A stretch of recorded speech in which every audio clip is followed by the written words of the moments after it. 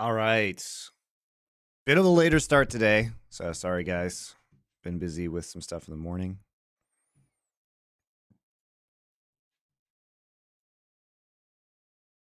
But we're going.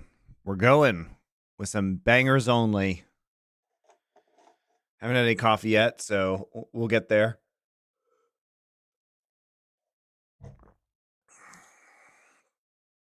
Six hours, yeah. Well, we got to finish this in the next 6 hours. We've got Power Spike tonight, right after the T1 JDG games. So, good news for you guys. You'll be able to see all of Dom's salt after T1 and Weibo make the finals in real time.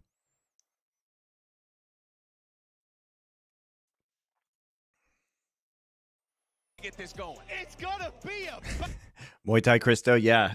Actually, here, I got this when I was sparring the other night. I don't know if you can see it.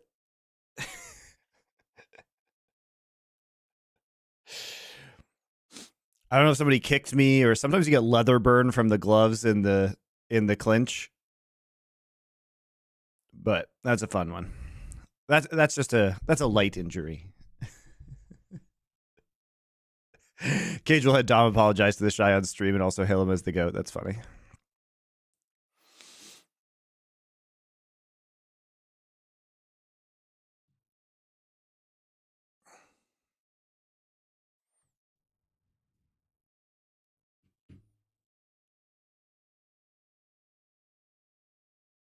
I won't watch T1 versus JDG live. I will have to watch it live, but not on this stream. You guys can go watch Cage Roll or Dom or LS or whoever you're going to watch.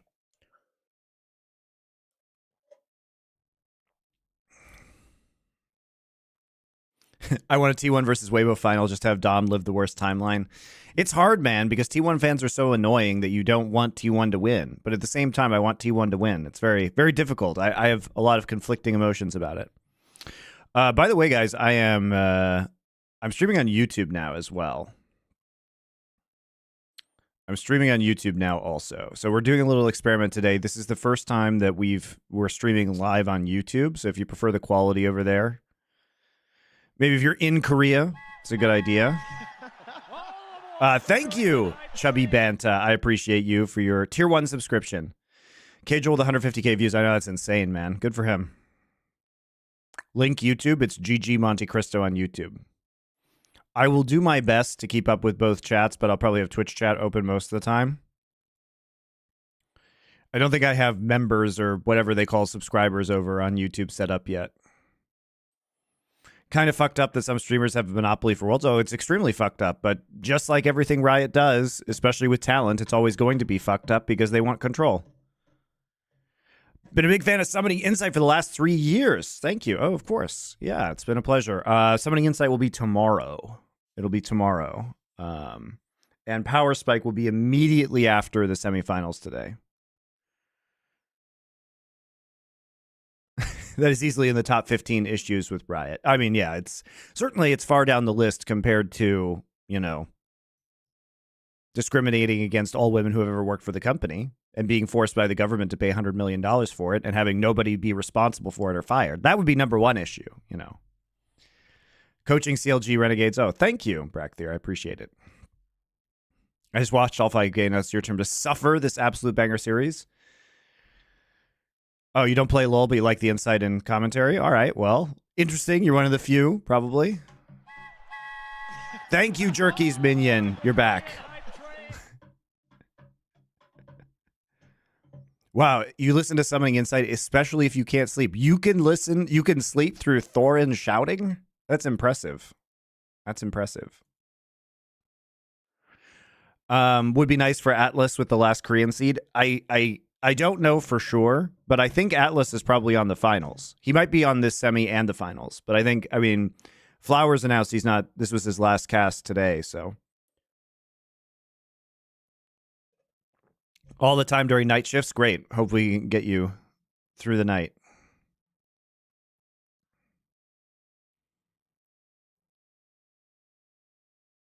If they're from the UK, they're used to drunk men shouting. True. True. Which casters has gotten shafted the most by Riot at Worlds? How about the fact that we almost had an all LPL semifinal with literally no LPL casters on the desk or on the broadcast, like on the games. How about that? How fucked up is it that Riot cut all the LPL talent, even from the desk, before we even got to semifinals? By the way, we did have, we had 3 LPL teams out of 4. We might have an all LPL finals. Just fucking crazy. Dagda, look, Dagda's great, man. I love Dagda, but he hasn't done LPL this year. You know what I mean? Like he isn't the same level of expert on the league anymore.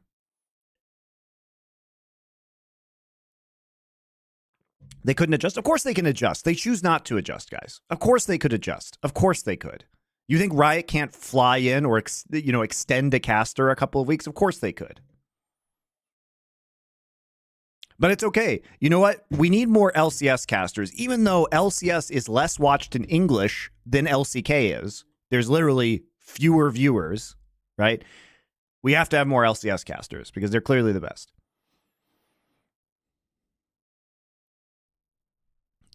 Since the link, the SI episode was Froggen was on for the first time. Man, that was a long time ago. But Froggen is great. All right, I am paying attention to people on YouTube. Like I said, I've never live streamed. I barely use my YouTube channel anymore, but we're getting there. And I'm just going to provide it as an option because Twitch allows me to do that now.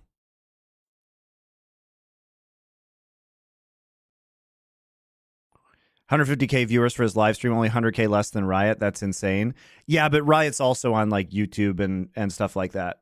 And I was watching on, or I was not watching. I actually haven't seen these games at all. I just turned it on very briefly on YouTube, and there was 150K on the Riot YouTube as well. Cadril should also be streaming on his YouTube. I don't know why the co-streamers aren't doing that. Maybe Riot won't let them, but now that you can do it on Twitch and YouTube, it's kind of weird that I haven't seen people doing that.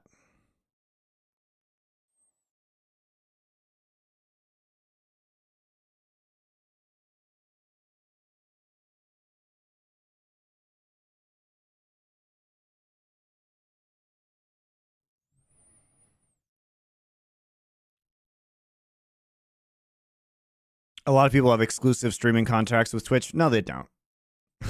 No, they don't. I don't think so.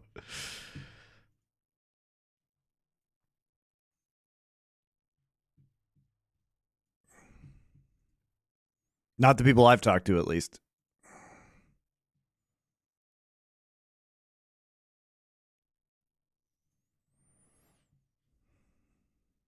He can't stream. Maybe LS can't, but a lot of them can.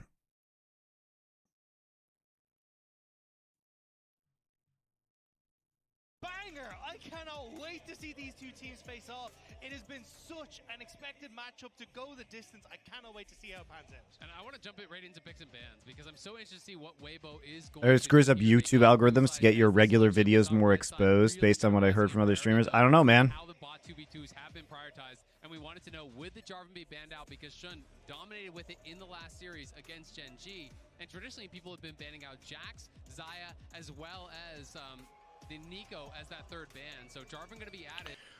All right. Let's talk about this already. Game plan coming in.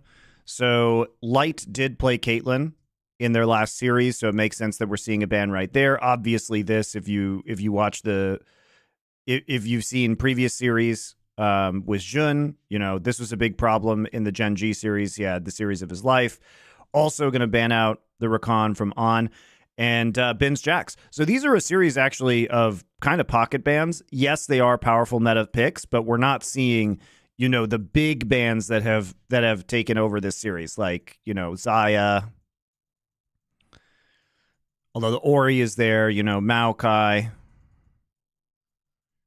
These kind of bans that have been more trademark bans at Worlds. So opportunities here to take some former power picks. Nico, obviously, another one that's frequently banned. Thank you, Gaius Gracchus. Converted! Oh my god, he's a convert from Prime to Tier 1. Let's go for the Aatrox into it. Let's see if we can kind of just have the shy beef in the laning phase and then outscale to a later portion of the game. And then Have I seen Gen V? I have not. I've watched all of the boys, but I haven't seen Gen V. actually the Vi. This is one of those champions that can be very devastating, specifically in combination with Nico, also giving the All right, so we're going to take Xayah here. This is pretty standard. Vi has been raised in priority throughout this tournament as well. Jun has been doing better on some of these early game, like gank-oriented junglers. Rumble still up, obviously, another power pick. Aphelios! and the Rumble locked in for Weibo. Yeah, and the stage, it is something where you can look at So no Renata Glask here, although Renata isn't, I guess Renata's all right. And new Wukong for Weiwei. All right, so they're banning hook champs into the Aphelios, so they're not going to get punished. A little bit interesting to ban hook champs when the Renata's already been banned, because like you'd be really scared of hook champs with like Aphelios Renata, for example.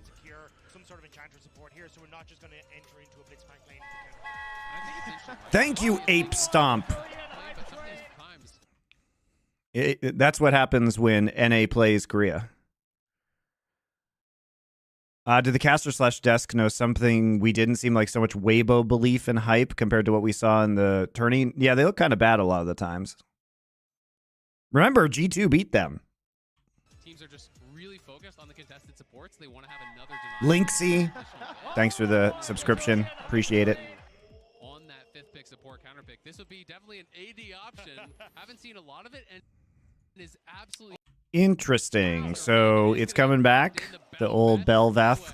I like it though when you've got lanes that you can kind of use to push in and get big advantages. When I look towards the Yeah, you have to take the Lulu here. So you need to get an advantageous lane, right? And they're going to take the Rel here as support.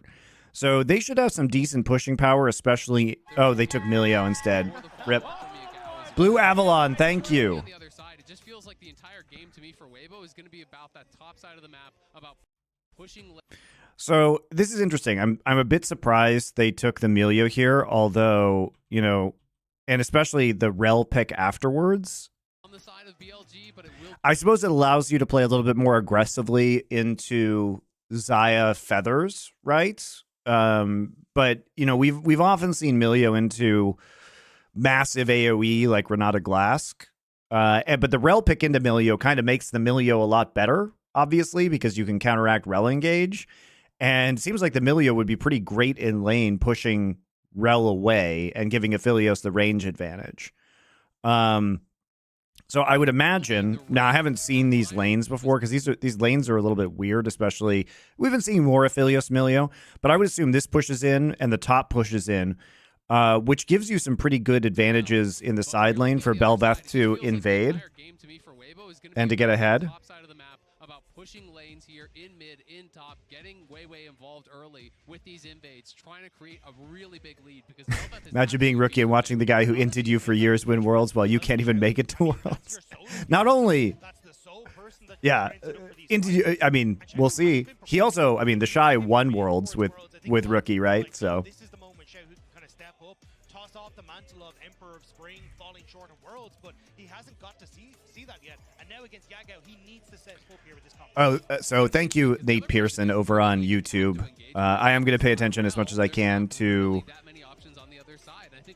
the YouTube chat. This is the first time I've ever streamed on YouTube. I think both Milio as well as this Nico really do excel in the counter engage, the amount of setup that they're going to have. If you're piling in with the Vi, all of a sudden the peel, the shields, the heals come through.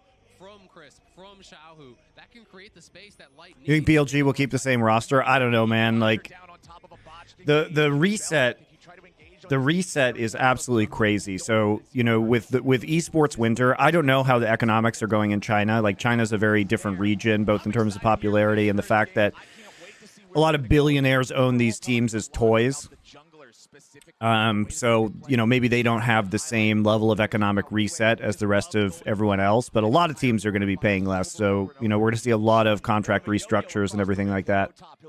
Am I watching T1 versus JDG tonight? Of course I am. But I'm not on the stream. We'll be doing that tomorrow.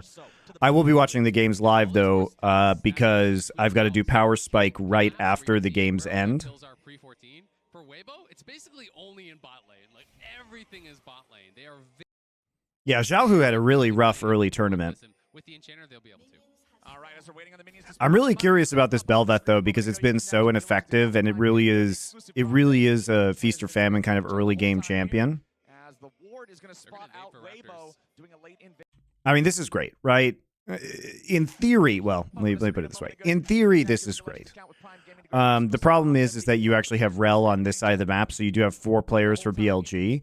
But remember what we said about Vi, you know, at level 1 and level 2, Vi equals turd.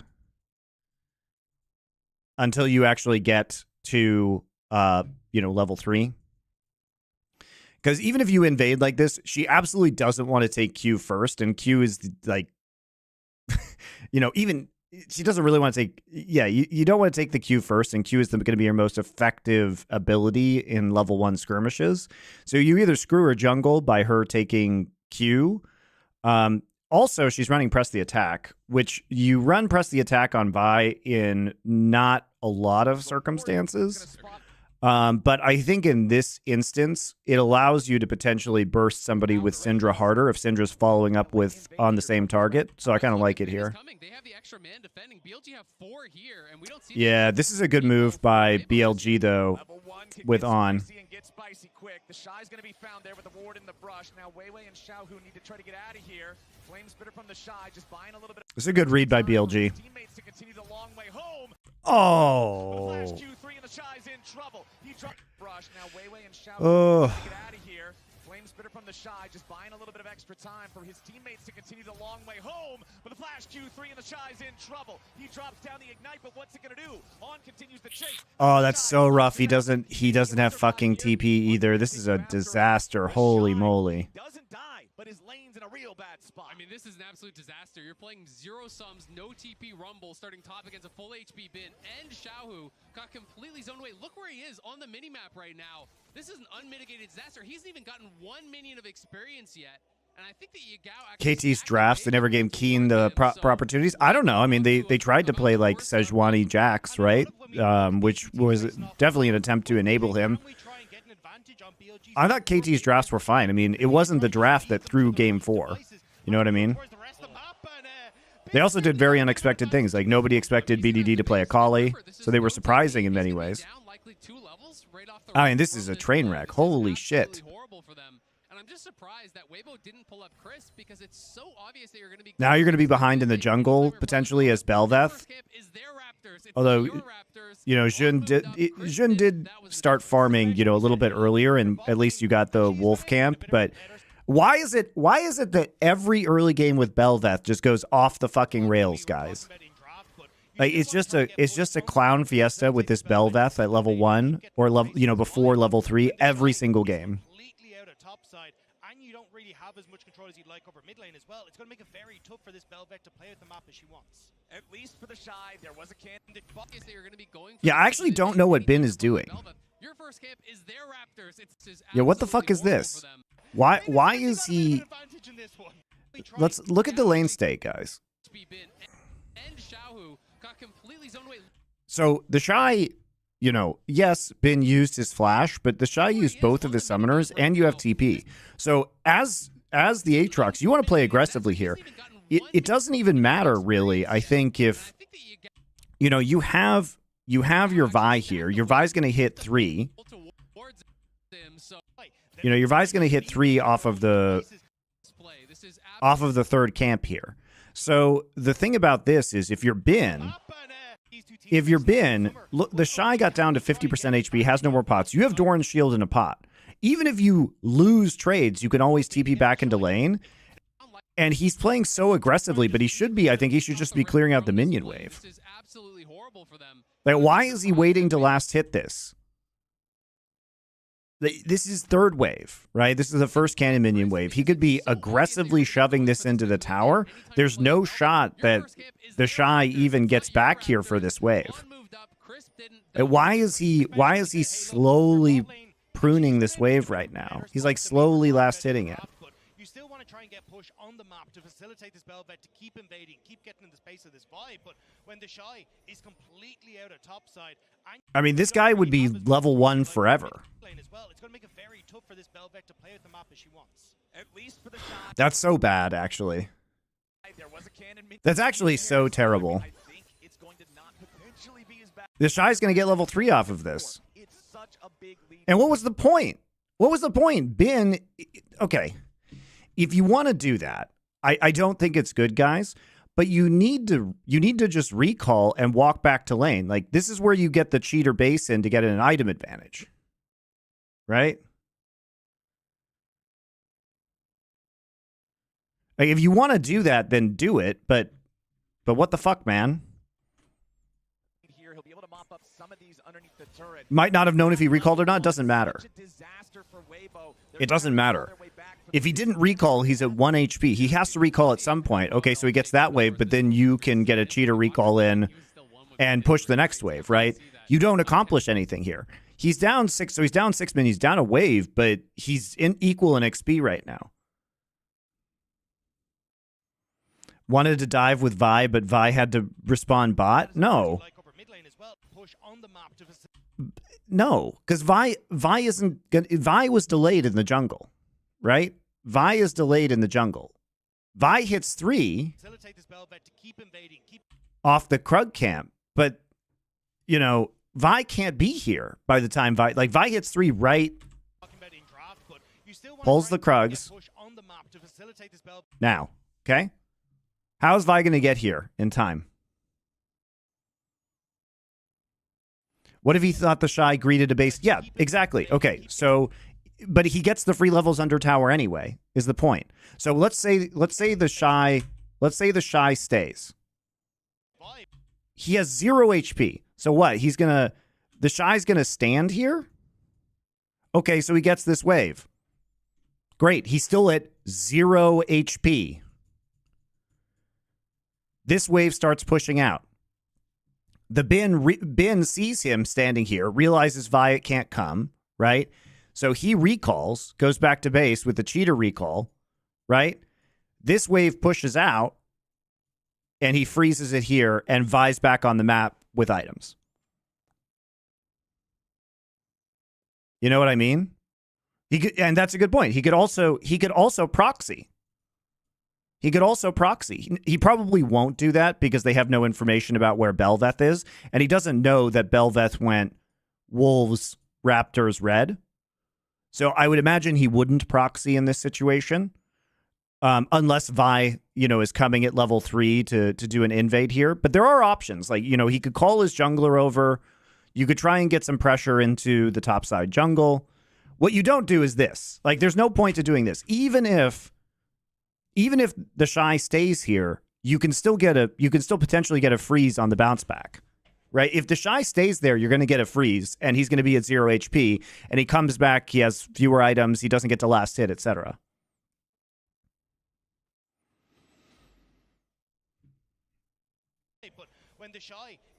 Right? You also, again, don't know where Belveth is, so I think it's better just to aggressively push. And it's very strange because honestly, Bin is his laning phase is spectacular most of the time. He doesn't normally make mistakes like this. But I would love to know what he was thinking. Yeah, I mean, we'll see how it all shakes out as far as the total experience advantage. But when he walked back to lane, he was still 1 when Bin hit 3, right? So you do see that temporary massive XP disadvantage. On the other side, there was a cost, of course, for Elk because Elk did get zoned. So I don't know, guys. There were a lot of plays you could make there, and almost any one was better than the one he made. Ends up losing a little bit of HP. Luckily, does not have to spin the flash. Can go back down into the bot side river and claim the scuttle crab thanks to the lane push that is bottom. Especially when you have TP advantage. Bot lane really a lot of pressure on them now. Given how badly everything went on that top side, the only advantage they had was that Crisp and Light were in lane and could zone Elk, right? So they did create a CS advantage there. Elk picked up quite a bit as that wave did. All right, I got to call this out. What the fuck are we even talking about? This like super bad level 1. Like what? No, it's not bad. It's fucking not bad. It's not bad because BLG misplayed it. You're down 100 gold. This guy didn't have teleport. How is it fucking possible that there's no buys and he's nearly in an even lane state?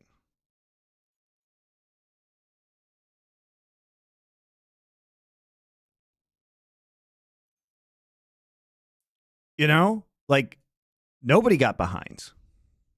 The Belveth didn't even get behind. This is actually a huge advantage. You know, they're abusing this combo on the bot side to get the push in. So, like, why are we still, like, seriously, why are we still talking about the level 1 being a disaster? Crisp have got to pound this bot lane 2v2 now because the soul lanes are just in a tough spot.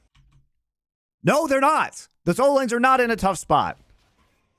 Shun clearing out his blue, hanging around on this bottom side of the map, but not going through anything here just yet. You can see Weiwei invading again. You talked about the importance of Bel'Veth stealing away enemy. Like, they're not in a tough spot. Back around, find the second spawn of them, and Weiwei should now also be able to get this scuttle crab on the top half of the map too. So double scuttle early on is going to feel pretty good. As Bin goes in pretty aggressively here, finds a nice trade on the shot. Yeah, I think a large portion of this is going to be seeing, hey, can Weiwei try and keep up this pressure? But Shun now has in the back. Like, it's actually crazy that they're not in a bad spot, but the topic of conversation should be, why has this happened in this manner? You know what I mean? Like, how is the Shy ahead in CS? Like, this is a bad matchup for Aatrox. You know what I mean? Immediate flash engage coming out from on as Crisp is forced to flash away. He's nearly killed, but he keeps himself alive just a little bit longer. It's first blood. Oh. As BLG are on the board. Immediate flashing. John's just going to step out in the vision there real quick, so Weibo should know what's going on. I really want to see if Bin can actually hold. Did they see this? Vision there real quick. Might be a little bit too late. Is on. What the fuck? They see this? And they still die? John's just going to step out in the vision there real quick, so I mean, they're in kind of a rough situation because the lane's pushing away from I them. really want to see if Bin can actually hold that wave off the turret though, because he TP'd back and the Shy had Chris, buddy, you gotta flash that.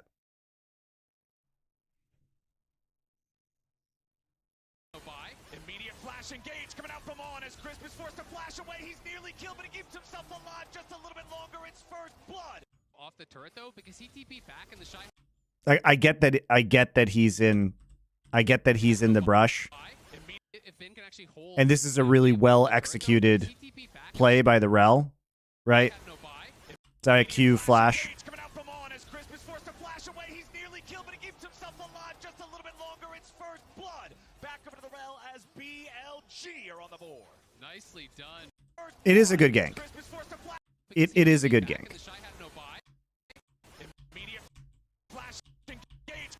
You know, they chain the CC super well, and you know, Jhin flashes for this one. Crisp is forced to flash away. He's nearly It's a good route though, himself alive just and unfortunately the turret timing is just one off. Otherwise, Jhin dies. It was like a little bit off Nicely done. Beautiful on the windup of the next turret attack. follow up, but they can't quite turn it around. Chris couldn't get away. But again, on that top side, I'm really interested to see what the Shy is going to do from this position because he had no buy. Then gets the buy, comes back, prevents the crash, and now he's going to try. Yeah, to they walk said into they the saw base Jhin on the where ward. It is he doesn't careless. want the Shy to It ever wasn't be able to great. Crash the wave and then actually look for that base. So Bin is trying to hold this off the turret as much as he can. He's going to try to stall out these range minions and say, "You don't get the base. You don't get the buy." That is the advantage that I've. I mean, that was very cocky, right? Up here if he wants to try and do something, but Weiwei needs to get back to this bot side to try and protect his camps from Shun. But we're going to see here, I think they thought that Shun had gone away after they saw him initially poke his head out on that ward, and then Chris not quite able to get back. I mean, you can't assume that he went away because the Vi absolutely has to make things happen.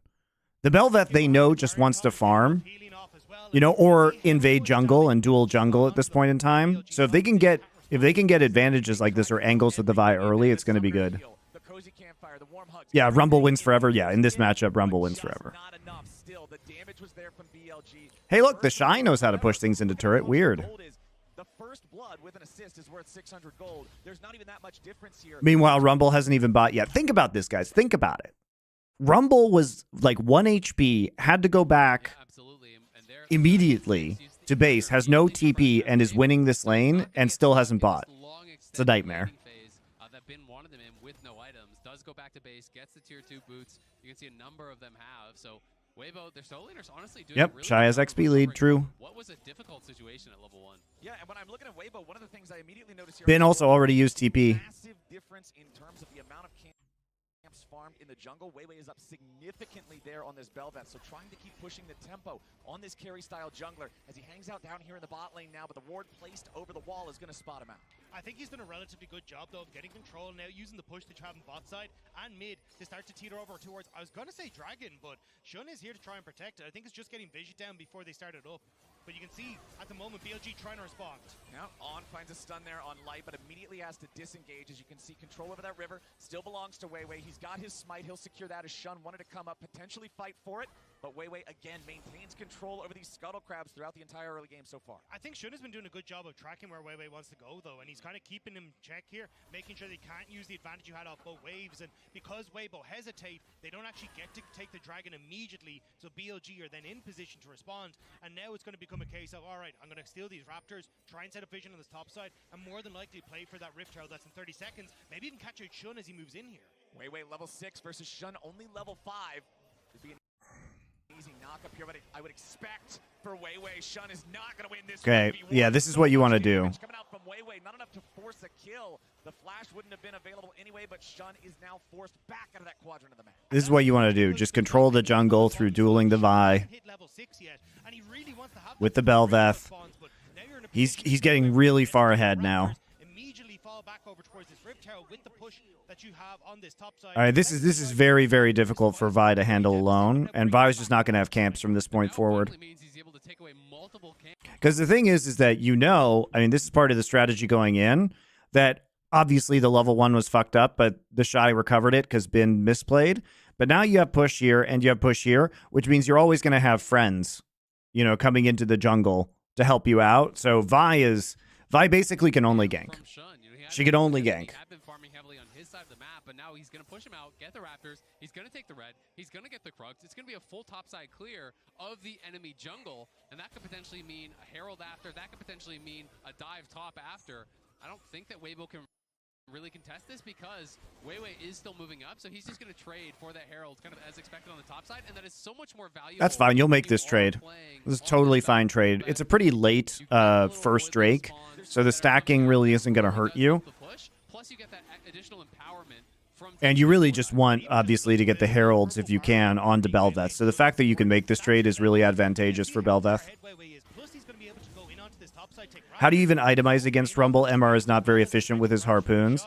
Well, you got to dodge the harpoons. And we have seen Aatrox's, going Hex Drinker into lethality.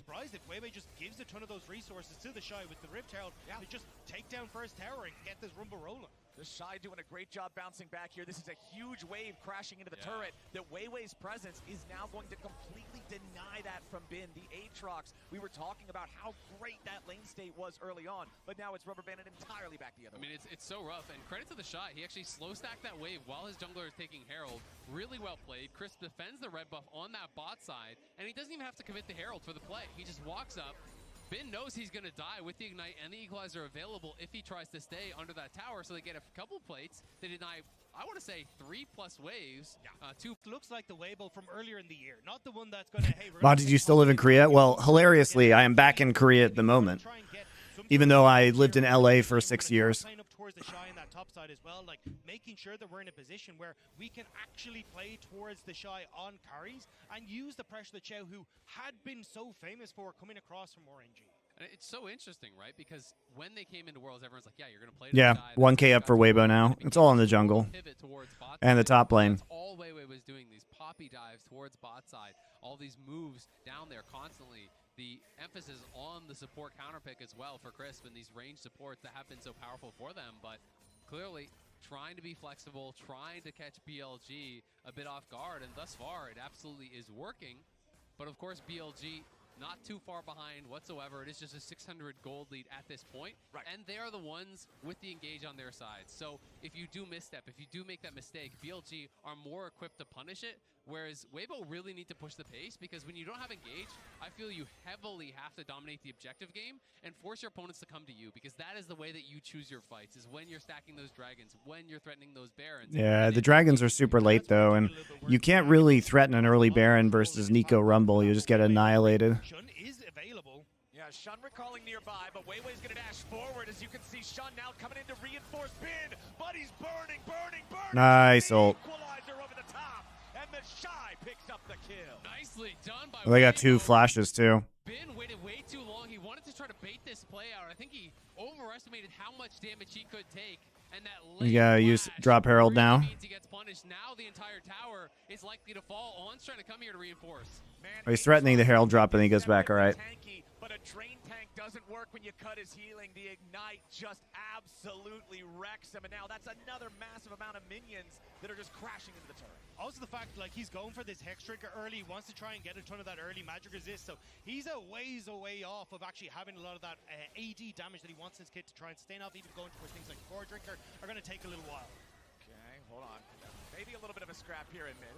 Crisp comes up to reinforce, make sure Xiaohu's okay. On stepping away there from the Ultra Mega Fire Kick, so nothing's coming of it.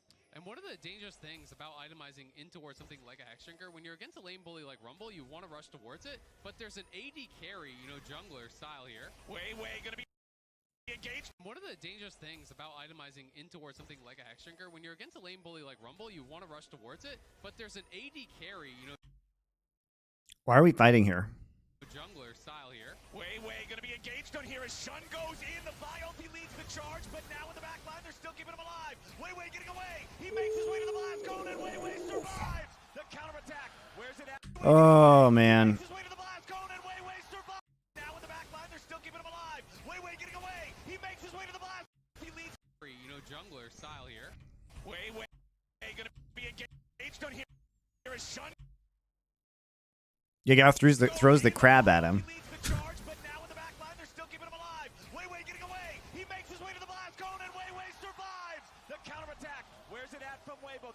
How do they get the crab?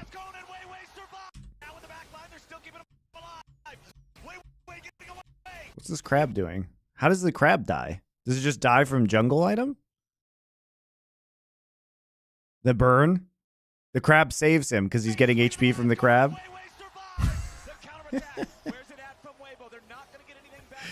Yep, the pet kills the crab, which heals Bel'Veth. That's hilarious. Yeah, and that gives enough time for Rumble to get over there. That's really funny, actually. Unlucky, because it is a good move to throw the crab at him, right?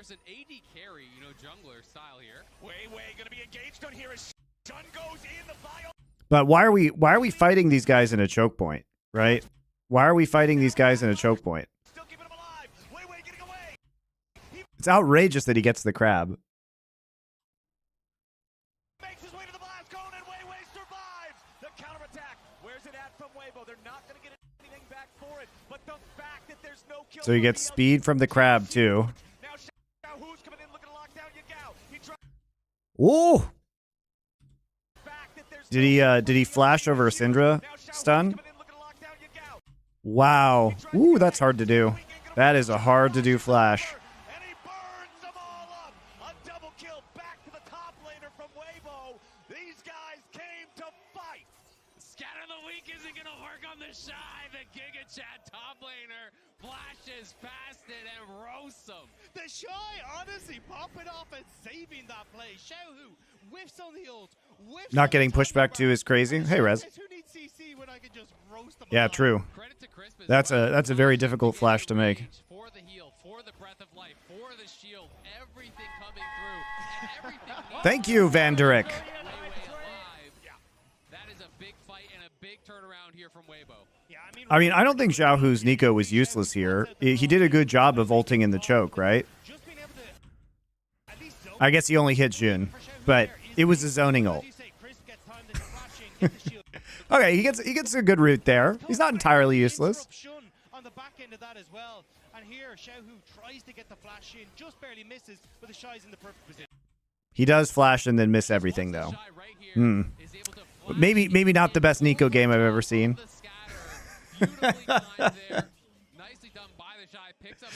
Love the regular VOD reviews. Oh, thank you.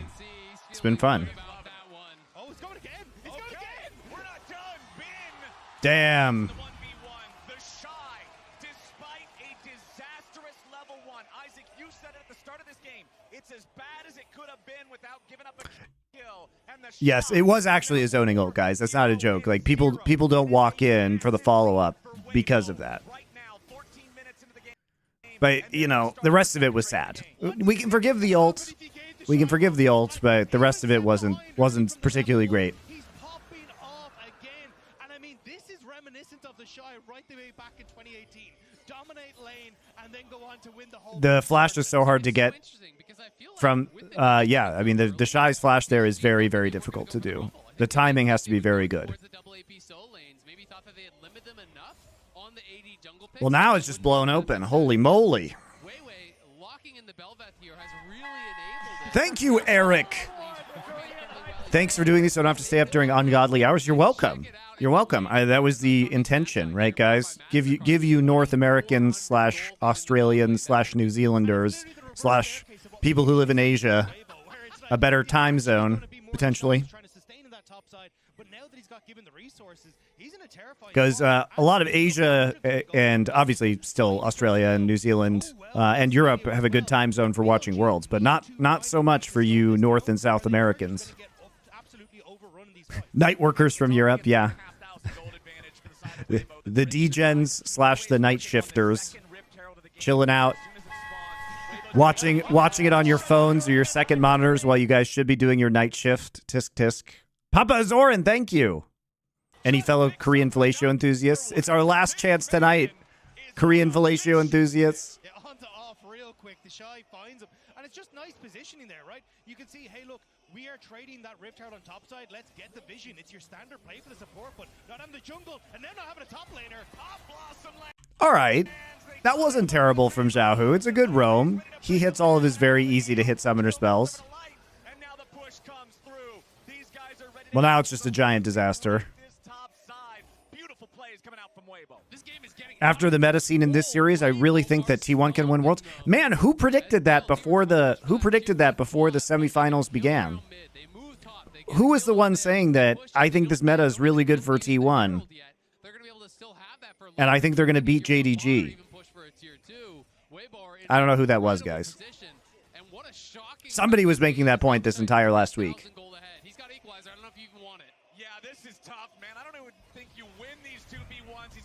Drop the equalizer to zone Yagao away. Turns on the flame spitter as Shun goes in for the ulti. They try to wombo combo him down, and the shutdown goes over to Yagao. But what about the counterpunch? All right, super bad TP from Xiaohu. Disengage in time. Shun and Yagao picking up a Xiaohu's here and he's helping. there onto the Shy, but man, he still puts so much damage. Probably Jat. They have to find moments like that. It's the only way they can get him. Big moment, though, because as you say, they quickly got in, dispatched him, and you burnt the TP from Xiao. Huge fan since the Champions days. Thank you for your content. Thank you for coming by. First time chatter ever? Well, we will be back for T1 versus JDG VOD reviews of T1's glorious win tomorrow morning, my time. That was a huge shutdown, but my real concern for BLG is what is Bin going to get done this game? I mean, look at his itemization. He's got a Hex Drinker, and he's going into lethality. The punching machine did some damage to Bin. You have nothing, no HP. Well, you know, it wasn't hand damage. It looked more like, you know, a small amount of brain damage. Perhaps he was sparring, got a mild concussion. Because it had nothing to do with his hands, guys, and everything to do with his decision-making. Is Power Spike that's streamed on Twitch? Yes, Power Spike is streamed on Twitch. It'll be right after the T1 versus JDG series tonight. Love watching your shows with I Will Dominate, Degon, and Thorin. Thank you, Michael Dew. I appreciate it. BLG's wins feel like they come out of big performances from Bin, but he's just locked out of the game this time as the equalizer lands on Yagao. Weiwei's not going to close. Night Shadow 81. Thank you for the gift sub. Using the Herald here in the bottom lane to force down that tier 1 turret. On gets thrown up in the air. The pop blossoms. All right.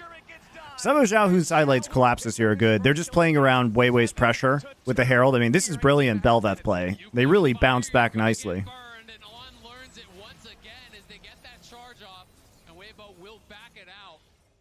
Shun on that top side, the split pushing Vi taking down a top tower.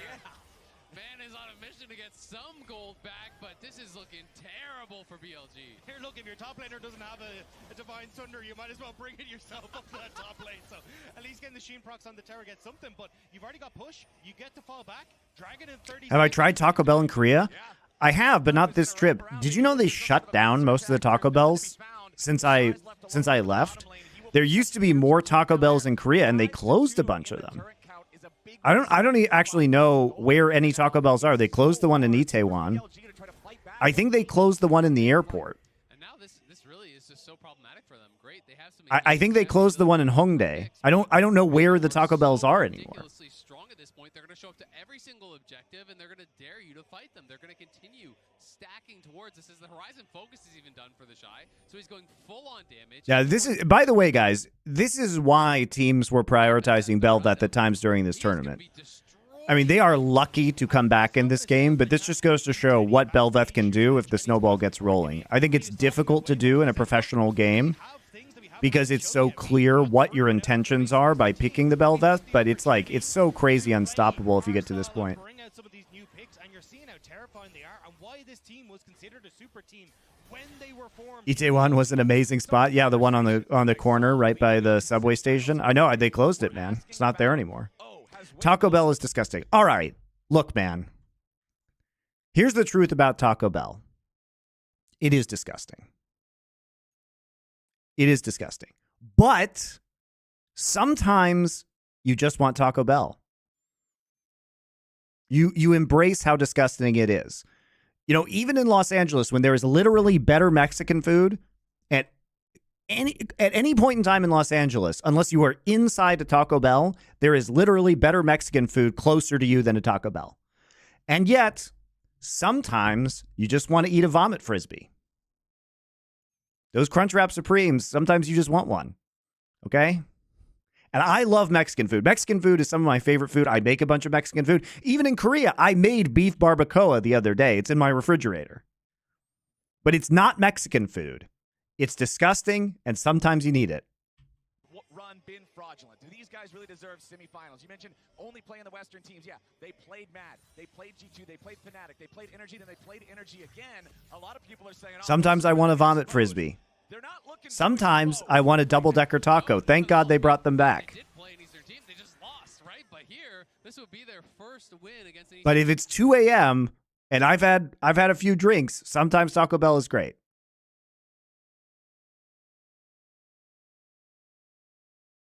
At the tournament, really would be a statement game. Taco Bell has a place. Blow out BLG in game number 1. No one can really question if you deserve. Cheesy Gordita Crunch, also very good. Mexican pizza, fucking delicious. They took that away for a while too, and they brought it back. A lot of the reasons that we were kind of looking at over the course of this weekend was, hey, you want to go into red side, you want to get that counter pick support, but the way this draft, I will admit that Taco Bell is a shameless guilty pleasure of mine. And then making things uncomfortable then for BLG bot side. They have full control on top side thanks to the rumble pick and stuff. So you I don't eat it a lot, but you know, when you need it, you need it. And for the rest of the time, I actually make or, you know, go to real Mexican restaurants. You know, I love a variety of different authentic, like local Mexican cuisine. I love Oaxacan food. I make tons of Mexican food myself. If you get another big couple of picks, if you get another big win in one of these team fights, that could hyper accelerate the state of the game again, even more so than normal because of the presence of Belvac.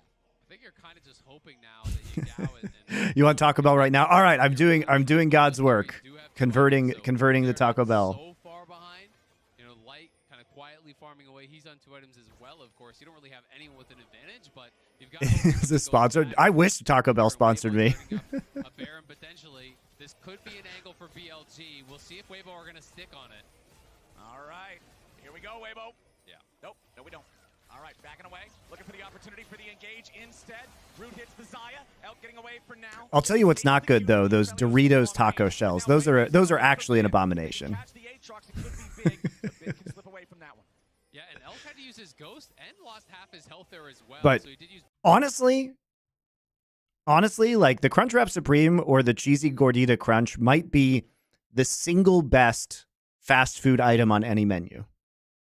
You know what I mean? The peaks of Taco Bell are so high. both charges of the refillable potion. They could just go right back towards the Baron here potentially, knowing that Elk is now low. It's very difficult for him to approach if he gets chunked out like that again. It's just going to be straight back to base. And I think once they clear out the vision, they're just going to start it. They're not going to give Elk the time to heal up. All right, BLG are going to have to try to stand and stop this. Ulti flies out from Aphelios, but the Moonlight Vigil will not connect on anybody, so Weibo's just going to walk this one back away. They're not so far ahead, they can just hard force Baron, so they don't want to throw the game. Shun now in danger, knocked up into the air. That is a beautiful equalizer, by the way. Look at that. Ooh. Equalizer over the top. Holy shit, that is a good equalizer. Walk this one back away. They're not so far ahead, they can just hard Look at this. They get some damage. Light's perfectly protected here because he's close enough to the turret. Dodges out of the Aatrox chains. Weiwei engages. Holy shit. Have you ever seen a better equalizer? God damn, dodges the Syndra stun too? Free Baron. Try and tease them a little so they want to get into the pit, try and get into River, and then you get BLG coming through, they pull off, they immediately attack the people from BLG who are overextended, and that gains Baron now for Weibo. I mean, this is just beautifully played by Weibo. They don't have engaged. You start the objectives, you draw them in, you find the pick here with the knockup. Look at the equalizer perfectly placed. Conduit for Fire Sauce. Fire Sauce is great. Fire Sauce is the only acceptable sauce. Bobo's no foe. Subscribe with Prime. Guys, I have the best fast food takes. It's not even close. It's not even close. No one can beat him.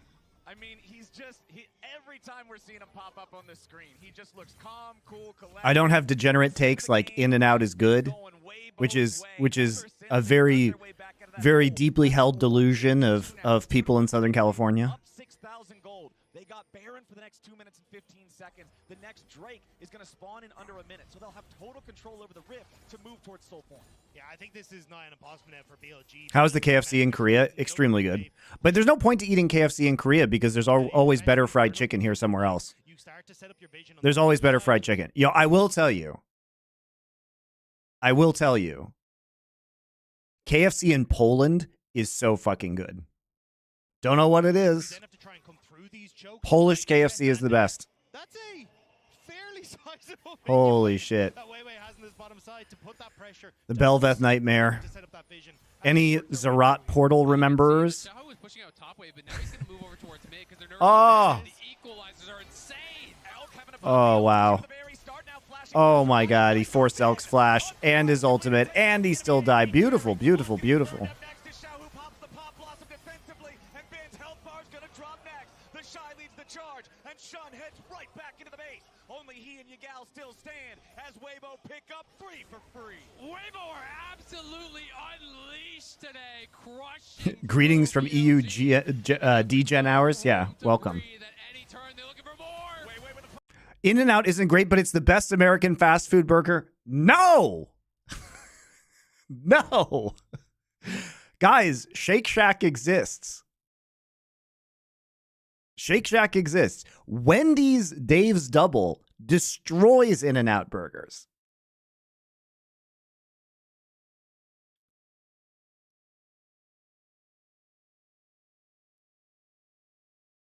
Like, Five Guys is also better, but Five Guys costs like... The problem with Five Guys is good, but for the price, you can always get a better non-fast food burger. That's the Five Guys problem. Five Guys is like, I could go to a pub and have a craft beer and a better burger than Five Guys for the same price as a Five Guys burger. That's the issue. The inhibitor now under pressure as the same story gets told mid.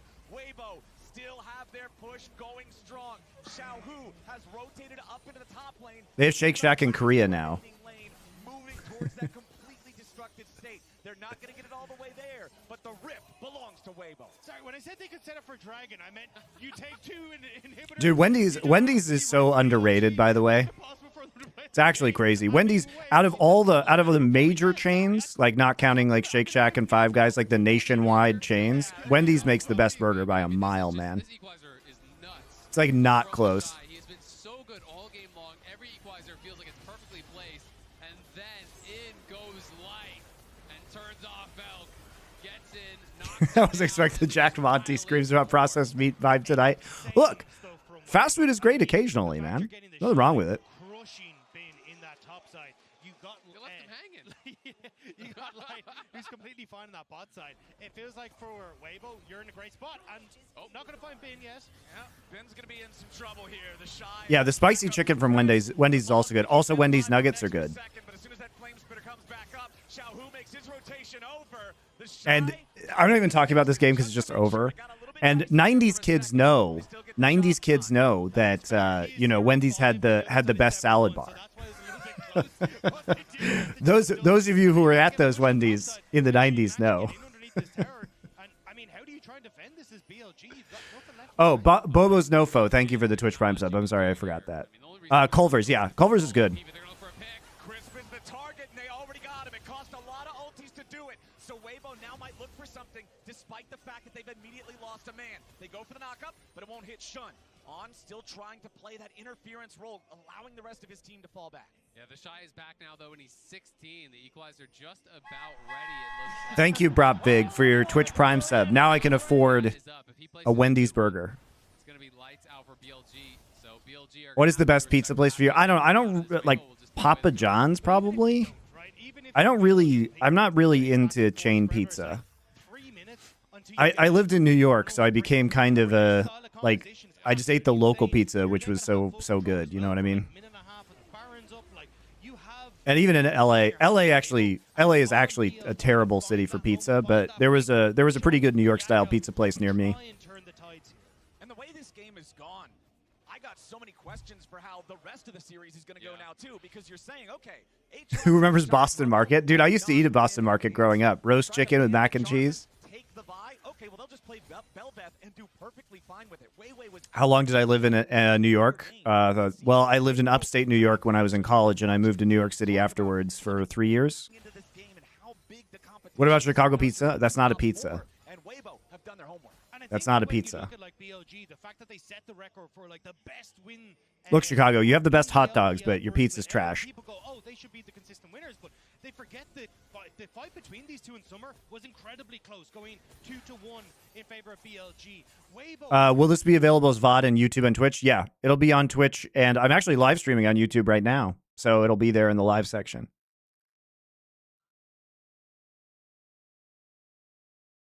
Have taken down teams like JDG. They are monsters, and they want to finish this. TP is coming in as Shun tries to engage on Xiao, who immediately goes golden to get himself away. Flashing right back out of the scat of the week, as now Weiwei's coming in from the side. A lot of damage back onto Shun, and he's going to die to Xiao Hu.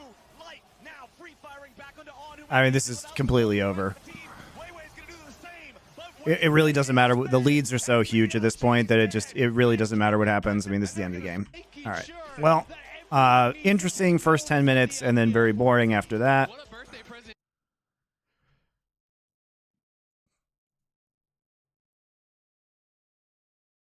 To game number 2. SoCal or Bay Area Chinese food. Immediately what I'm Ooh. noticing. Number 1, BLG said we want blue side this time. Number 2, they said Rumble and Belveth.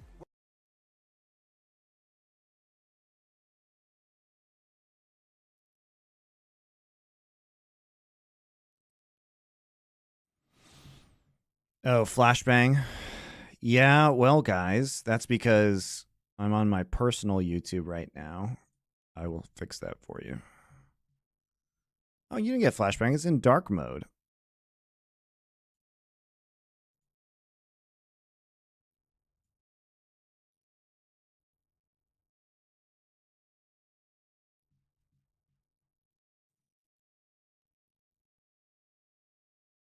To game number 2. Champ Select is already underway, and immediately. You guys lied to me. Oh, flashbang from Reddit. I see.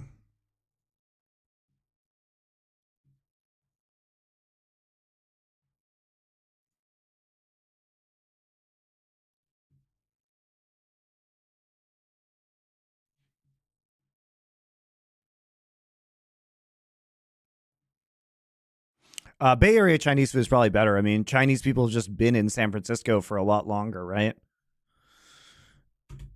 All the Chinese people in Southern California are like very far east. So a lot of the good Chinese food is in like Diamond Bar and the San Gabriel Valley, which takes forever to get to. There's not really a lot of good authentic Chinese food in Los Angeles itself, in my opinion. Like they opened a Sichuan Impression on the west side that was by me, which had pretty good Sichuan food, but a lot of the good shit's like further east. Whereas I feel like, you know, the dim sum that I've gotten in San Francisco has been very high quality. Has been very, very high quality.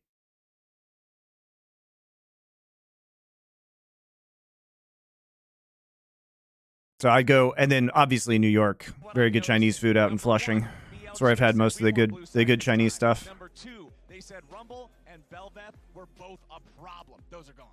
This is when you're playing ranked with your homies and you just get super stomped in a game. You know what? It wasn't us. It was the champions. Yeah. It's the Rumble. It's the Belveth. Get them out of here. It's also the flip side. You should try a Brazilian hot dog. That sounds like a euphemism. That sounds like you're baiting me into saying I would do some disgusting sexual act. Also, the Crisp still keeping that Renata band. Do I know the drafts or just the match score? I do not know these drafts. I just know the match score. I didn't watch any of this series, really. All right, let's talk about this. Even though, yeah, so a little bit of a weak Nico game last time. They're still going to take out the Jarvan here. Again, just don't let Jhin have it. Renata Glass, they're not interested in playing it. We do see the Belveth ban. This is a luxury of it being on blue side, right? And the Rumble ban coming through. Even though Bin played his first career Rumble game against Gen G and did quite well, I guess they don't feel like first picking it. I guess they don't. So Kallista's up, though, this time. And Zaya's up. Maokai's up.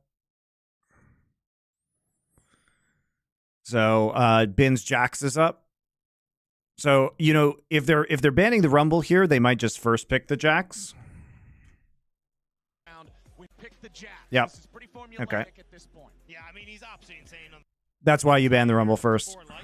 Do we hyper? Wow, okay. Maokai, Caitlyn. Remember, Caitlyn was banned in the last game, and Light did have a good Caitlyn game in the quarterfinals. Towards just pushing towers, really being able to dominate. All right, so the Varus is coming back. T1 is infecting everyone with their bot lane drafts. Varus, Ashe. Okay, so they take the whole bot lane right now. So are we now? It's going to be very difficult to play Caitlyn Lux into this combination with the amount of poke and Hail of Blades damage and, you know, range advantages.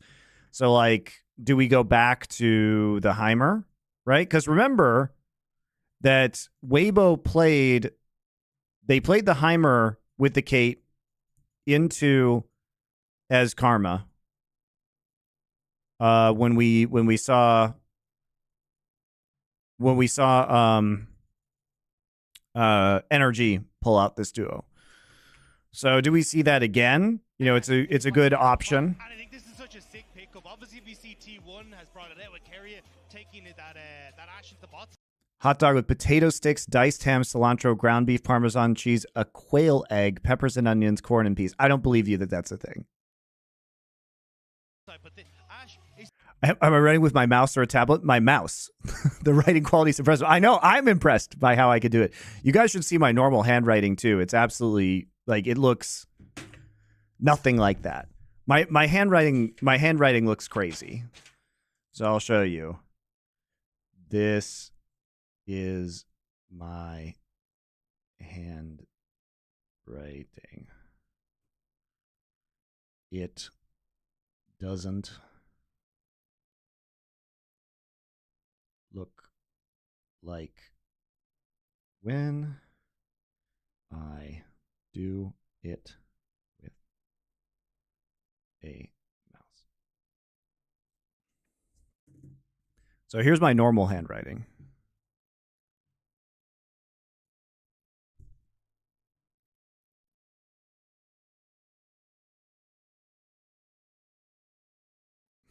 I'm the only person who can read it.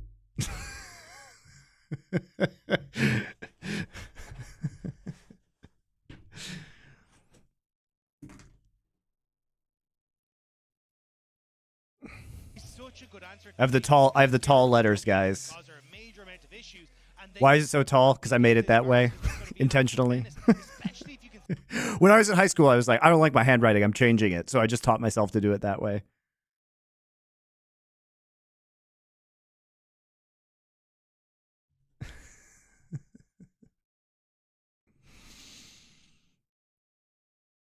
consider that way more Elvish writing. Yeah, it does look like that. It looks like Arabic, kind of. You can answer a lot of that as well coming into the rest of the draft. So now we have to, All right, so we're actually just going to play Caitlyn Lux straight up into this. I feel like this lane just gets demolished. I feel like this lane just gets absolutely shat on by Varus Ashe.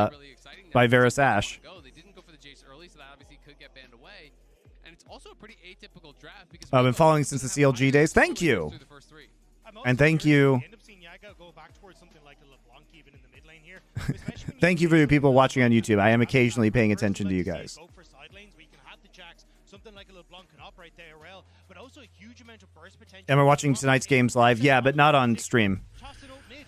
See if I have to watch them because we're doing Power Spike right afterwards. if it is against one of these squishier mid laners. Well, we have the Jace banned away like you were potentially talking about there, Azale. The Rel banned out. You already have some potential pick opportunities with the ults of both the Varus and the Yeah, I feel like this is really dangerous because if you pick Caitlyn Lux and you try and get the shove, then you know the enemy jungler is just going to be down there. And with Volley, and especially post 6, when the Varus and Ashe gets ults, I feel like you just die all the time. I feel like you're just dead. They want to be able to hold down Bin, and because the Shy didn't actually get to pick his top laner early, The next premiere of Power Spike, it's literally right after the T1 JDG series tonight. As well, Shahu will be going towards the Azir. Remember, neither the Varus nor the Ashe have any dashes. Have any So they're going to blind the Azir here. Follow-up engage that the Azir could be going for. And that's why the clone to tank the Yep. Why not take the Sylas? You have Maokai. You have Maokai. You have Azir ult. It's perfect. valuable, but it's actually going to be the Silas as well in the mid lane. So sticking to that, hey, we can play for sides. We've also got a ton of damage. Okay, this is basically a pick composition. Able to steal away that Maokai ult, that is one of those Basically a pick composition. Running for BLG, you have single target CC, single target CC, single target CC. Technically single target CC, but also he's going to be able to steal Maokai ult. So this is a really powerful 4-1 split push composition. Very, very good siege in a 4-1 split with these two. And with disengage from Sylas having Maokai ult or a Azir ult. And you just save Aatrox. I don't know. This is pretty bad, I think. Used to stay up during high school to watch your OGN casts. That was fun. You missed the LCK duel with Monty Doa. You don't have to. Look at this. Wow. Doa and I do a show called Nerd Legion. It has nothing to do with esports and has to do with sci-fi and fantasy TV shows and movies. So go subscribe to that channel. We're doing our episode on Surf Ninjas is coming out soon, and then we're going to do one on the second half of Loki, which was actually quite good. So we'll talk about that. Then we're going to do Scavenger's Reign, which is that new animated sci-fi show on HBO, and then we're going to do the Monarch series, the new Kurt Russell Godzilla show on Apple TV. So go subscribe to that. There's no reason to miss us. You don't. If we're being honest, you don't even miss us casting League of Legends. You just miss us talking about Star Wars and Jurassic Park, and that's what the show is. You can really target those supports with the CC. If either side lands that one CC, the follow-up can mean 100-0 play, especially. Can you bring Doa on a 4-play episode so I can hear Doa Savage's pop culture opinions or Thor and Savage Doa's? Yeah, that'd be funny. Maybe we can make that happen. Did I watch Raised by Wolves? No, I heard it was good before it was canceled. Any thoughts on doing Invincible? Whenever the new season comes out, we'll do it. I like the first season quite a bit. Is the second season out yet? Is Loki worth watching? Yes. Yes. Yeah, I actually finished season 2 last night. It was really good. Season 2 is airing. Oh, okay. Yeah. We'll start doing that too, for sure, because I liked season 1 a lot. Falling so far behind very early. Let's see if BLG can rectify those mistakes. A reminder that you can log into your Riot account on allsports.com. Thoughts on Caleb Williams? He's not going to the Broncos. The Broncos are they're nowhere near as bad as the Bears or the Panthers or the Giants or the Packers, so they're not going to get him. There's no shot at this point in time. They're actually, I mean, they beat the Chiefs. Like, they're actually looking okay now. Vision that they're trying to set up on both sides. Anyone who can get any sort of inkling. Have I watched Dark? No, I've heard it's so good though. I've heard really good things about it. I'm gonna watch it eventually. So I think that's where a lot of this is going to be a case of, okay, where can we spot Weiwei as he makes his way through his jungle? Very interested to how this top lane is going to play out. All right, so bot lane already being bullied. Remember that Caitlyn Lux doesn't really work if you don't get priority in lane and on the map. Against Bin's signature champion. Absolutely, and you have to play out the early levels well, on this Aatrox. Level 1 to 3, that's kind of going to be more the Jax's real time to shine. But, I do think through kind of like 3 through 9, that sort of range, I think Aatrox has. Okay, Crisp is already at 50% HP, using a pot in heel cut from Varus. If you're not getting slowly outscaled by You love to see it. When Jax gets the 1 item, 2 items type point, you're going to lose full control in the side lane, and that's where it becomes really, really difficult because there's not. Also, guys, you have to remember that Maokai, without items and early levels, is so fucking squishy. He is so he goes down so fast. Really anyone else to match this Jax out in the side lane, especially when there's a Vi there. The ability to actually play through sides, get picks, get kills is going to be quite high. So the Shy is going to have to handle this well, make sure that he doesn't fall behind. And it looks like at the moment you're going to probably see Shun making that trip actually up to the top side a little bit earlier. Went for a full clear on this bot side, is now going to enter up towards his top side jungle. So if Bin is able to get some effective... Yeah, I think the Lux pick was actually just fucking terrible here, especially because, you know, we know they can play Heimer. It's very weird. Yeah, the ward saw him jump over the wall, go after the blue buff. Wait, Vi wins in the 1v1 at level 3 versus Maokai. Because of the state of bottom lane, with Elk and On just having that match. Yeah. I mean, they have information here. They had a ward right at blue buff, so now there's a proxy coming in from Bin. Forces flash. Oh, God, this is such a train wreck for Weibo. I think this draft is basically unplayable. And as well, now you still get the flash burn. Shun still gets to go towards his top side. You can see now Maokai, though, starting to slip in behind this bot side. Do I know the results? Yes, I do know the results. This could be that big opportunity to really get... Heimer is super bad against pick comps. So what, Lux isn't? Like, any kind of CC that hits Lux, Lux is just dead. What makes Lux bad in this particular situation? Well, you can't get lane priority. You're insanely squishy. Weiwei is insanely squishy, and they can't do anything. Right, you just had to blow heal to stay alive, right? You're wasting a bunch of time.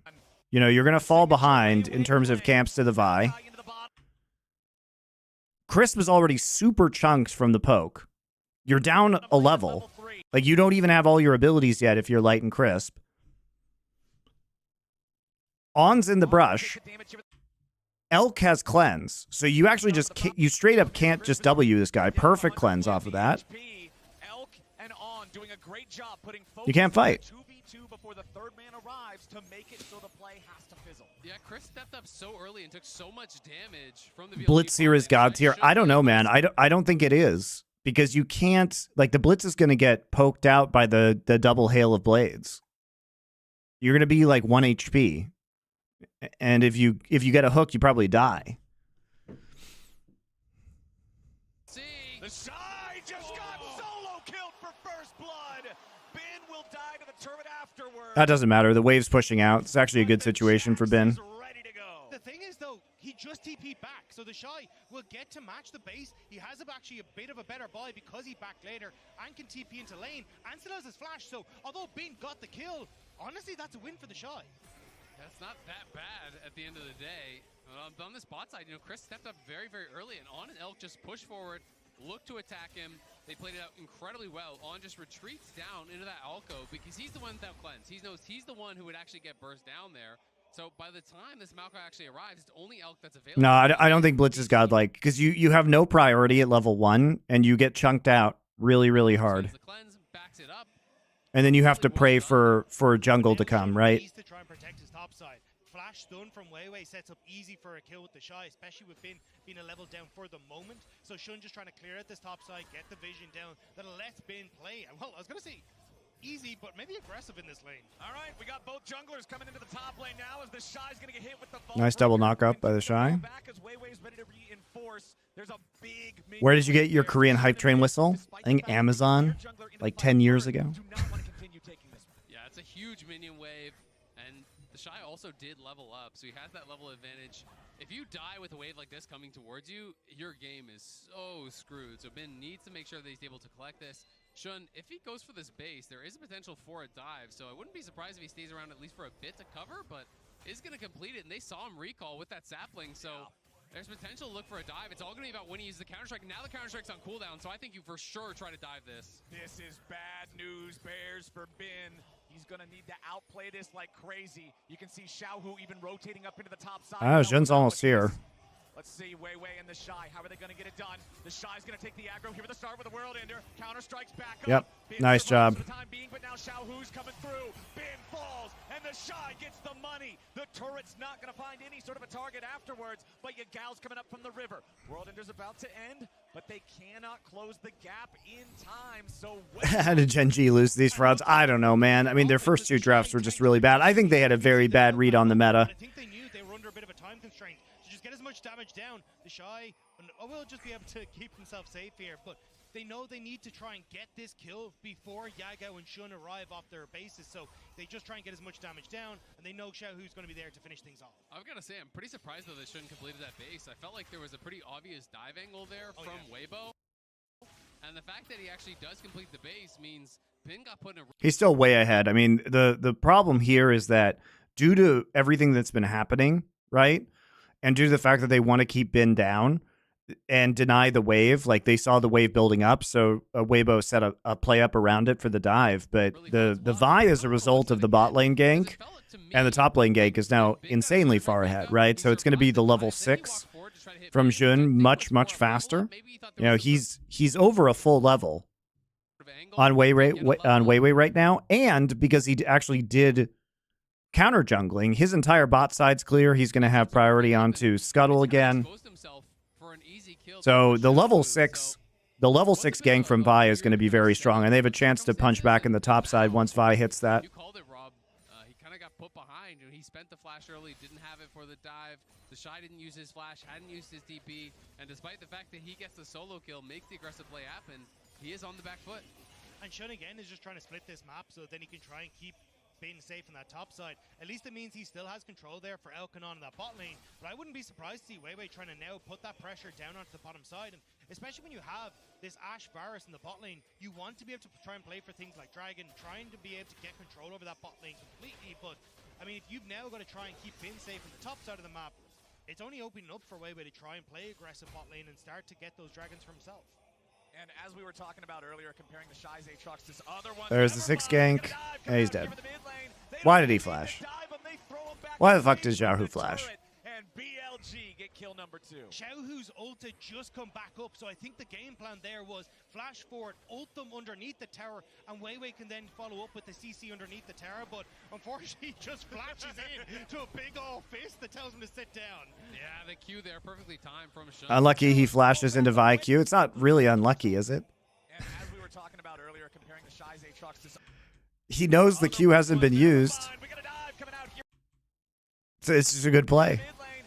I mean, he knows the Q hasn't been used. It was a pure R engage. And BLG get kill number 2. Xiaohu's ult had just come back up, so I think the game plan there was flash forward, ult them underneath the tower, and Wei Wei can then follow up with the CC underneath the tower, but unfortunately he just flashes in to a big old fist that tells him to sit down. Yeah, the Q there, perfectly timed from Shun.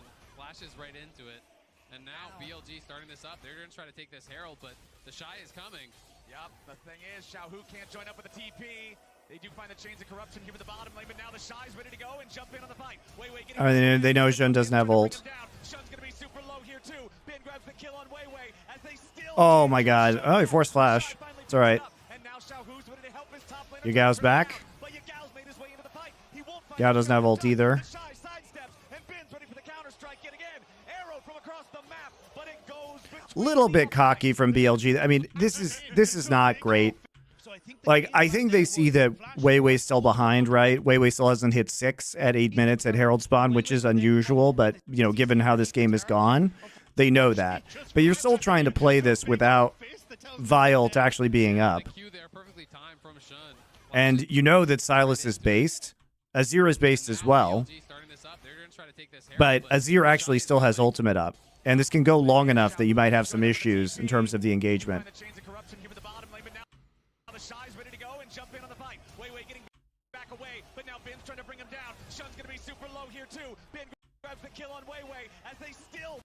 That's actually a cute play by Jun there.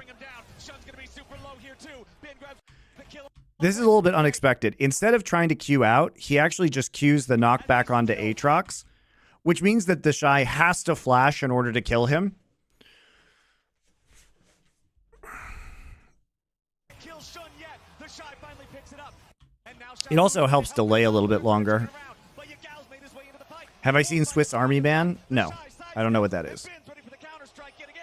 Arrow from across the map, but it goes between the uprights. The Shy and Xiaohu still seeing if there might be an angle for Yagao, but he can dash right back over the wall. That was so incredibly close to breaking open either way, but both junglers go down. Shun is the one that picks. That's a movie with Harry Potter playing a dead guy. Dude, I actually love Daniel Radcliffe and the way he's managing his career.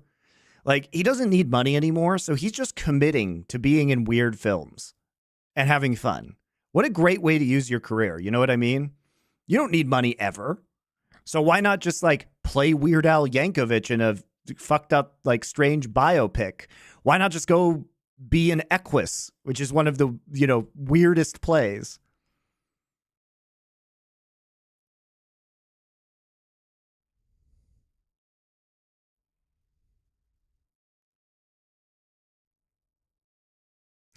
It's very fucking weird. All right. Yeah, no, I love what Daniel Radcliffe's doing. He's just having a good time, man. I respect his career choices. He just wants to hold it because Wei Wei's coming up here. All right, Yagao leads the charge, but with Wei Wei here, yeah, there's nothing left to do. So now it gets really awkward because both Yagao and Bin are low, and Shun is showing mid, so they know that he's not there. So it does. Have I seen Beef on Netflix? Yeah, it was all right. I think it's overrated. Yeah, and here you can just see they immediately turn on to Shun, knowing that he doesn't have the opportunity to try and really get away. He's going to be the squishier one, but. So I have to say, I'm not a really big fan of watching like really horrible people do comedy. Like, you know the comedy where it's the main thrust of it is that they're just extremely bad people. I know that's kind of the joke of Seinfeld, but Seinfeld was the first show to do it, and I do enjoy Seinfeld. But for example, I don't really like It's Always Sunny in Philadelphia. So I didn't really like Beef either. I understand why people like it. It's just not my thing. South Park. I love South Park, but South Park's more satire. And it's not everybody is just. It's most in South Park. It's mostly just Cartman and Randy being horrible people. Like most of the other people are not horrible. Do I like Curb Your Enthusiasm? Not really.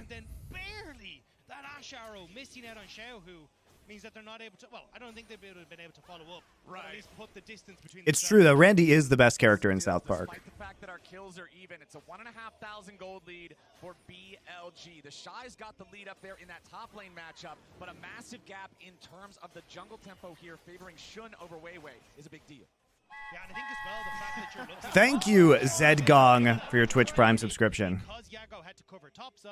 Oh, Arrested Development. Yeah, but they have Jason Bateman as the straight man in Arrested Development. I do love I refuse to watch anything past season 3 of Arrested Development, but I do love the first 3 seasons. Throwing out the engage, and they immediately find the pick under Crisp, following the take of the objective. That was an Ocean Drake. So a reminder, we've teamed up with Amazon Web Services for a new campaign called Take the Drake for Water's Sake. For every Ocean Drake taken, AWS will make a donation to water.org. That Drake was the 30th. See, I have the superpower guys where I can really enjoy something, and then when I hear that the next thing is bad, I simply don't engage with it.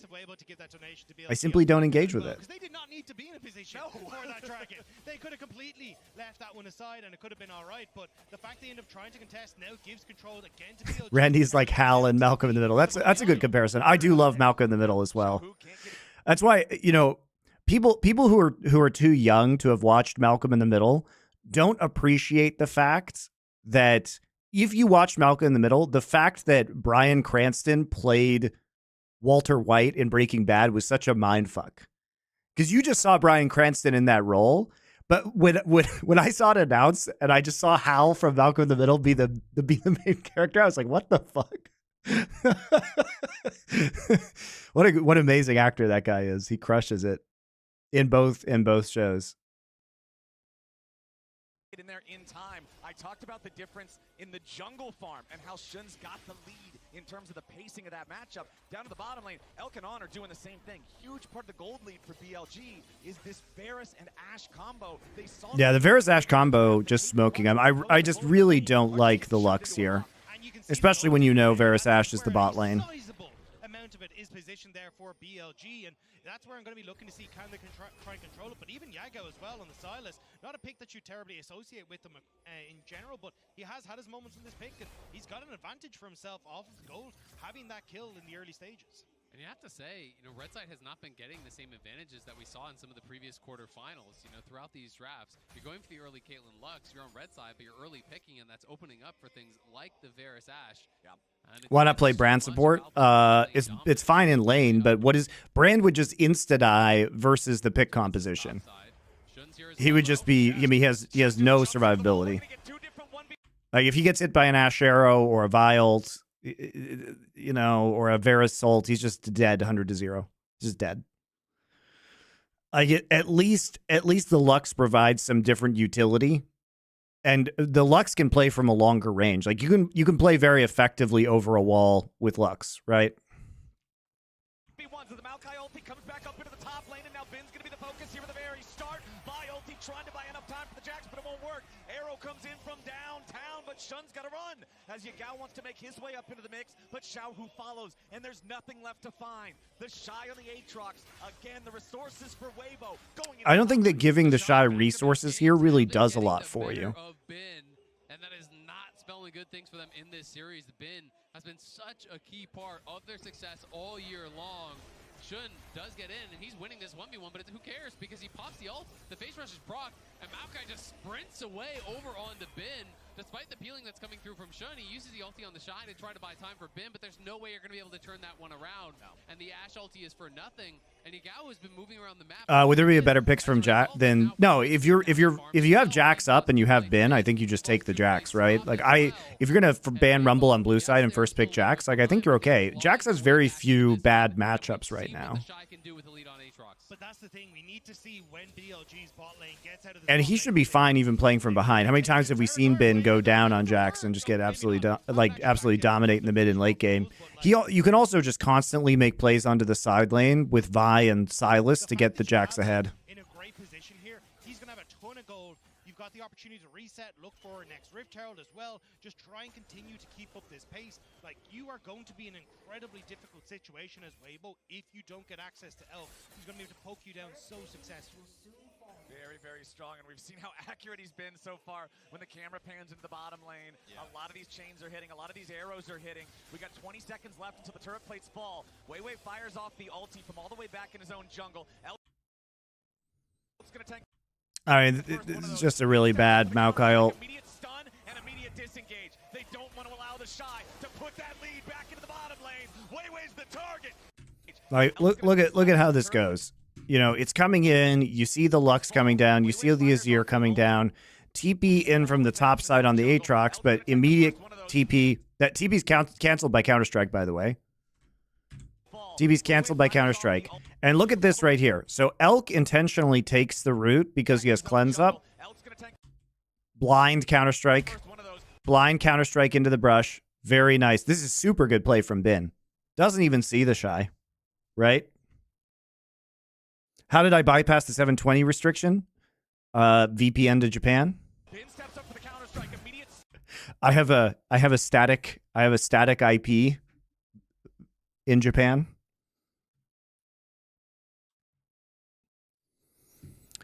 So it is a good TP onto the bot side, right? Because Bin doesn't have TP, but Bin makes the play. Then they're coming in. There's no cleanse. There's no cleanse on the bot side. So cleanse has already been used. Cleanse was used on the Maokai ult. Flash out afterwards. But Ashe Arrow's already back up. And we have two people on the bot side.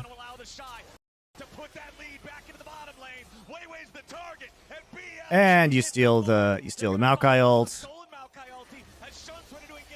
Right into Vi Q Everfrost. And they're all dead. Terrible by Weibo. After the TP is canceled, you simply can't do this anymore. You have to abort the play. Great observing. Yeah, it was really good observing right there. I agree. Do you know the score? I do not. I do know the score. I do not know who wins which game. No, I don't. The only thing I know is that I haven't seen the drafts of this series. Sometimes I see the draft, sometimes I see parts of games, sometimes I see the whole series before I do the VOD review. But most of the time, like, I know that Weibo wins this series 3-2, but I don't know who wins which game. Hard to imagine that Weibo's winning this game, though. Xiaohu, as they do extend, looks for a play, but he found nothing. Meanwhile, back on live, Crisp is dead. Elk on a killing spree, 3-0 and 2 here on the Bears.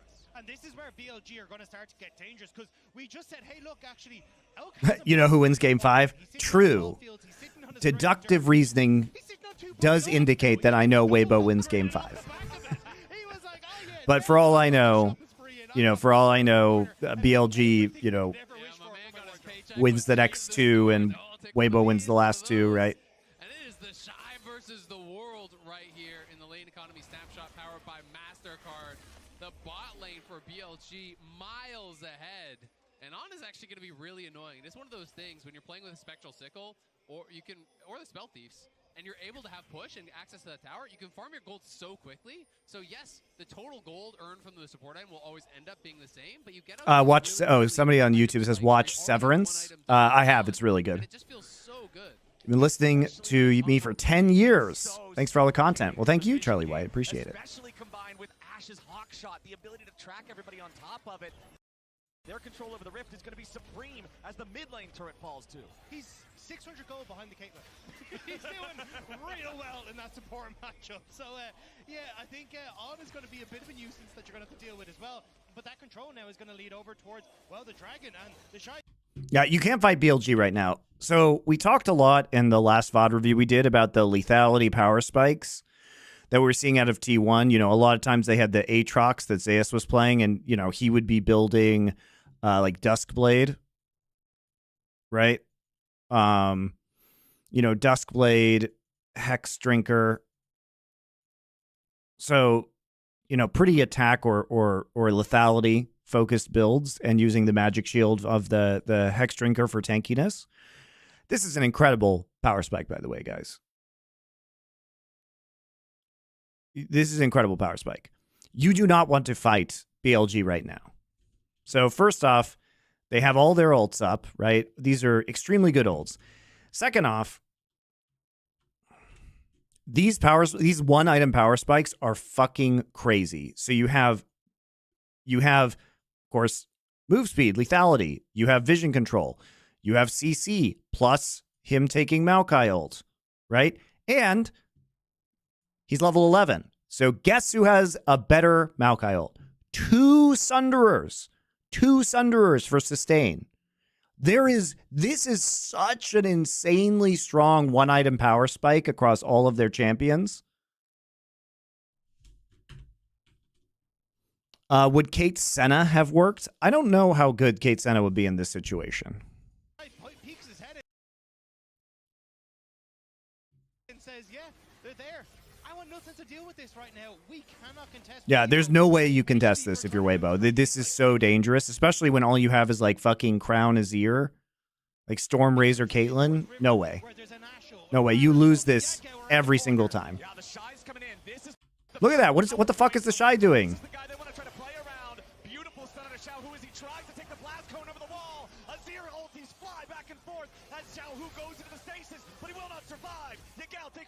They're actually really lucky that the Varus ult missed.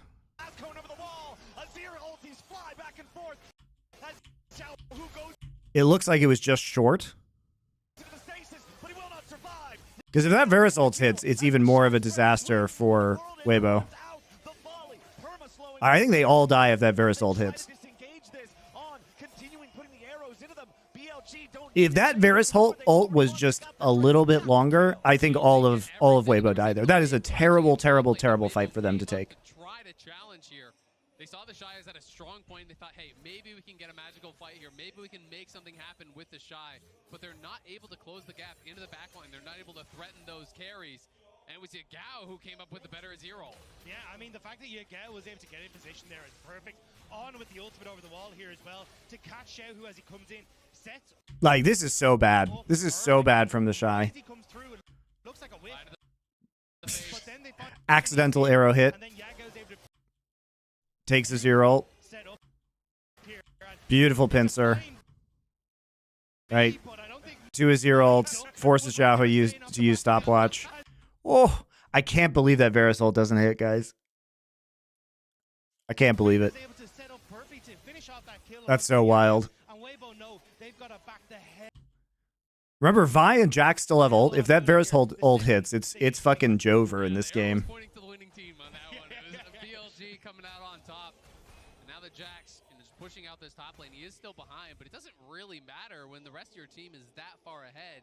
He just needs to play a safe game in the side lane, not allow the Shy to really do anything with his advantage. Plus, going back to what you were talking about earlier, talking about Aatrox and his moment to shine in the matchup, being levels 3 through 9. And hey, he did. The Shy's got a really nice... I mean, Azir shouldn't have been coming over the wall. Like, you do not... Why are you fighting second Drake, guys?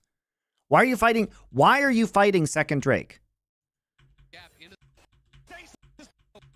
Second Drake is happening at 16 fucking minutes. For Weibo. This is a 27-minute soul. This is a 27-minute soul. Why are you fighting around this insane one-item power spike? Why? It's terrible. The guy they want to try to play around. Beautiful son of a Xiao. Who is he trying Right, you do not win this. Over the wall. Azir ultis fly back and forth as Xiao Hu goes into the stasis, but he will not survive. Yagao takes the kill as the Shy spreads his wings, but the World Ender runs out. The volley, perma slowing Weibo's members as they try to disengage this on, continuing putting the arrows into them. BLG don't need to chase it anymore. They already won. They got the Drake. They got the kill. BLG get everything, and there was even a wave crashing in top lane that Weibo gave up to try to challenge here.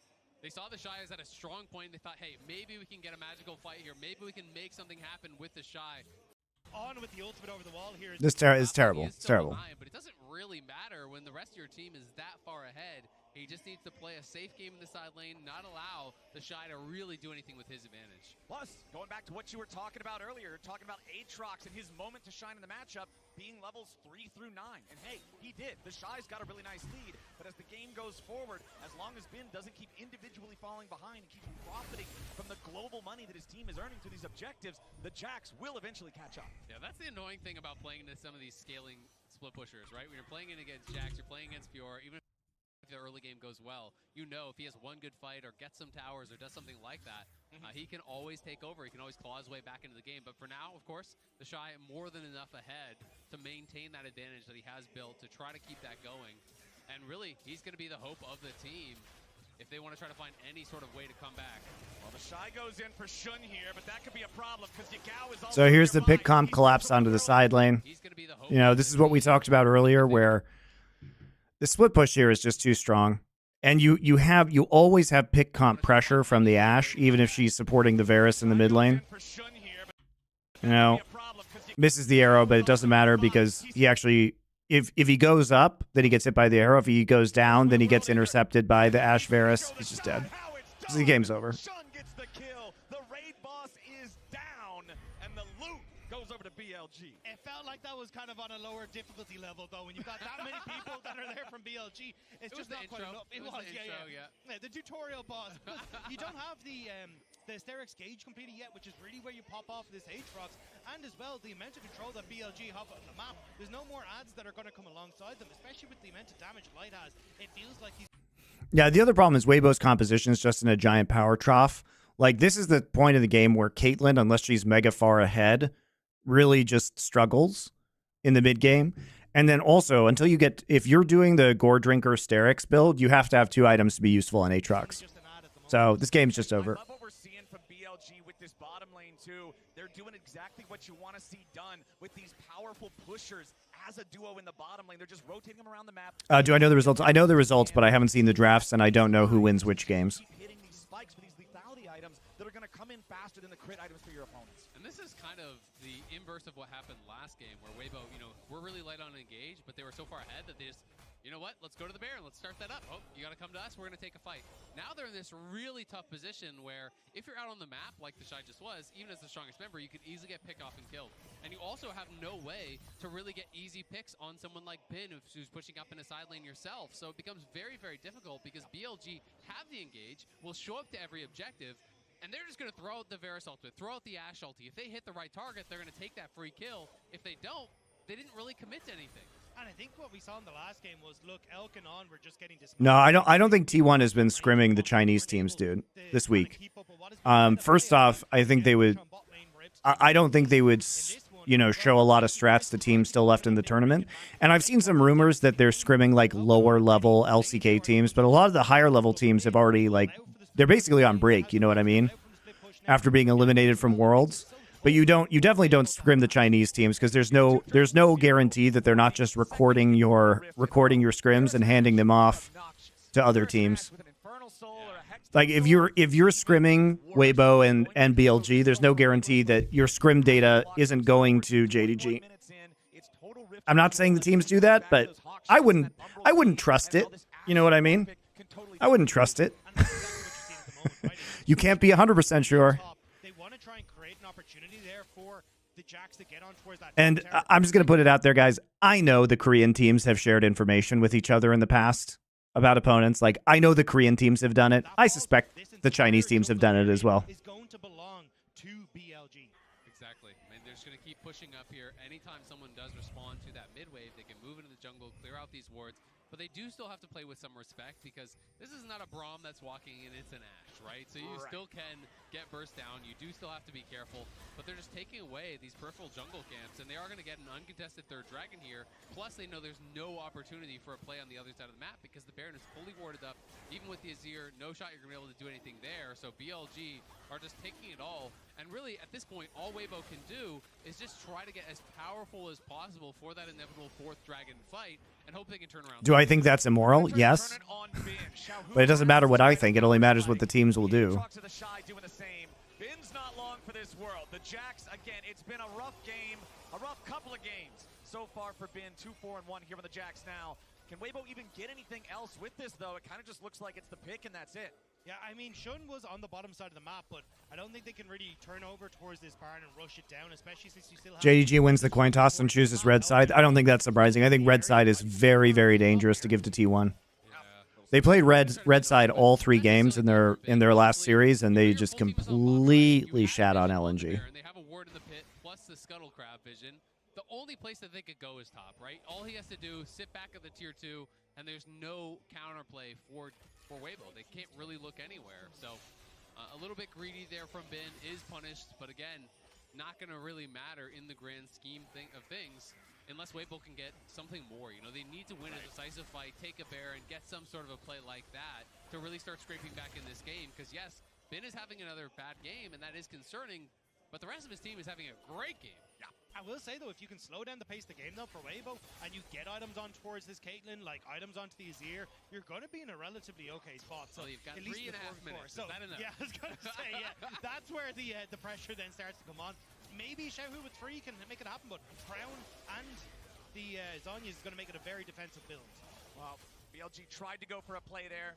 The arrow fired off a little bit behind where Weibo was. You could see On was expecting them to be a little bit further back than what they were. Nice poke. I mean, you just like if you can take Baron here, great, off of taking top turret and poking shy out of lane or get his TP out at the very least. But if not, you can just play for Infernal Soul. It's not really a big deal. Coming up soon as Shun comes into the mid lane and things punish them in any way. Gal would be ready and set The pick comp is just too good, guys. That's the big marker. That Dragon Soul. But honestly, this is a positional error from Light. You have no wards. You have no vision in the jungle. You know they were just pressuring topside.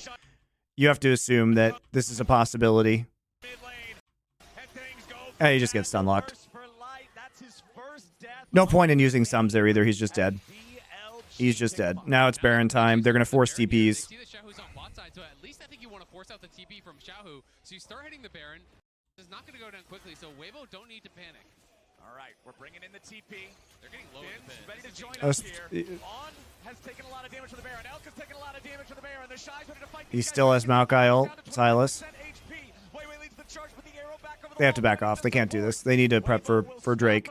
BLG getting a little audacious with this Baron attempt. That could have been a little bit worse for BLG. Xiaohu was actually really late on that TP back from bot lane. If he'd been there a bit earlier, would have been a very different story where he could have added that damage, maybe picked off a few of those people, but BLG will just scrape away with their health bars. It also shows the importance of the vision game, right? Because there was no deep wards. You know, you look back, there's nothing over in this area for him to TP to. If he could have joined in, you know, from that kind of an angle with how low some of these members were getting, on Elk and Shun, we're just kind of dying to the Baron here. And I was thinking that, honestly, Weibo could have potentially just hard engaged and then had the TP come in on the side, you know, up on this ward or something like that, and maybe made some sort of a play happen, because look how low they are. Yeah, and that's why it's kind of like that was almost, you know, that gift wrap scenario that you're praying for is their TP. So at the end of the day, one on each, establish some wards in the enemy. Say that we just saw what BLG's bar to take is like, though. It is not Thing is, BLG can just give up Drake for Baron right now. You're actually going to be relatively okay for Weibo to just go, hey, we can send the Shy down, who has TP, to take the dragon himself.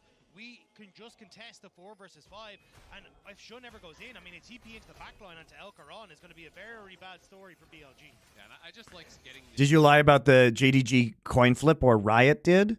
Look, man, I had heard that coin flip had happened. I could have been wrong about it. I wasn't lying. I wasn't lying, guys. I don't know when that coin, like if the coin flip was done later or earlier. I can only tell you the information that I heard, guys. Some sort of a play to really soften him up and maybe find an angle for a turn, but if it may have been incorrect. The result was the same as what I said. Exactly. That's the big thing before these fights. So it's not a lie. I had heard information. I said that information. Was the coin flip done earlier? I don't know. Silas versus Maokai. I don't know. Always wants to get that high value ulti. There's so many choke points that you can use it in when you're fighting for these neutral objectives. I mean, the real question is, why doesn't Riot announce these things? Right? Why is it so fucking hard to just tell us when the coin flip is taking place and give us the results? A little bit of a poke war back and forth. The arrow misses from On's Ash, and that means it's an opportunity for Weibo to look for something, but they're not going to get it here just yet. Shun disengaging as the chains of corruption. Monty coin flip liar. I don't lie to you guys. I may have been wrong, and I'm happy to talk. I'm happy to discuss that. I'm happy to discuss that. He never got the Gore Drinker off. He never got that big activation of the health alongside the World Ender. So it means now BLG, You know, the information I received may have been incorrect. This is true. But I also wasn't the only one who received this incorrect information. I think Cadril also got the incorrect information. So I wasn't the only one who heard this, guys. So it's possible that the coin flip just, you know, had happened already. That's what I was told.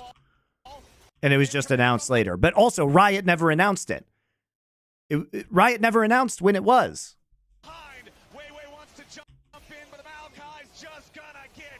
I mean, I also don't understand why they're not videotaping these coin flips and putting them out on social media. Like, you should be, for integrity of the rules, providing video evidence that these things happened.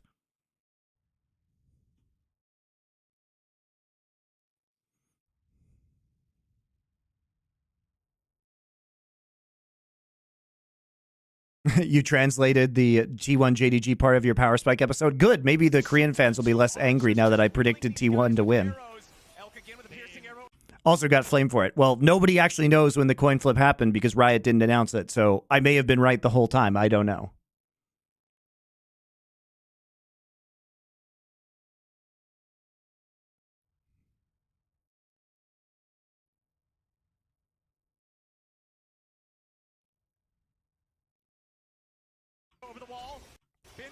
Like, where's the evidence of when the coin flip was done?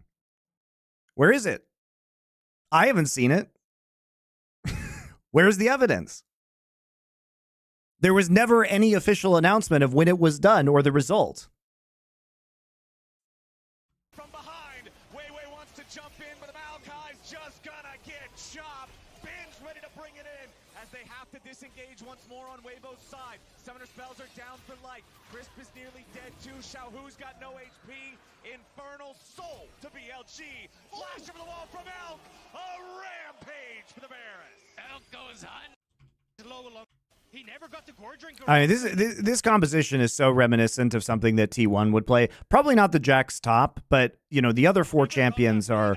This is like classic T1 from the past couple of years. Obviously, the double Hail of Blades AD carries, but especially Ash Varus, where you have this long-range poke and pick potential. Right, I mean, this is just brutal. You have a flank here from the Jacks as well, volley preventing people from getting in. You can turn on a dime. You know, Weiwei does nothing here. Doesn't have ult anymore. Free kill onto Weiwei. Jack's on the flank. Light has to flash out. You never get in because of the volley. Free soul. Crisp is nearly dead too. Xiaohu's got no HP. Infernal soul to BLG. Flash over the wall from Elk. A rampage for the Varus. Elk goes hunting. The shoe is on the other foot now. He takes Yeah, Zayas would have played top. jungle. Jace top. Yeah, exactly. Well played here. Really patient stuff from BLG, just slowly whittling down their opponents. They look for the binding there from Chris, but it was just barely short. The Varus ulti forced... No, it shouldn't be done live before the game starts. You have to be able to game plan for game number 1, guys. You have to be able to game plan. It should be done. The real situation is it should be done like the day after the match ends. You don't want to do it right after the matches because you want to give teams time, like 24 hours, to think about what their strategy is going to be and which side that they would want to take if they win the coin flip. But you should do it very, very soon after the quarterfinal matches end. Cleanse from Light, and then they see the opportunity to engage on the Shy because Gao's stolen Maokai ult created so much space. Everyone in the backline was retreating from Weibo, so it meant there's no assistance there for the Shy. Yeah, this game is over. Silas value, absolutely huge. These towers against BLG, you don't get a second chance. And look at Shun just kind of playing the middle between these two lanes, ready to reinforce whichever side does get attacked there by Weibo. But again, they're so light on the engage, and Yagao has a stolen Maokai ult. That's really the only way Weibo has to start up these fights, unless they can get some sort of a flanking TP. But there's not really any good wards for them, so there's not really any opportunity for them to do it. And Yagao now going to throw out that ulti, just zone them off the tower. Exactly. They've already got the cannon minions with the Baron buff. They're trying to get the opportunity to go in, but now a nice shuffle from Xiaohu.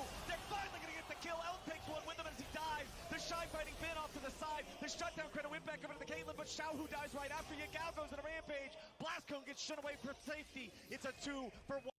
Oh, God, this game isn't over yet? Okay. Out on top, but they're still trying to push here too. On is hurt. The siege might be broken though, unless Finn can make it happen. The Shy here in the front line. Why did he take Caitlyn ult? He's still trying to walk away, but Finn gets him. Counter-strike, flash forward into the double kill. Light tries to run away, but Finn Yagao stole Caitlyn ult. done yet. Counter-strike still ready to go. It's not over for another 7 or 8 minutes? Come on, really? No way. Oh my God, you're right. Why does this game take that long? What the fuck? Do they really just... They can't push this into Lux? Because they're trolling and going too deep? And flashing onto Crisp instead of just killing tower? If they had been autoing this tower, that tower would already be dead. It's actually crazy because BLG's composition, in terms of the 1-3-1 and having Ash Varus for Siege, is so crazy good that they should absolutely be smashing this game with Baron up. Their Siege is great.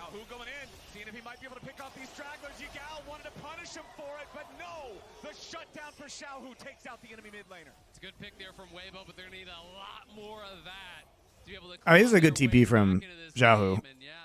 Ben trips up in got greedy minutes here, and Xiaohu in trouble. Xiaohu, he made the Well, pick earlier. He gets picked now. Shun finding I guess we're going to Elder Boys. power of the vibe. Yeah, got greedy. Wanted the blue buff really badly there, and they just lay the trap. He walks right into it. And now you get the opportunity to try and siege up mid without plays on this Azir to engage. Tells you how difficult Weibo's finding it to keep these minions off the tower. And you also have to know there's now no flash on Xiaohu, and the flash is going to be coming back up for Elk, so that job becomes that much more difficult. BLG just push in, knock down the tower, and meanwhile, Bin pushing up that top lane. And they have Yagao shoving in the bot lane as well. They are looking to deal lethal damage. No Baron required. The Shy has to fall back behind the only remaining next. I mean, it was a nice TB until he tried to go get blue buff, right? Looking to deal lethal damage. What's the prediction? T1, baby. I think T1. I think T1 wins Worlds in this meta. It's barely standing, and BLG are keeping the push alive. The Maokai ulti finally summoned up for Weiwei, as they'll be able to force the retreat from BLG, if only for a moment. Elk and Shun stepping out. Flash in from the Shy. Wow, great combo on Deveris. To escape the Shy, but the Q3 Gore Drinker gets some kill credit going over to Weiwei. That's a big shutdown, as Bin falls too. Yep, you got to int right before Dead on the side of BLG. Elder spawns. Might have found their chance. Fallbreaker to disengage, on trying to escape from the Aatrox, but the Infernal Chains bring the pain. A shutdown of the Xiaohu. When you need him most, it's the Shy for Weibo, showing up massive there. Finds the pick with seconds remaining until Elcat is flash. The Shy had it timed perfectly. He went for it, and he doesn't miss. And now, Would it be Faker's fourth, or did he retire already? His hands retired.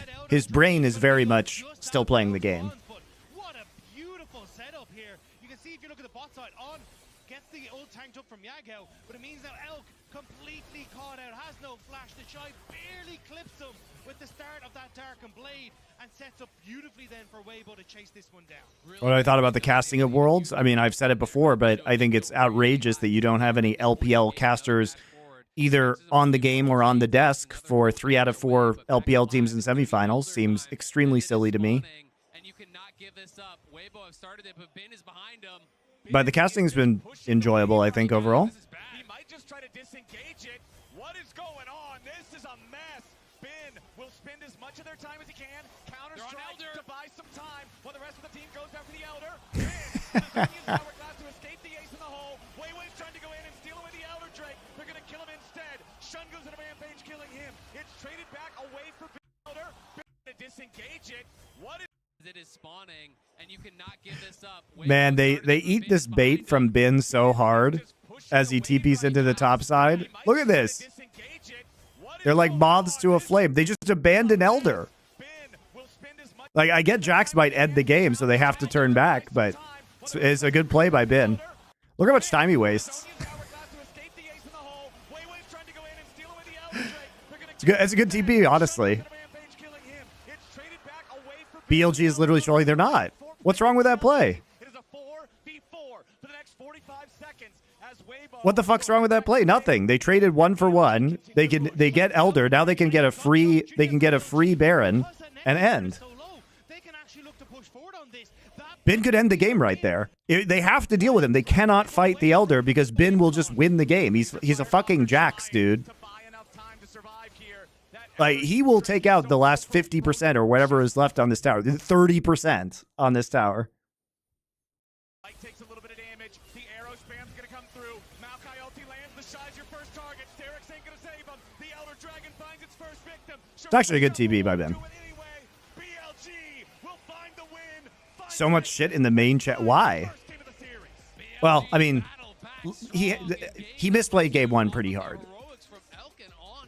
Right? But that was a good play. Playing this one out well, came out with this pick. The double 80 carries in the bot lane, dominating the pace. Shun as well has the Flame Horizon, more than Flame Horizon over his opponent in this one. He had a lot of pace on the buy. And it's weird because we've See Messi as a co-owner of a South American Valorant team. Yeah, it's cool.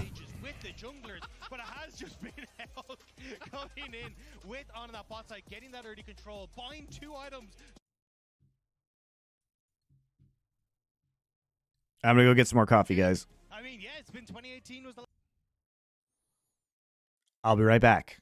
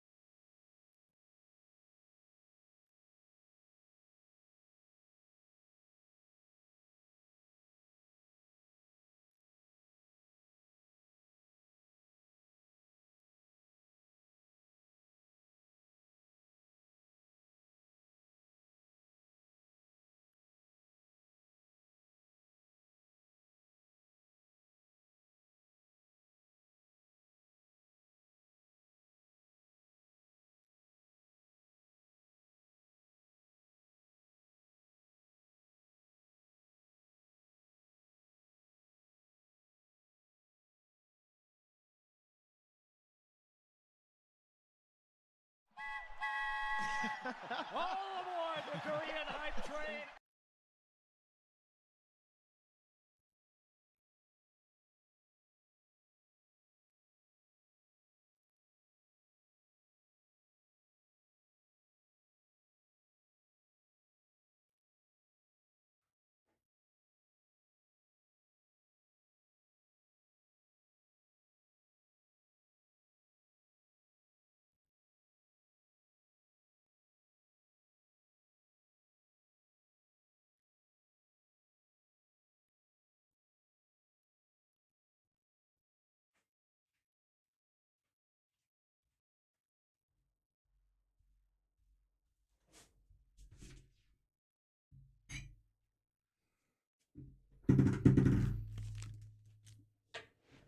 First impressions on Team Heretic signing G3, aka Wonder Purse, Yankos, and Flackhead. Sounds like a great team on paper. I agree. It does sound like a great team on paper.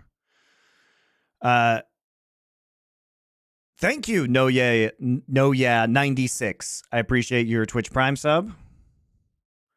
Do you think you'd be able to provide Daddy Zilf cooking streams sponsored by HelloFresh? I did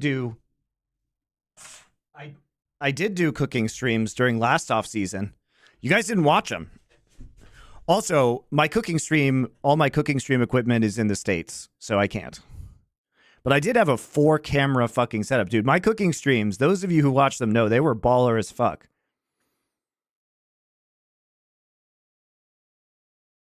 Not sure if Monty recommended Canyon to learn jungle back in 2016 LCK, but if he did, I learned how to play jungle because of him.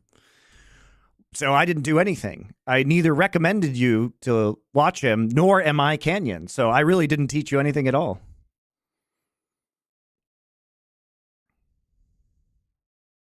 Oh, you were there. That's how you remember the Daddy Zilf comment. Yeah, it was fun. I love doing that. My camera setup wasn't... Dude, that was by far one of the best produced streams on Twitch. The camera setup was baller. I'll do it again, guys, but it's not going to be while I'm in Korea. The last time we saw him at Worlds, it was his solo lane performance with Rookie that got them that World Championship win. It required like a Blackmagic HDMI switcher. I had to have the 4 different cameras all set up. It is very hard for me, and like lights and everything. I didn't bring all my cameras to Korea with me, and I don't have my switcher.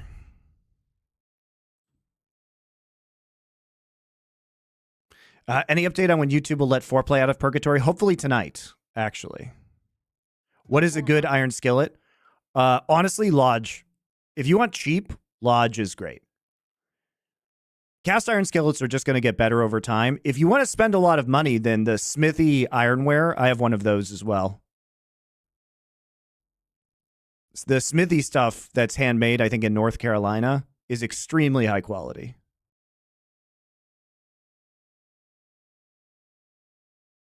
I'll be attending the finals. Probably not. Stage here again, but I will say it's been really interesting to see him in interviews because he's saying, hey, look, I've already won a title for me. This title that I want to get for Weibo is not for me. It's for my teammates. I want to stand up and do them proud. I'm not a big sous vide fan. All right, as we get into the draft, not a big sous vide fan, guys. That's my spicy cooking take.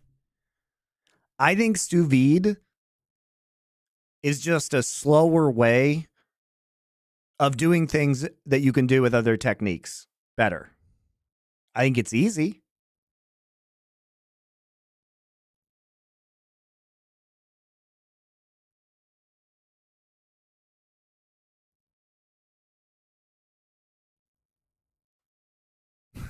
I think it's easy.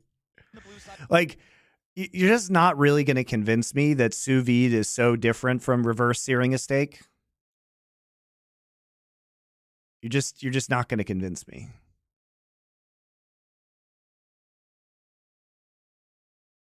Just like they were in the first.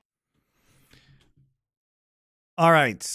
So, switching sides again. So, Weibo chooses blue side here. Jack's ban. These are the same pocket bands. Same bands as game 1. G1 bands. So the Nico has been banned this time around. So this is a change. and we're still going to this time. This is also a change. We're seeing the Rumble ban because obviously the Shy crushed on Rumble after being in a disastrous situation. So you definitely don't want him to have that pick. The Jax, the Jarvan, the Rakan, all taken off the table. Over on the other side, though, things are going to be a little bit different this time around. They ban out the Rumble. They know they don't want to play against that again. The Orianna's still banned, and the Nico taken off the table. It's both the solo laners from game one on blue side. I personally like sous vide ribs for anyone who doesn't own a smoker. Well, this guy owns a smoker. I'm not arguing. Like, if you guys like it, you like sous vide, but I have never felt the need to do it because I can achieve the same results with different techniques. Those are going to be taken off the table, so it is going to be a very different look for Weibo. But Kalista is up. It's not going to be the first pick. It's going to be the Ashe. So this is actually so interesting. Just blind Ashe. First pick straight off the bat. I wonder. Yeah, I mean. Another EGTSM pause again for you to make use of your smoker. Dude, that was so fucking funny. That was so fucking funny. So if you guys don't know, it was the EGTSM pause in the playoffs of spring LCS, where I literally, I started up game number 1 and then I just left like halfway through game number 1. I went and prepared some ribs, put them in my smoker for 6 hours, took them out of my smoker, ate the ribs, and the series still wasn't done because of a pause. And this is why live League of Legends is unfucking watchable, guys. How can I prep the ribs, put them in for 6 hours, eat the ribs, and still not be done with a best of 5? Works because of what they were playing into. So this is why it's kind of really interesting and a little bit risky. Would Elkanon just go towards a hard engaged bot lane right now and try to actually dominate it? Ashe first pick is a little bit interesting. So the Renata Glask is up here, but you're not going to play it into the Ashe. Interesting that you would take Kalista into Ashe. That's certainly a choice. Not sure I like that choice. This is not a good matchup for Kalista a lot of the time. You're not going to take Renata here. You're not going to play Renata Glask into an Ashe lane. You actually just get pooped on. You could just save it to last for on. Make sure you get the winning 2v2. Because I feel like when you're playing Kalista, you're locking yourself into having to dominate early. But this is such a good poppy game for Weiwei. Yeah, and I had to get the smoker ready. Yeah, and I had to preheat the smoker. It's fucking crazy. This has been, I think, like his best pick. This has been the pick that he performs so well on consistently. And you're against a Vi and a Kalista. All right, so Ashe Varus into Kalista. That feels incredibly bad. And then for BLG, you take top lane, you double ban out Bin if you want to, but okay. All right, Kalista Caitlyn, so you're just trying to match poke for poke. I still think it's bad, guys. I still think it's bad. Whichever team has more AD carries wins, and we found that out. You're so vulnerable to Poppy. By the way, you're so vulnerable to Poppy ganks on Kalista Kate. So now there's 4 AD carries in the bot lane. Tristana mid, yeah, and Tristana then mid. Quinn top. Okay, Kindred jungle. Easy. Yeah.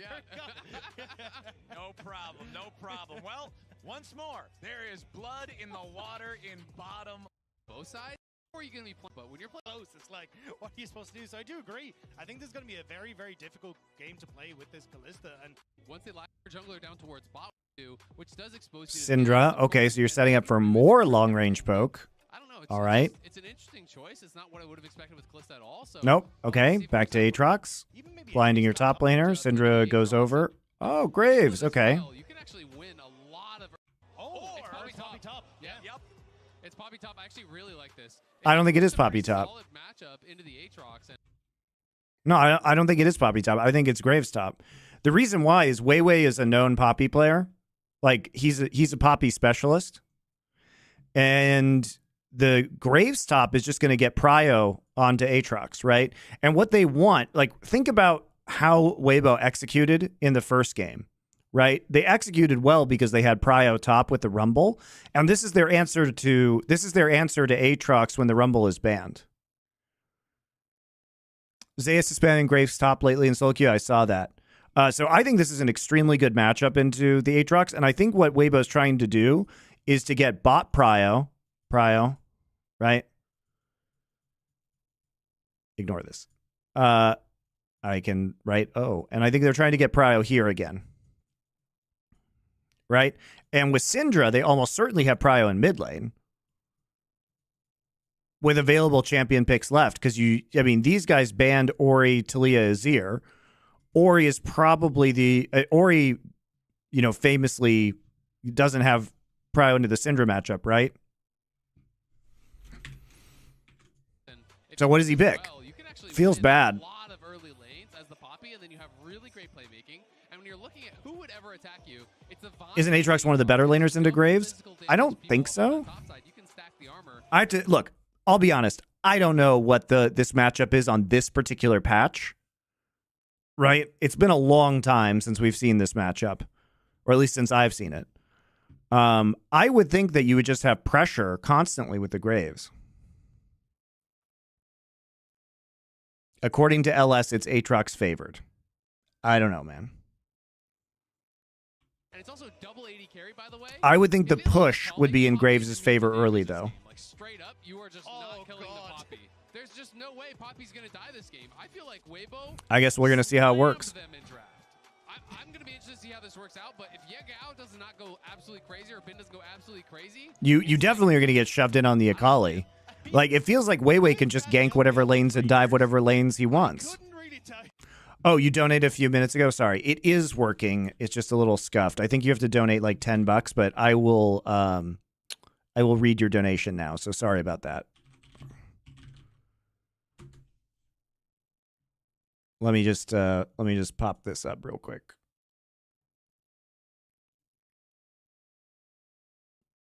I'm not a very good streamer, guys.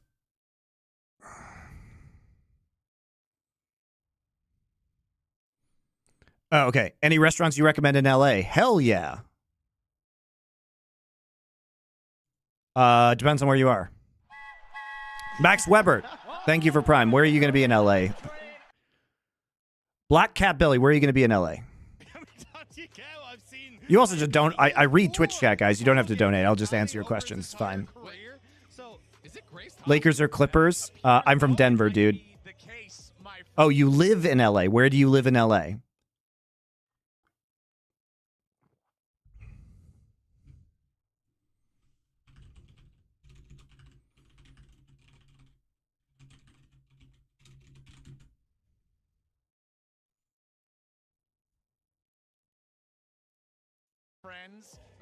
Very close to downtown. Okay. So if you can get onto the west side a little bit, some unusual. I'll give you some unusual recommendations.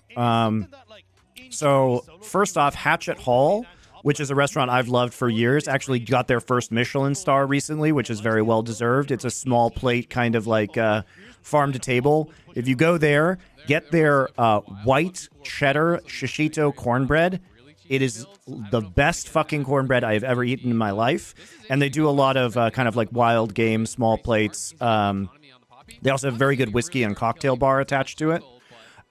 There's an extremely good Indonesian restaurant called Simpang Asia, Simpang. If you like Indonesian food, definitely recommend that.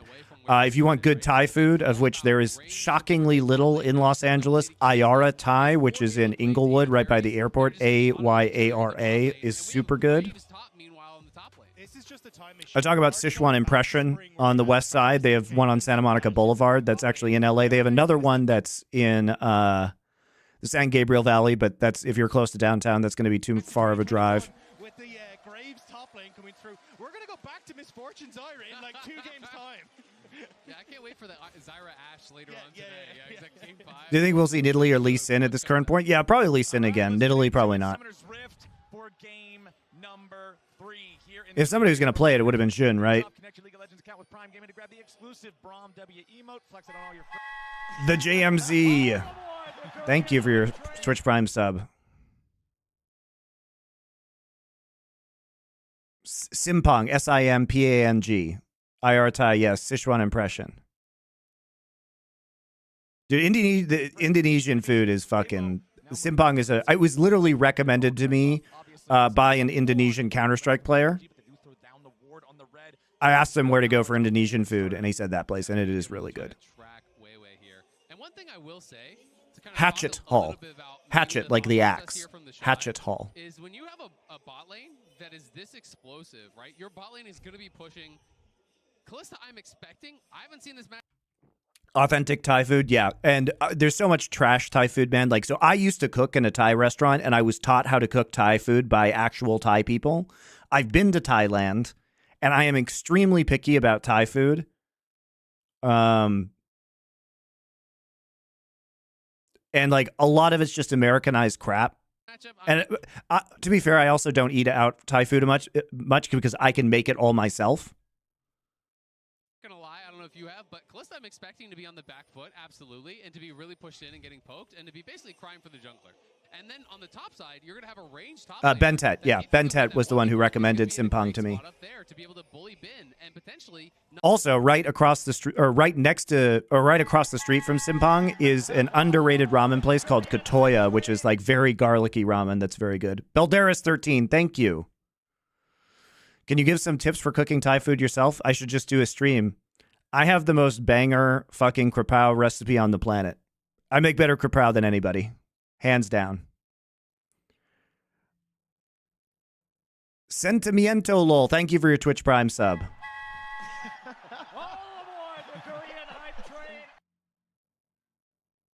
Yes. Pad krapao is banging. That is the quintessential Thai street food dish, right? And people fuck it up in America all the time. You know the most tilting thing? So the most tilting thing about pad krapao is that Americans don't fucking like ground pork or ground chicken, which is what the dish should be made out of. So a bunch of Thai restaurants have just changed to making it with like big chunks of pork, which fucking sucks, okay? And so I just refuse to go to Thai restaurants that serve pad krapao that way. And how it should be served is with a wok fried egg with ground pork or ground chicken, right? And holy basil. So I actually would go to Little Thailand in LA to go to the Thai grocery stores to buy the real ingredients, because it's like, it's trash 9 times out of 10 you eat it in the States, man. It's trash.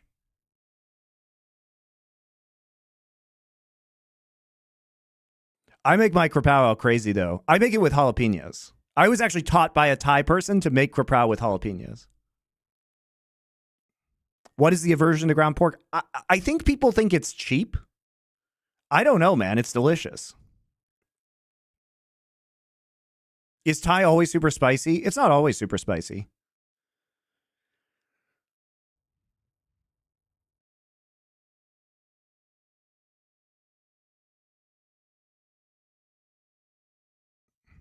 But krapao is the real test of a Thai restaurant, in my opinion.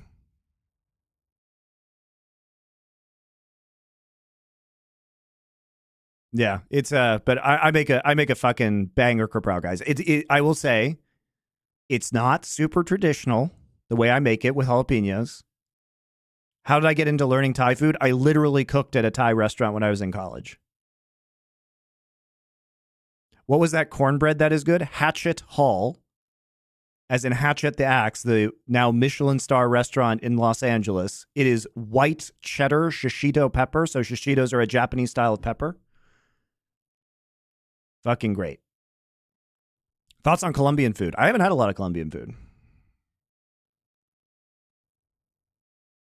Does Monty like Cajun seafood? Oh, yes. Also in Los Angeles, another restaurant, Stevie's Creole. Stevie's was right by my house in LA. Holy shit, dude. Best Cajun / Creole food. I know they're not the same thing, before you guys jump up my ass, I have had outside of New Orleans. It was so good that Jonathan Gold, the former lead food critic of the very famous food critic of the LA Times, said it was the best gumbo outside of New Orleans. Stevie's. Holy shit, that place is good. They serve cornbread with peach butter.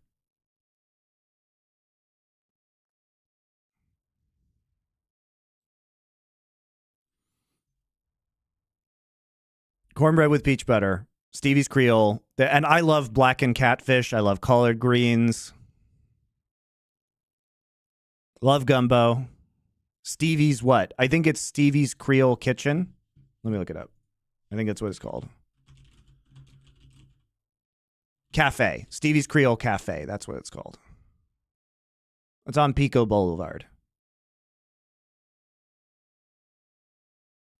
absolute giga banger restaurant in Los Angeles.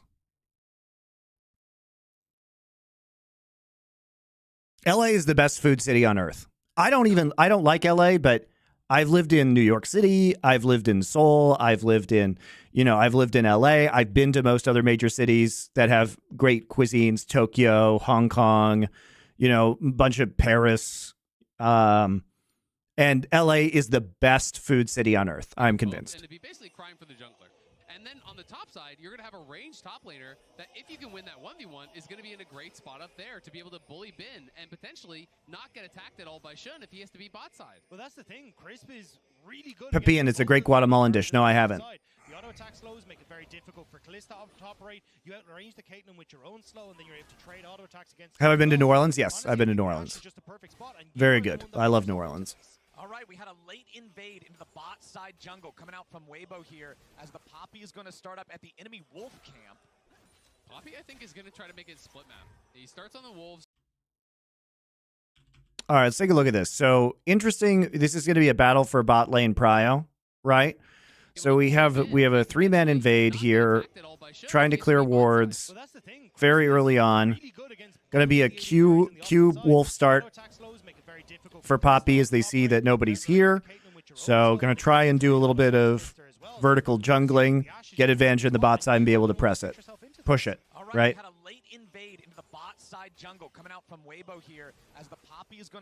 I have tried cooking some Vietnamese food. I have.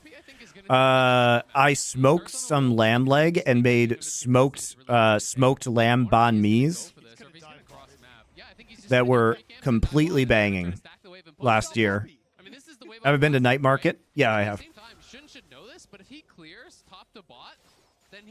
Have I tried Suchita? Yes. Yep.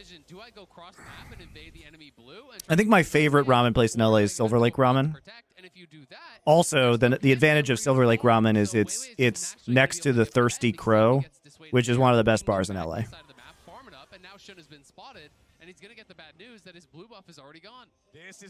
What's my least favorite Korean food? Bundegi. Hands down. I don't mind eating bugs, guys. Like, I actually like smoked crickets with mezcal in Mexican food, but bundegi just fucking tastes gross. They're silkworm pupae. They are gross. Shun now moving into the bot side river. Weiwei has made it back over to his own half of the map. He didn't do the full clear of that bottom side enemy jungle, leaving the Gromp behind as Shun now going to move up. Tteokbokki? I don't like tteokbokki either. I think Shun was thinking that maybe I've eaten bundegi a bunch of times. It's just bad. That's why he's waiting in Pixel, because it's obviously much too early for Scuttle Crab. So I think he's thinking, hey, maybe he's all right, still over here. Let's get into the game now, guys. Enough about Los Angeles food. On the Gromp, so he knew he hadn't taken that, so he knew that Weiwei would be level 2 and he would have the level advantage. So I mean, at least in the first couple of waves here, if we're looking at this, so Doran's shield start onto Bin, and the Graves really does have a lot of pushing advantage, as we're seeing right now. Part of this is that, the aggressive play, he's not really caring about the jungler right now. It's a bit of a risky situation, you have to say, for the way the Shy is playing, because there's no guarantee that Vi doesn't go red Raptors Krugs 3 gank, right? Like that's certainly an option. But instead, he goes Krugs, Raptors into this side of the map where he actually doesn't have camps anymore. But there's not really wards that are indicating his jungle pathing, as we can see right now. So it's a bit risky, I would say.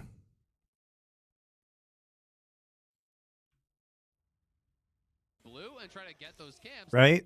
Jungler to have that hawk shot tracking you. Shun now moving into the The Ash sent the hawk shot at Vi? Okay, that's fair enough. He has to either make the decision. Well, he hit 2 there. We'll have to wait for the hawk shot. I want to see when he uses it. And if you do that, there's no camps there for you to farm. So Weiwei is just naturally going to be. I mean, I just disagree. There's the hawk shot. But okay, so he does get seen. All right, good eye, good eye. So he would have actually known. He would have actually known at this point. That timing on the hawk shot is so good, by the way. Because look at the way the hawk shot is moving. Sees Krugs too. Ooh, that is perfect. That is perfect by Crisp. That is perfect timing. Because now he knows he's not going to actually potentially get ganked here. Blue buff is already gone. This is the And they know he's going into bot side jungle. Again, even this early on in the game, it's so obnoxious as a jungler to have that hawk shot tracking you. Shun now moving into the bot. Man, that hawk shot is just flawless, man. That is so good. He didn't do the full clear of that bottom side enemy jungle, leaving the Gromp behind as Shun now going to move up in here. See that at least there's still one camp to farm. I think Shun was thinking that maybe Weiwei was in that bot side brush and was going to walk up, and I think that's why he's waiting in Pixel, because it's obviously much too early for Scuttle Crab. So I think he's thinking, hey, maybe he's still over here and he'll actually face check me. Only on blue side you can hawk shot all camps. True. I hadn't considered that before, but that's very true. It's a very good point. Another case for first picking Ashe on blue side.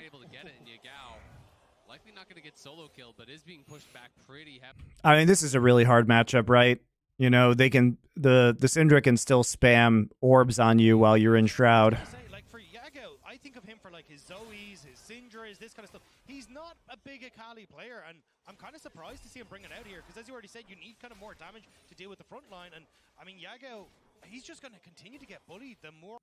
If Hawkshot shows all the camps still up, you assume Jun started blue side. Yeah, you would assume Jun started top side jungle, blue side top side jungle, right? He counter jungled you. Or more, he falls behind here. It's kind of been a series of firsts, though. No, you know, we've got the Belveth coming out. Now we're getting all this shenanigans down in the bot lane. So it is really a different style of game. Weiwei is here, and Shun has been spotted. All right, potential 3v3 like we were talking about maybe happening back in Champ Select, as Elk and On do have the push here in the bottom lane, keeping the Varus. It's been pretty back and forth with this lane matchup in bot side. So Caitlyn has been doing some work so far. Nice pathing here from Weiwei, though, to keep his he can get, wow, he all, Nicely done there, getting forward just to it's a little weird.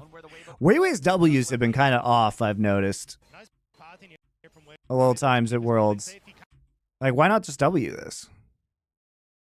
I guess he's saving it in case he needs it for Callista. Can't go for this, though. Gonna just nicely done there, getting the quick vault breaker that the Weibo jungler might be. Nice pathing here from Weiwei, though, to keep his bot lane safe. He doesn't really have the wallbang angle, I don't think. Gonna just nicely done there, getting the quick vault breaker that doesn't get blocked by the set path presence. Yeah, still though, it's kind of them poking Weiwei away from this, and now they continue to keep this pressure on bot side. So with Weiwei taking that step forward, he's actually causing a bit of issues. And I was about to say he's doing really well of like, hey, Raptors down into Crux, so then he's still beside bot lane, into red, leaning bot side again to make sure that they're safe under the terror. But has he leveled up W at 3? Yeah, you always level up W. You need W to gank, dude. Oh, hang on now. You have to level up W at 3 on Poppy. Back towards Crisp. Elk and Crisp both pretty low now. Because you either need the W for the move speed to enter in lane, or you need W to stop dashes for escapes on your ganks. You have to have it. You have to have it. Don was saying yesterday on stream that the Shy is the GOAT top laner now. I don't think so. His inconsistency has been huge, right? That's the problem with him. He was a lot less consistent than a top laner like Smeb. With that bot side pressure now, Shun's going to pick up that first dragon. And obviously we can't discount the power of a Caitlyn this early on. You have the Hail of Blades. If you're hitting a Q, you're stepping forward, getting those 3 autos. Caitlyn does have that long range. Yeah, I don't think Dom thinks that. I think that's sarcasm. When you're playing Callista style, if you can get pushed down on bot side, immediately kill that dragon on spawn, which they are going to be able to do. All right, this is really good acceleration from BLG. Like, look at the CS advantage they've been able to get. Looks like the Callista Kate combo really doing a lot of work early on. And you're able to start stacking the Drakes very, very fast. So Callista win condition going well. You can already see a farm advantage for the Shy. The Graves was the counter pick into the Aatrox for this one, and it's been rough laning phases for Bin so far in the first 2 games. It's really tough into these range matchups with the Shy. Bin's going in. That was a bet he had with K-Droll. That makes sense. The Shy just walks away from. That smoke screen was so good. So it looks a little bit silly, but in that position, he gets blinded, and you can't go for the Q3 flash, which I think he might have in another situation. But with that smoke screen down, you just end up looking silly. Imagination Rift, thank you for the Twitch Prime sub. I appreciate you. These weird picks on the top side. Some of them have gone terribly. We go to like the Anivia top lane that didn't work out so hot. Other ones have worked out absolutely fantastically, and thus far, this counter pick in the Graves is doing a wonderful job of keeping control over on this top side, pushing in, getting plates, and making it very difficult for Bin to really trade against. And again, it just kind of makes a lot of sense the more you think about it. You're going to play a ranged top laner because the enemy jungler can't be everywhere. You know, if you're thinking that your jungler is going to be down on that bot side, the enemy jungler is going to be down on that bot side, you have a range in a melee matchup where you're not going to be getting ganked, where you're just going to be constantly pushing in and trying to keep that pressure rolling here. And the Shy is just going to be going early tabbies, so is paying Rusty022. Thank you for your Twitch Prime sub. That ultimate as well, alongside like Xiaohu setting up, or if you get that pick from Crisp. So I think for Weibo, like leaning in towards the, hey, we're going to try and use some advantages to get vision and fish for picks is going to be the way forward. But to do that, you need to get control. And right now, it doesn't really feel like they have control over this bot side. Weiwei hovering down here again to try and get some sort of answer for Crisp and Light. But at the moment, Elkin On are destroying. Thank you, Sean H222. Appreciate you guys. So once to get that completed as soon as possible, the sustain is going to really help to shrug off a lot of this poke that is being put down. And you can see Weiwei just can't really find an entrance into this bot lane. And myself and Azael were chatting yesterday, like, I think Elkin On were one of two, Ruler being the other one, Callistas that I really saw the team being able to play effectively around. It was, hey, we want to get control of our bot, lean in towards the dragon, start stacking them, continue fighting with this aggressive Callista at the moments when she gets her spikes. And at the moment, you've already got that dragon stacking down, and if they can continue to keep this pressure up and play around Elkin, this bot lane Shun is making his way down here, it sets up perfectly for level 6 hit. Are we looking at a potential something on this bottom side? Elk's doing a good job trading with these Pierces on the Callista, making sure that the Ashe and the Varus are not the same oppressive power here in this bottom lane that Elk and On were able to subject Light and Crisp to in just the previous game. And Elk is also going 3 points Q, so he's putting more points into the queue in this heavy poke lane. You know, he's not going to be maxing E early, which makes a lot of sense as just kind of a tech option here on the Callista. You're not really going to get to trade autos with these guys very often, so it is just going to be about throwing out those Qs, trying to get that poke down. On, of course, is going to be maxing Q as well on the Caitlyn, as everyone does. And if you can hit those, hey, your poke's not bad. It makes it very effective as well for trying to clear out the backline creeps. So oftentimes you can like set up a couple of stacks in the backline, throw a Q through, you auto, get the reset. Like it makes it very difficult then for Light and Crisp to try and play in behind their creeps, because eventually you just start to one-shot back creeps with your Q, and it makes it very easy then for you to start hitting those Qs and spears. And now the Ashe Varus, they're 6, but who are you going to engage on? You hit the Caitlyn, going to get Callista ulted. You hit the Callista, gonna cleanse, right? So there's not really an easy target down on this bottom side either. This is really risky for BLG. Up around the Herald. Yep, Shun started it up. Weiwei and the Shy coming in to shut him down. Xiaohu might want to approach this, but you can see a Caitlyn trap already on. All right, they got Callista over here now. Should be a lot better. So what they're doing is they're trying to actually just get Aatrox back in this game a little bit for Bin. He's having a really hard time in this matchup. You hit the Caitlyn. So they're trying to send him into the bot side. He doesn't have TP coming into this fight. But considering you've already rotated your Callista up here, start getting some Caitlyn traps down onto key brushes. So vision control going over to BLG. Have to be careful for Ashe Arrow. The way they want to. Elk is up here now as well. BLG's full 5, Weibo's full 5. Keeper's verdict looking to make the ejection, but Elk with a save on. He missed the wall. Oh, he did get the wall bang actually. Wow. Elk is up here now as well. BLG's full 5. From being able to engage in the fight the way they want to. Elk is up here now as well. So he does get On out of the fight, but that's not the most impactful removal, right? Because On can still ult potentially. Never mind, his ult's on cooldown. He can't. Actually, he did miss the stun. It was the Ashe Arrow that got the stun there. So he misses the wall bang as he goes in, but he actually does win the smite fight.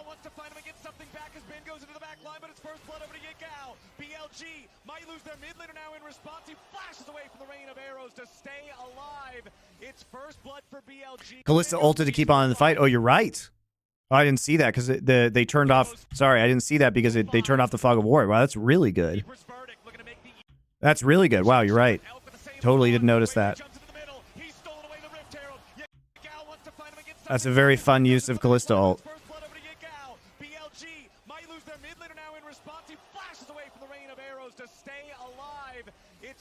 Sorry, it was a little weird to watch that because they toggled Fog of War, which is... Keeper's verdict, looking to make the ejection, but Elk with a save on. Way jumps into the middle.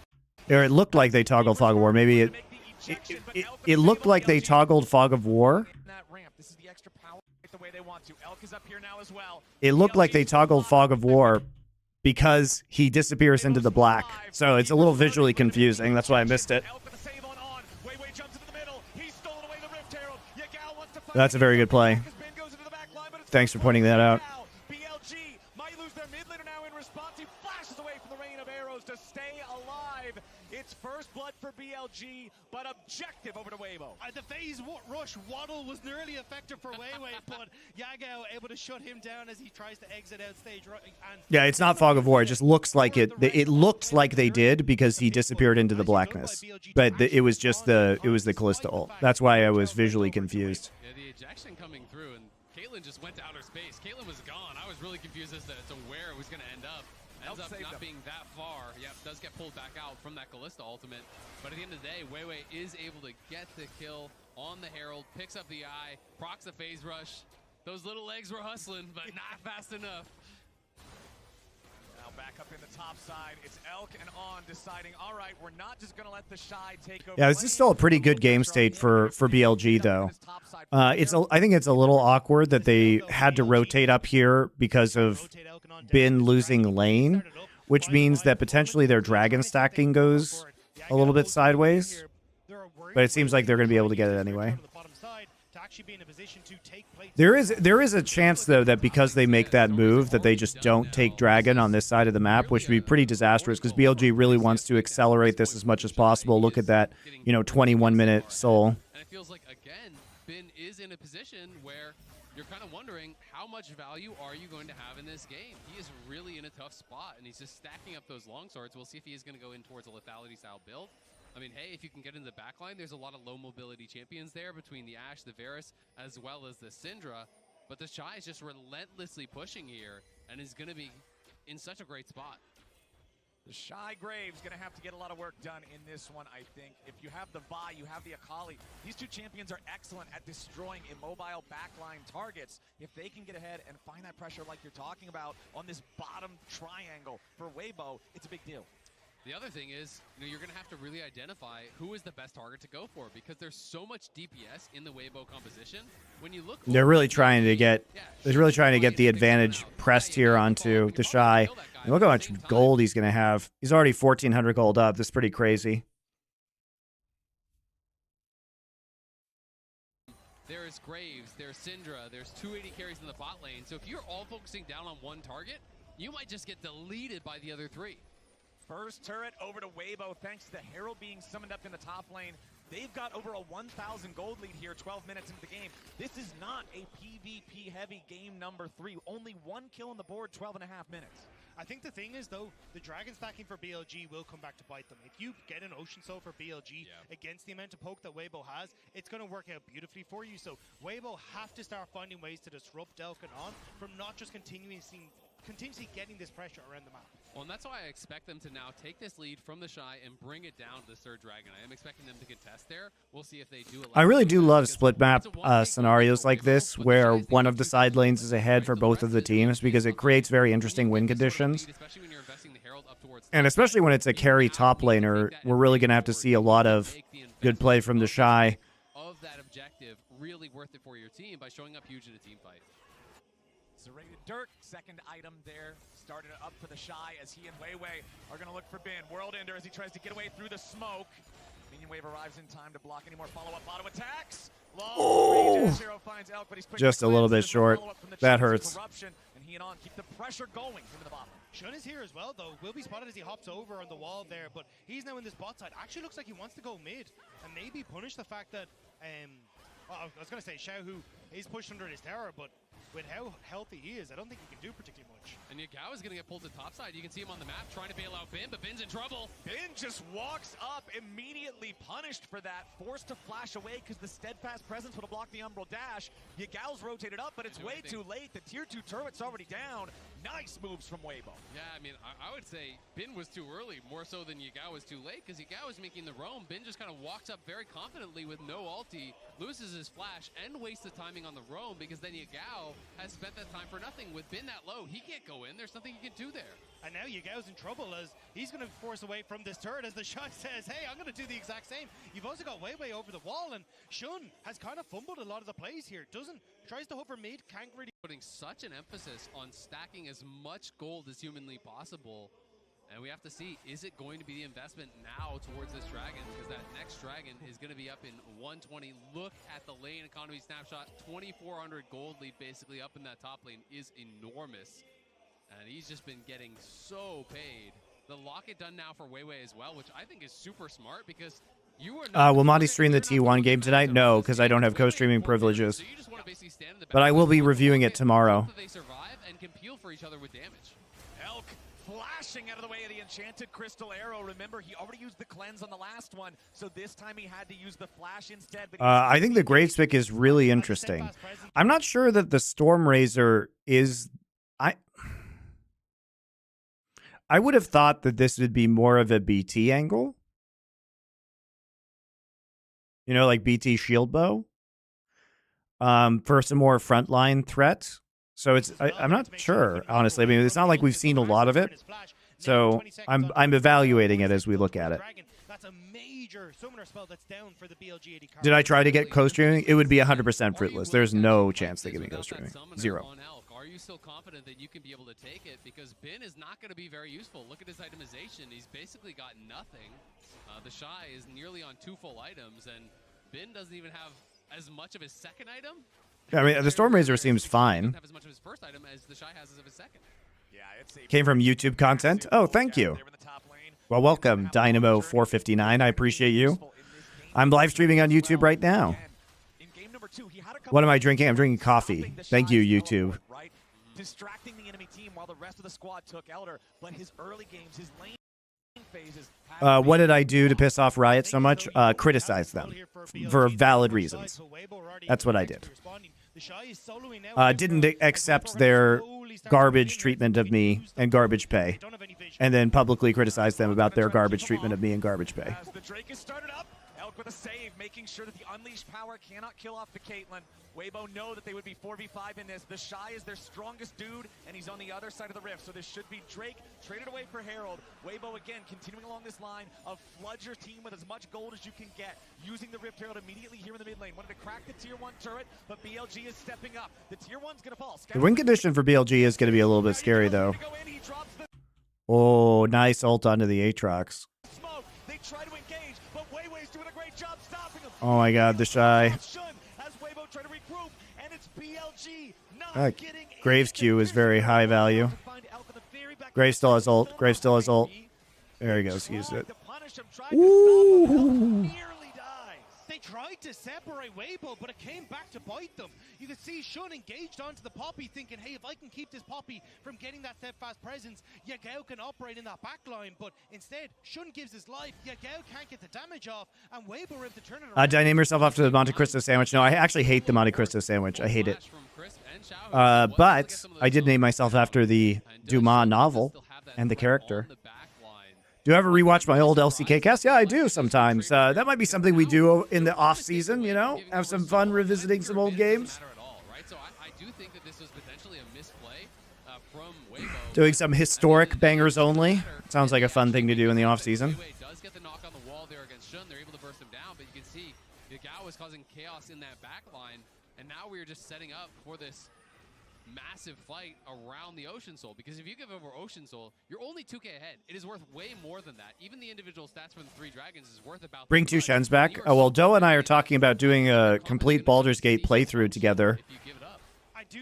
So you guys tell me if you want that, if you'll actually watch it, because we're going to have to dedicate like 100 hours of time or however long that fucking game takes to do it. So we might start that next week or something. He will decimate people, and I think for the moment, if Weibo, with having that mid lane turret down, with having the Shy be as strong as he is, they can actually start to look to take over in side lanes. All right, well, follow the channel then. Shadow Xiaohu in that side lane. All right, Yagao has not been detected here, waiting around in these brushes, but there's a lot of 100 hours if you know how to play D&D. Well, we both know how to play D&D, so it's not like, come on, it's not rocket science to play D&D, guys. Knocks him out of it, but he can escape in time. The mobility of the Akali, the extra shuriken. All you do is like look at some tables and roll some platonic solids. You know what I mean?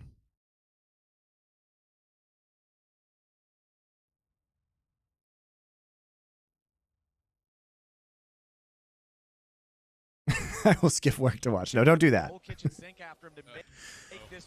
Don't skip work. Go to work, get money, then give me that money. That's what I want from you.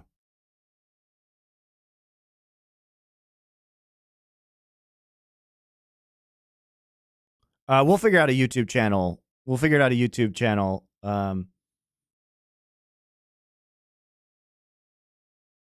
You roll non-platonic solids? No, you do roll platonic solids.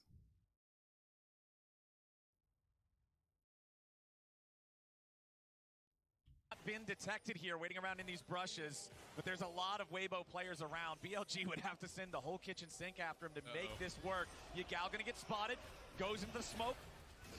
Wow, okay, well, Syndra into Akali, rough matchup when you just take damage and CC through your smoke anyway. They want to get more money at these objectives.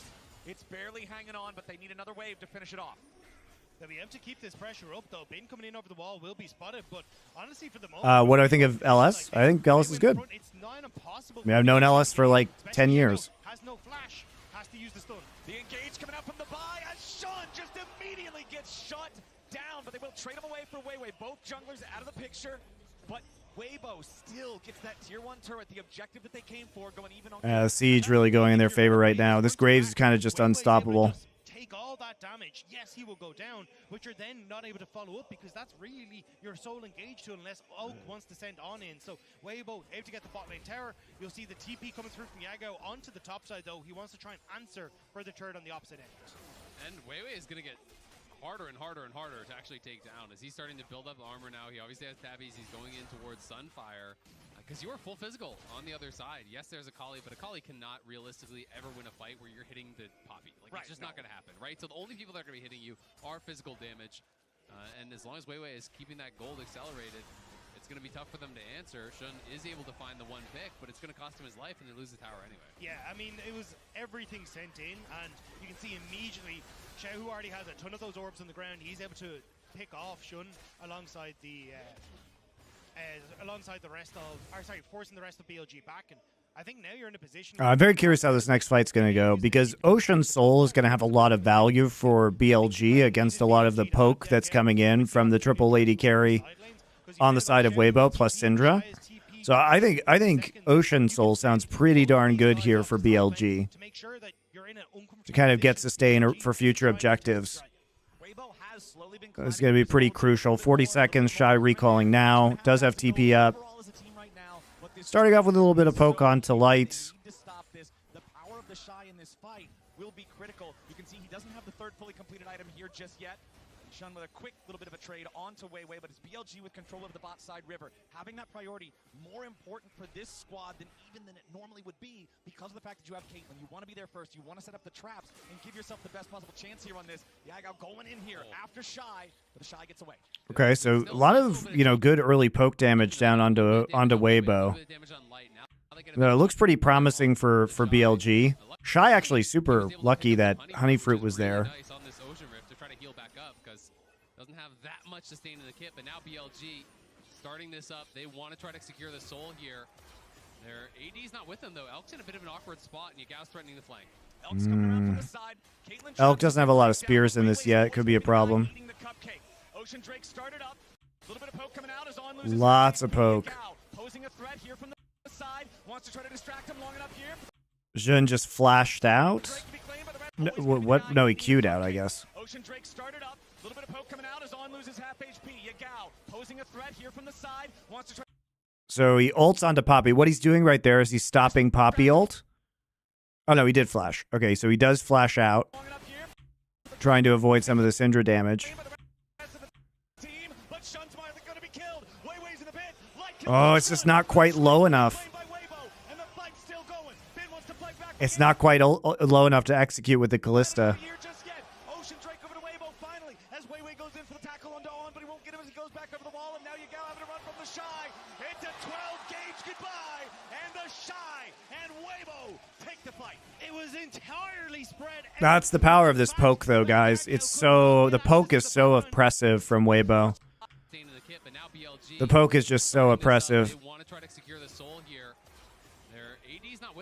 All right, the Caitlyn traps are good, and also BLG just didn't have the setup for this. They needed Callista here to get her earlier, because it just gives them so much time to poke, because there aren't any Callista spears in here yet, right? And you don't want a 50-50 versus the Poppy, and you're just taking a ton of Syndra damage. Shy is protecting the flank right there.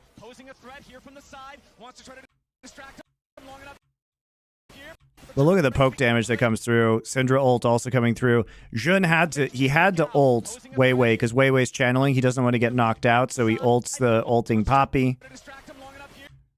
Right? He flashes out, still gets hit by Syndra ult. And it's just not low enough.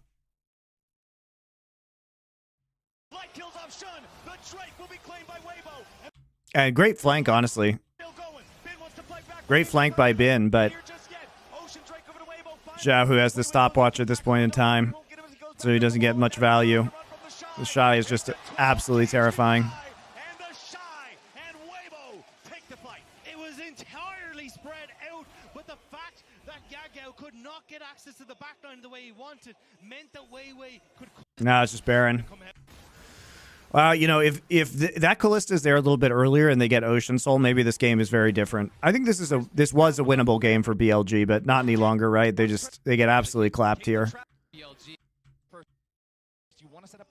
You know, you're looking at a game that was relatively even. They're about 2K gold behind, right? But they have all the dragons, so you know they have some gold value in terms of those stats.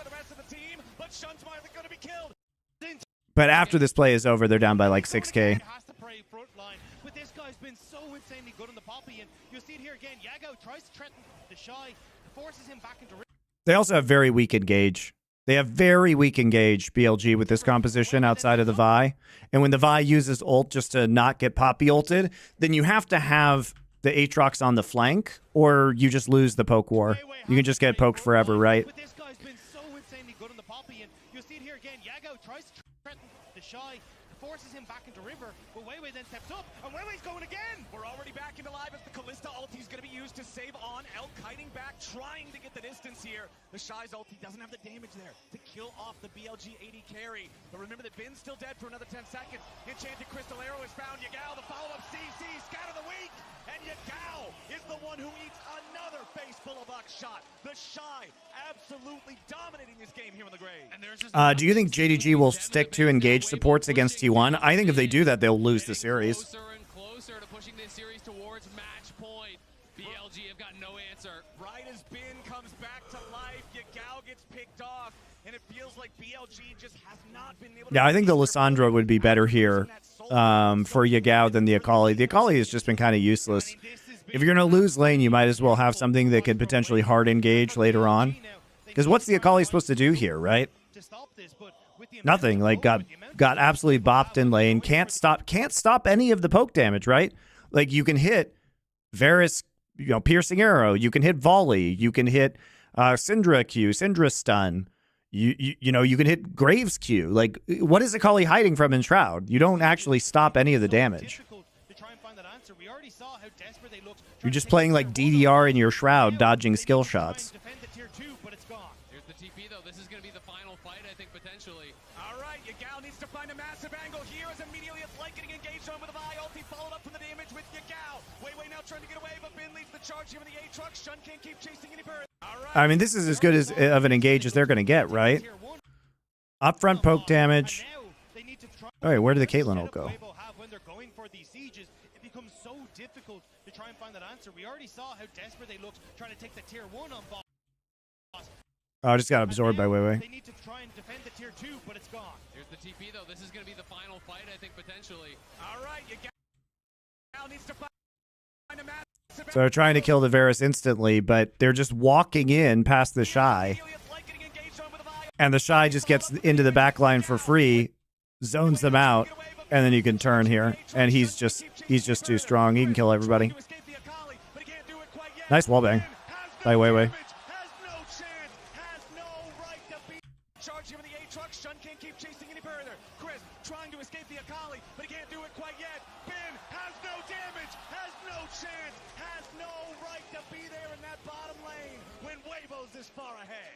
I think the Graves pick is paying off big time for sure. And that is not a sentence that I expected to say coming into this series today. 5-0 on the Graves. He decimates the backline. I think this Graves pick was really smart. And he's pushing Weibo further and further forward. He is completely Yeah, there's a really good team fight from Weiwei. Games from Weibo that came out with some really cool drafts and have decimated BLG. The Graves now so far ahead. You respect the attempt here because BLG cannot play the game slow. They were really betting everything on this Ocean Dragon. It didn't work out, so they go in for the engage. Light gets ulted onto, and the R1 there from Yagao connects. He doesn't even commit the E to actually get this kill onto Light, which was pretty nicely done. Then is able to get it on Chris. But the problem is, on the other side, the team is getting decimated. The Shy kills off Elk, and he is completely uncontested. So yes, even though Yagao is running rampant in the backline, the soul laners from Weibo are just so much stronger. The Xiaohu scat of the week there to stop Bin from being able to get that last little sliver of Do you know the Koreans call me Monty Kim? No, they don't. They call me Kim Monte. I know. Total control over the rift for Weibo. They're in a great spot. You know, this week I went to Legoland in Korea with my kid, and one of the ride operators was like, oh, "I know you." And I was like, "Yeah, probably." All the guys who worked there. The Shy controlling on this top side. He's going to be able to keep pushing in, put the pressure there. I imagine you're going to have Weibo as they reset here, start to look towards up and start having a better series. I think if they're going to be able to claw this one back, because this one is very nearly toast. BLG are going to have to try to get the Ocean Soul and see if they can claw something back, but I just don't think they're in a position to be able to do it. Yeah, that's what it feels like. It's a full send on the Soul. And it was actually funny. It was on my plane trip over here. So when I was flying over to Korea this time, one of the stewardesses like recognized me on the flight. Like she was like serving me food, and she like looks at me, and it was like a jump scare. She was like, "Oh, I know you." Thank you. She's very nice to me, but it's just funny. It's just funny.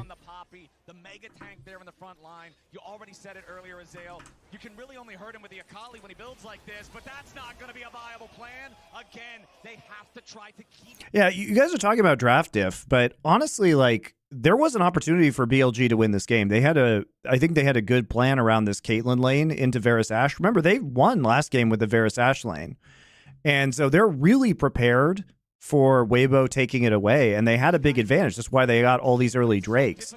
It's just this top lane went so badly, and they don't have an engaged champion. Like, honestly, if this was something different, if this is Lissandra, maybe, obviously you still get wrecked in lane, but maybe you actually can force some sort of engage that allows Bin to get in, because you've only got Viled, right? That's really your only method. I just think the Akali has very low value here because Shroud doesn't actually protect you against a lot of the CC that could be coming in from Ashe or from Syndra, right?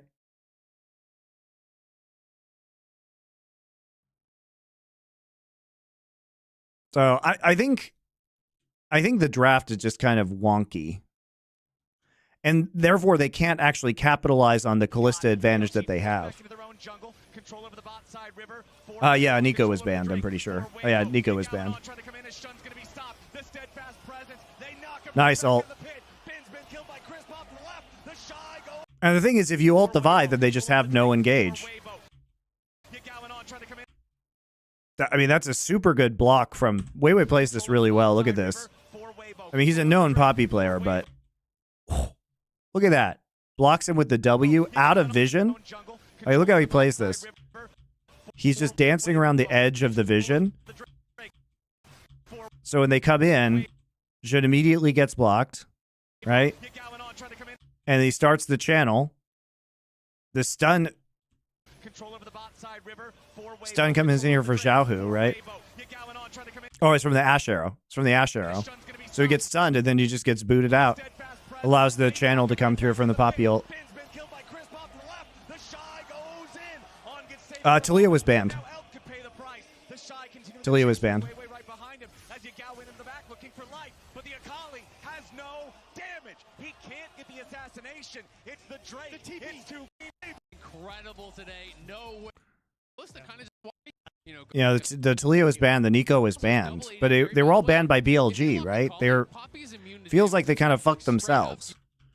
Matchup into the Aatrox, and if you play this well, you're looking at who would you can stack the IQ. They did hover the Lissandra very briefly there. You have really great playmaking, and when you're looking at who would ever attack you, it's the Vi and it's the Aatrox. It's double physical damage. People up on the. I think the Akali was just not it, guys. Double 80 carry, by the way. If they lock Akali, Poppy's immune to damage this game. Like, straight up, you are just not killing the Poppy. There's just no way Poppy's going to die this game. I feel like Weibo slammed them in draft. I'm going to be interested to see how this works out, but if you...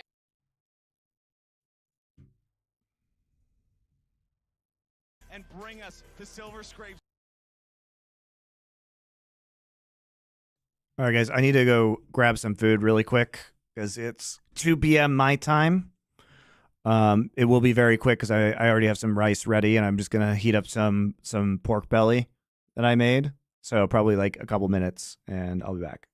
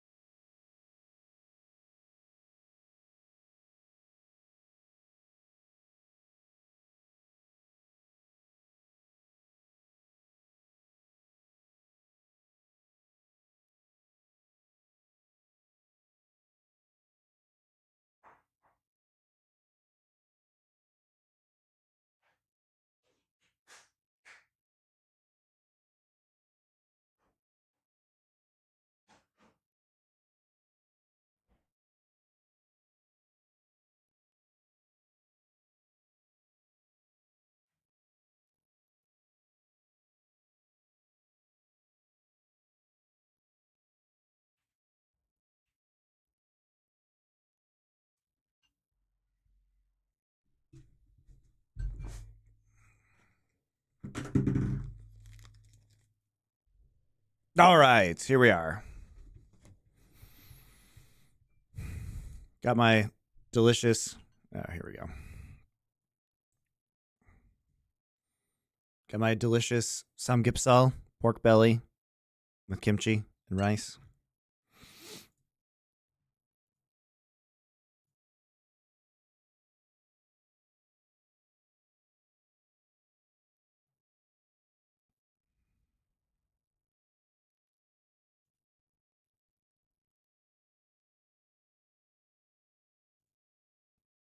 Homemade kimchi, no, but it's not commercial kimchi. My wife's parents bought it, ordered it, and gave some of it to us.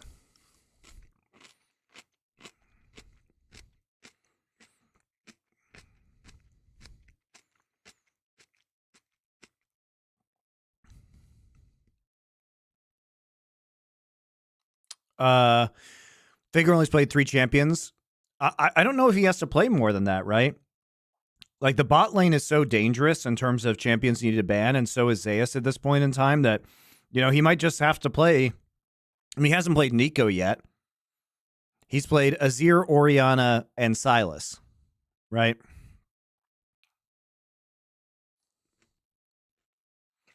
He can play Nico.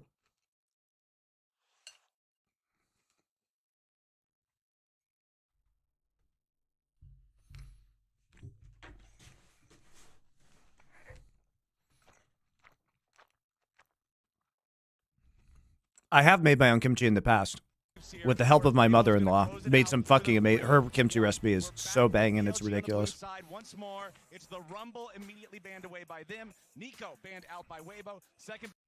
She makes really complicated kimchi though, with like Asian pear and oysters that you blend into a paste. So good though. They don't want Weiwei piloting that again. He was really good on the Poppy, but I do think so much of this series, you know, has been about the performance from the Shy in the top lane, as well as the drafting in the bot lane. So BLG now have got to win back-to-back games here if they want to be the ones to move on towards World Finals. They've beaten Weibo all 3 times that they have met in the LPL this year. Yeah. So for Weibo to win now would feel so bad for BLG. It does feel like it's a very different game, though, at the moment, right? Like, when you look back to when they played in summer, It was like, hey, we got things like Annie Mid, and Yako's been able to get out on the map and roam, but we just haven't really seen him get that opportunity in this game. And with the 1v1 happening and going so heavily in favor of the Shy, what is the answer? Is it... Are we really worried about R5 Bel'Veth here? The Orianna immediately in that first pick. So the thing that's interesting to me here is back in game number 1, we had the Jarvan ban, we had the Vi pick. All right, bit interesting because they've banned the Rumble. So I guess they're just okay with the Jax coming through, potentially. Like, so the last time we saw BLG ban the Rumble, they wanted to first pick the Jax, but now we've let the Orianna through, which means, like, I assume the Shy is going to try and take away the Jax here. You can substitute this into his line if you want. You can just flex it into Crisp, so you've got the opportunities to play either side. But, yeah, look... Sedge Jax, really strong combo, obviously, on the top side. This feels really good for BLG. Over to the Jackson, it feels like BLG are kind of going back towards more what was the meta style coming in from the group stage and going, hey, look, this is what was successful for us. Let's just try and play our style. Do I still think the finals will be one-sided? Probably. That's why I knew they were going Jax as soon as they locked us at 20, so they do change up the picking order from the last time that they were on blue side, where they actually first picked the Jax. This time, the Orianna wasn't banned, so they grabbed that because the Vi was banned out. That would have been the change for Weibo on the red side. So they are going to have that incredibly strong top lane pairing. The Rel comes through. We are assuming that this is going to be Weiwei's pick, of course. Yes, there is, in theory, a chance that it's going to be Ashe AD and it is going to be Rel support, but we're working under the assumption Take away ahead on the side of Weibo, and they're saying, all right, what would you try next? What would be the next kind of evolution of this? And so that's smart. I think the Tom Kevin ban is very smart into Ashe. It's a really strong yes. answer that Tom Orianna, you do generally want some sort of engagement. So no more Caitlyn or Kalista Ashe. So still could be Varus Ashe. I think you need to play this is like, it's so rare, right? But you play Cleanse Quinn into the Jackson top lane, it is incredibly difficult to play. All right, so this is what I wish we had seen Keen do earlier in the tournament. I talked a lot about his Quinn into Renekton, but Quinn into Jax can be very strong as well. The Quinn in the LPL into the Renekton, and now we're getting to see it here. In the driver's seat, the Shy is the guy with the hot hand. He's been crushing this series. He's my MVP. I don't know about the series Renata so here. So give him this pick. Give him this ability to try to outplay. I guess you have low mobility on the Ashe and the Syndra. That's better. Yes, yes, yes. Okay. The Bard here feels a lot better just because some of the long range you may not actually hit with hostile takeover, right? And yeah, so you might not actually hit with a hostile takeover, but having the Bard against the Ashe and the Syndra feels really good. I think Bard is so incredible at setting up these engages. When I look at Ashe and I look at Syndra, you can also set up for really good counter strikes or chain CC with Sejuani and Jax. Kind of point and click the ulti on their bot lane too. Ashheimer, we're back to it, guys. It's last year again. BLG could dominate later on potentially, but the question is, can you get there? Because the top lane 1v1 very difficult. Double saying was one of the coaches of these teams. Danny was the coach for T1 that did the 10-man roster. If you can get Shun up towards that top lane and kill off the Shy, force his cleanse, you can all of a sudden take those all-ins. You can win 100-0 plays as the Jackson in this matchup if the Quinn does not have his cleanse. So it's going to be really, really interesting. And maybe he's not even going to go. Maybe he'll just play that TP style or Ignite or something else. But, you know, generally when they play it against Renekton and generally a getaway way to play. You can just deny things this flat on over and over and over. And they're going to be playing for this side lane brush in top lane. In these melee versus range matchups, it is ridiculously important to be able to deny that ward and get it for your team. Oh, he's in some trouble here. Bin's made his way up. Counter-strike coming in for the stun. Weiwei gets away with a crash down.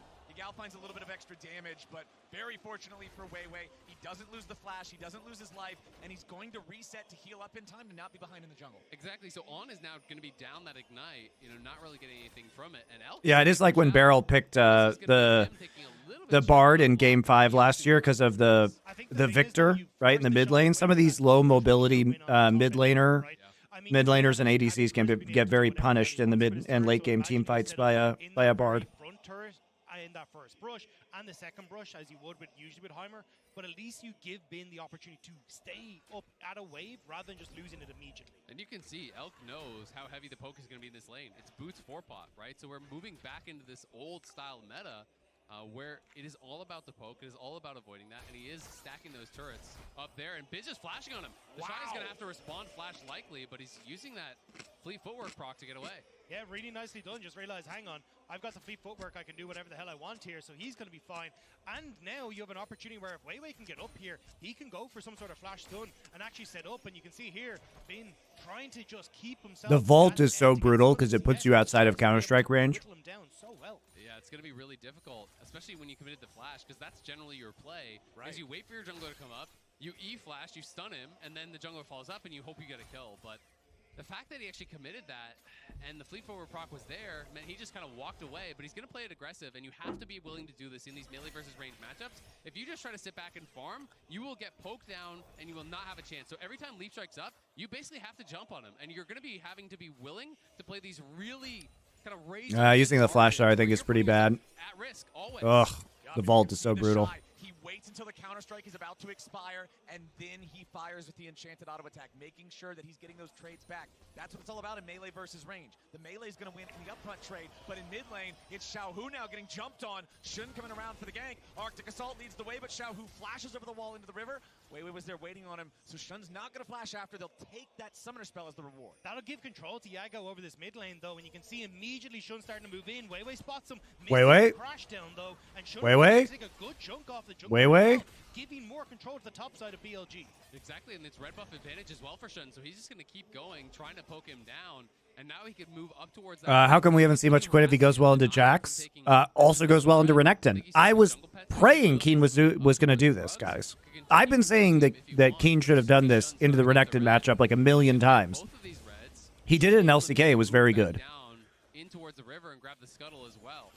It's very hard. The thing is about Quinn is that it's very, very hard to play her as a professional team in the mid and late game because she's really, really, really difficult to team fight with. And you can get ahead on the top side, but if bot side gets ahead, your enemy bot side, and they start stacking Drakes, then you're going to have to team fight with her at some point in time, right? You're going to have to team fight. Now, Keen was really good at playing her in team fights, but it's an uphill battle. Look at where that wave is stuck. So that's why. Like, you can win lane, but you know, if their bot lane's winning and they're threatening like a 23-minute soul, it can be really rough. We'll leave Elk still struggling in that bottom side. Although, as I say, struggling, he's doing all right when it comes to get to TS. this. Oh no. Okay, yeah, there we go. Yeah, that's nice. Just delay the recall a little bit. The wave is stacking and going towards him, so it's not going to be the end of the world. But Elk, oh, nice sidestep. Very clutch there. Needed to avoid that stun. If you hit that one, the follow-up's going to be devastating. And that was really quick because he swaps to the red gun, uses the Q for the speed up, and then sidesteps. So if he doesn't get that movement speed, he actually gets stunned there and could have potentially died because I think Ignite plus the extra autos that would come through. I mean, it's cleanse, At the very so least, he's going to have to use cleanse, flash away maybe, so it would have been a rough spot. But nicely done there by Elk, managing in a pretty tough spot. Yeah, and at the moment, I will say for BLG, they're doing a good job of managing what wave we're trying to achieve. So, Bin burnt his flash, but because Shun has been active on this top side, it's made it difficult for Weiwei to really try and contest. The Smite steal for the level up, though. That one hurts a little bit, but it's still, again, you're keeping control for Shun on this top end, but Elk is going to need some help in a little while. This lane is going to become more and more oppressive. Crisp is doing a really good job with the rockets, tagging him multiple times there. And you can see that Shun is not covering any potential dive on top side. This is kind of similar to what happened in that last game where it was the Jax. He didn't cover and then ended up having Bin get really punished on that dive. In this case, we know, of course, that Weiwei has based. And Shun is going to be fine to continue clearing down towards bot side, but with the bouncing wave, it's in an awkward spot for Bin. And with Light and Crisp having this control over the bottom lane, every time we pan down here, we're seeing Elk take big chunks of his health bar. That's a really good sign for Weibo, considering as these games have been the top lane severely favoring them, it's been Elk and On that have got the better of him in the bottom lane the past couple. I will say, though, like, this is kind of the Chris special in the LPL. He's still one of the few support players that is willing to bring out the Heimerdinger, and he's putting in good work. So I think now that Light and Crisp have that opportunity to play that little bit more aggressive, you'll see them leaning over towards, as you can see for Weiwei at the moment, things like Dragon, getting control there. And as long as BLG aren't getting their hands on Dragons, it becomes very difficult for them to force team fights that would then lend itself in towards Bin being a bit more useful, being able to play towards their compositional strengths, and it'll open up the Shy to be more of a nuisance. Well, just look how there's no vision on this entire top side for BLG. So Bin cannot play to it. We know that Weiwei is actually doing the Dragon, and now he gets the message, but he couldn't push in the wave. He actually had to back off, and he's going to have to spend his TP on a completely screwed top wave to try to crash that in, because he didn't have any info on where Weiwei was. So it's definitely a tough spot now for Bin. Spends that TP, is walking back, and we'll see if he can fix it as they're taking Dragon. They're taking Dragon, but Weiwei's at half HP. Yagal's rotating over. Shun ready to come in over the wall. Weiwei should drop here. The flash has already been used. He wants to try to re-engage, but they have the damage to bring him down. First blood money goes over to Elk, and now Crisp has to try to flash to get away over the wall. Shun's in hot pursuit, and he needs a little Stun. bit of CC. The Heimerdinger is stunned up and gunned down. Chain CC'd into the wall. Weiwei at the moment. It's Bin being a bit more useful, being able to play towards their compositional strengths, and it'll open up the Shy to be more of a nuisance. Well, just look how there's no vision on this entire top side for BLG. So Well, Jun makes an adjustment, actually. He wasn't planning to go over to Drake, but then the call comes in once they see it, and Jun wants to be able to fight this. Nice magical journey, does a little bit of harassment, doesn't take poke in response. They have the inside track in the mid lane. By the way, Ori just completely smashing this matchup against Xiaohu. Like, I just don't think Ori just wins all lanes now. Like, we've seen Ori win every Azir lane, even though Azir is allegedly a counter pick, right? Just smashing Azir. Now smashing Syndra. Now, part of this is obviously that they blew Xiaohu's flash early, so Xiaohu just can't play aggressively. But that's always a risk when you play Syndra, right? Ori level 6, Xiaohu level 5, no ultimate. So Yagao was probably saying, like, I'll be 6, I have the inside track, I can go in.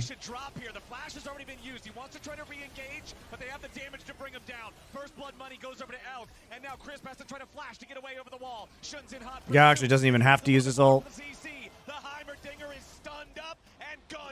Just gets to save it. That's so nice. Now I can use it in lane just to harass Syndra. For Elk is such a big deal, putting him nearly 700 gold ahead of Light. he's in this position where he's supposed to be the one taking that punishment, getting beat down on the bot side, getting him first blood, and the second is huge. But this is where we start to see the faults of Weibo coming back to bite them. They didn't need to fight that. They didn't need to overextend. They got the dragon, get the hell out of dodge. But instead, they end up giving those kills across because they think they can take the fight. And BLG are happy to get some gold onto that bot side. Yeah, I mean, it's tough, right? Weiwei is really low in this position. You know, and I think Weiwei's dead here 100%, but the rest of them didn't have to stick around. Lose that one kill. I don't think he's ever going to get out, but I agree. Chris could have just ran for the hills here early on, and he would have likely been out scot-free. Instead, does go for the flash. The follow is there from Shun. And I think it's worth at that stage, right? Again, dragon stacking is a big protocol here for BLG, and now topside. Oh, Bin's going in. The Shy tries to get away from it. He'll survive the all-in attempt. He knows he can't go much further than just those couple of auto attacks here for the follow-up. As On wants to go on a magical journey. He takes a lot of damage, but he gets away in time. Light down to 400 HP too, as Elk has the red-white guns. No and flash. Chris Oh, Chris. Elk just follows him through the tunnel. Oh, there's nothing you can do there. Elk is huge now. The sky there. Elk on a killing spree now in the bot lane, and Bin. You're surprised by the Heimerdinger pick? Nah, we've seen some Heimerdinger at Worlds now. From Bin, where he TB back and try to fix it. The Shy kind of overpushed, and the I think it makes sense if you want to bully people in lane. And it meant that the Shy had to push up to actually try to fix his wave. And then from that situation, he was able to look for the all-in, trade flashes. And now, if I'm Bin, I'm calling for my jungler. Get up here, get up towards top, kill this Quinn, and put me in a position where I can take some plates, and then you can own that top lane. All right, and that's what I was going to say. Take the fight at Rift Herald here as well, because the Shy without Flash isn't going to be able to enter this fight, because you can immediately turn a Shun. You can set up with Yagao. Like, this is where it becomes really What time is it in Korea? 2:30 p.m. Set up for the Quinn, so now Bin going to be in a position where they can give some of those resources back, especially with Elk having 3 kills on that bot side. He doesn't need as much. We've been seeing fights for these Rift Heralds in this series, but that one has no... Am I a fan of the level 4 Heimer roam? There were no flashes available for any If Mickey X does it, yes. If Mickey X is doing the level 4 Heimer roam, I'm all about it, man. Mickey X and the top side is Heimer, God play. Anybody else? No.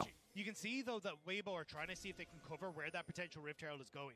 Moving light towards mid to try and hover there for a second to collect the wave, but he's going to now move back towards bot side. But honestly, if I'm Shun, I just go, right, I'm going to clear out my top side jungle, wait for Bin to slow push this wave into the top side, and then we crash it with On already having pressure here. And the Shy can't really do anything about it. Even with Weiwei here, a good ult from On, if he hits that level 6 before it comes up, will change everything.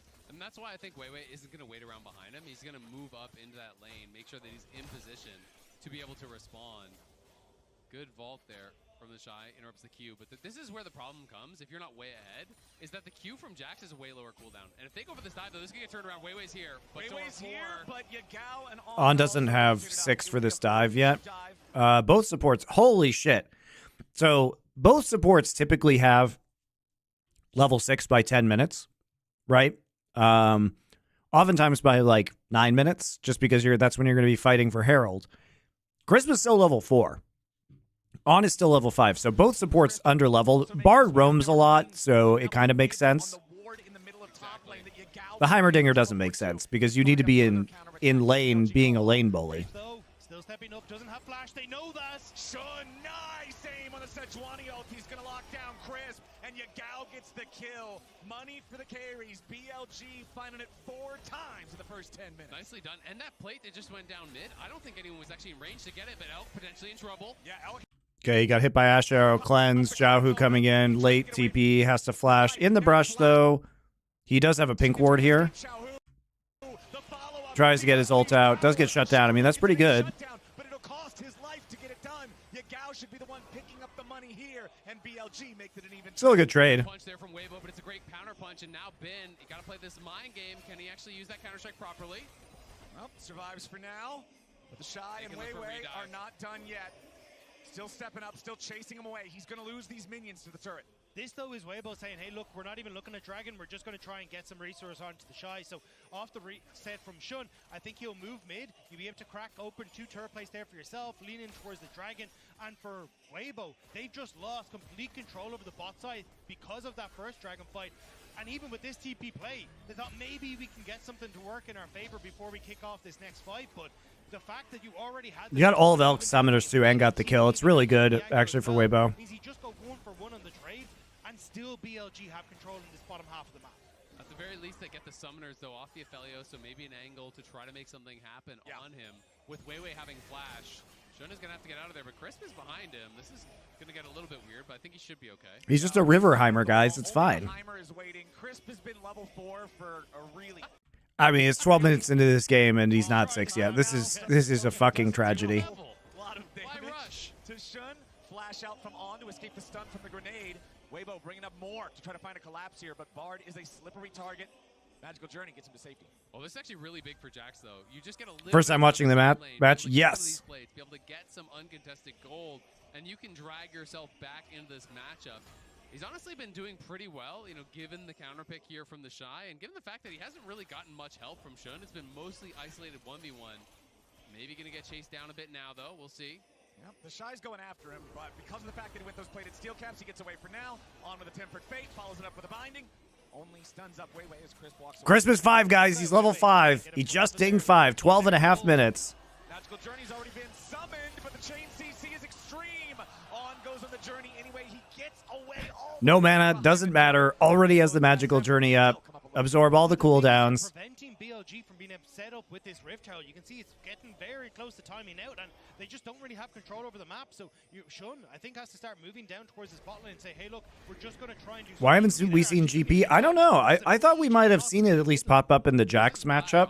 You can go these tankier builds, right? He's going Relic Shield, not Spell Thieves. Especially from, like, Doran. Stunned up. Arctic Assault back over the wall. Has to flash away so the Syndra can't follow it up with anything else. Unleash power on its own was not enough to secure the kill.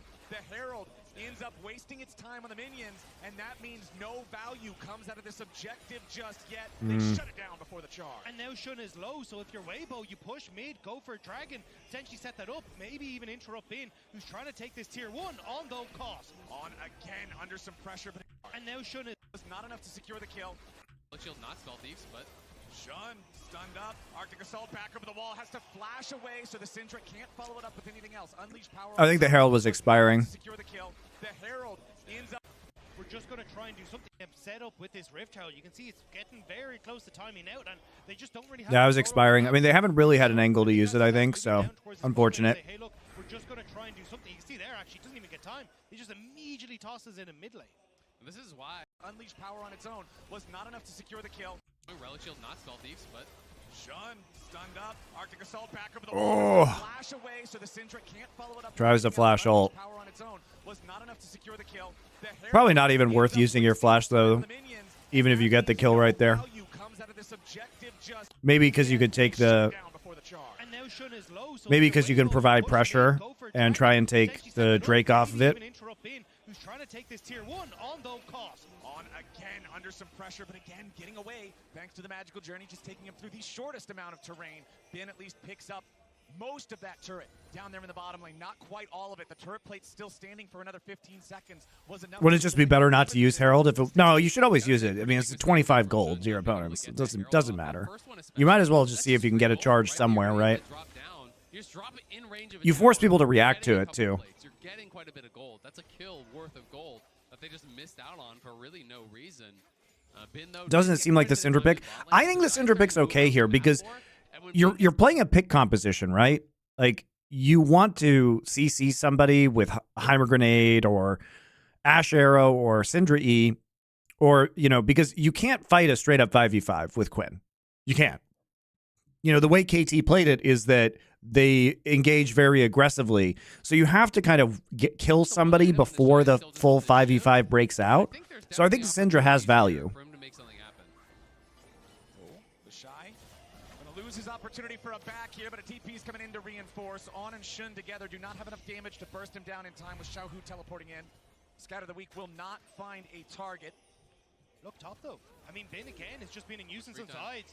I mean, that was more to see if they could catch Xiaohu, I think, on the reset. That's not really going to do much, but I think the big problem is, the Shy on the reset, but the problem is this Static Shiv Quinn isn't far enough ahead to take over the game, and if you're not in a position to take over the game, Bin is just going to outscale you. Bin is going to do more in team fights, and look at where the position is now. Weibo can't even contest the dragon that they looked like they had full control over.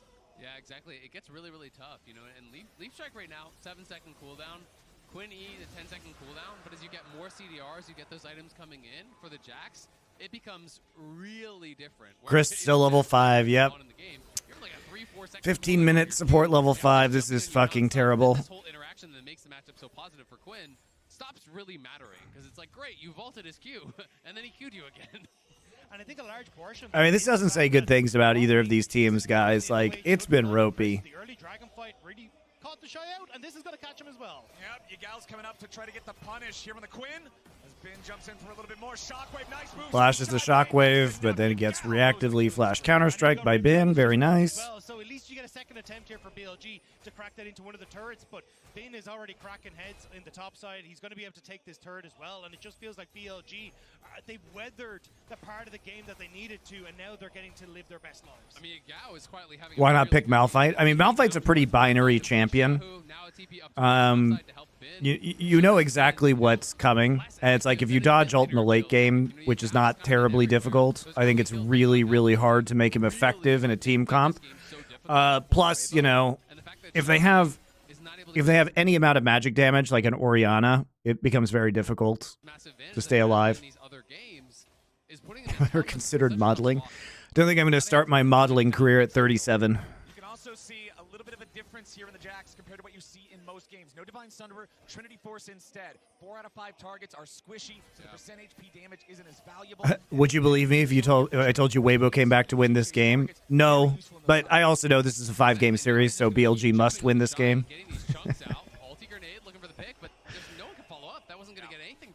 But it's just the game state. Like this isn't like some of the Quinn victory games that I've seen, particularly from KT. It's very, very difficult, I think, to play from this position with their comp.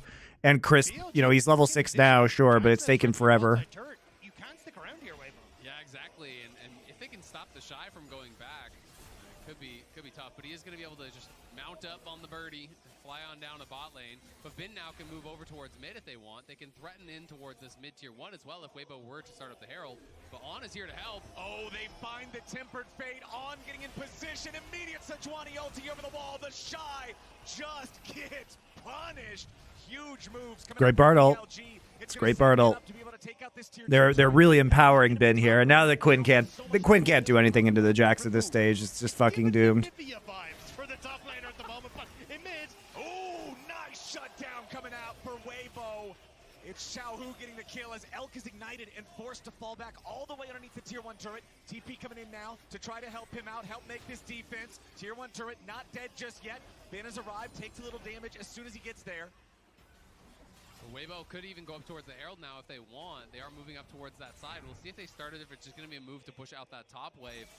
But On has been so good on the Bard this game. Weibo did surprise me in some ways with their performance this match, but the series also has further reinforced how much Genji flopped. Yeah, it's not looking good for Genji right now, right? Mercs to deal with a lot of the CC. I think we're going to see quite a few pairs. We already have 3 done on BLG this game. Oh, yeah. And they are looking really, really good.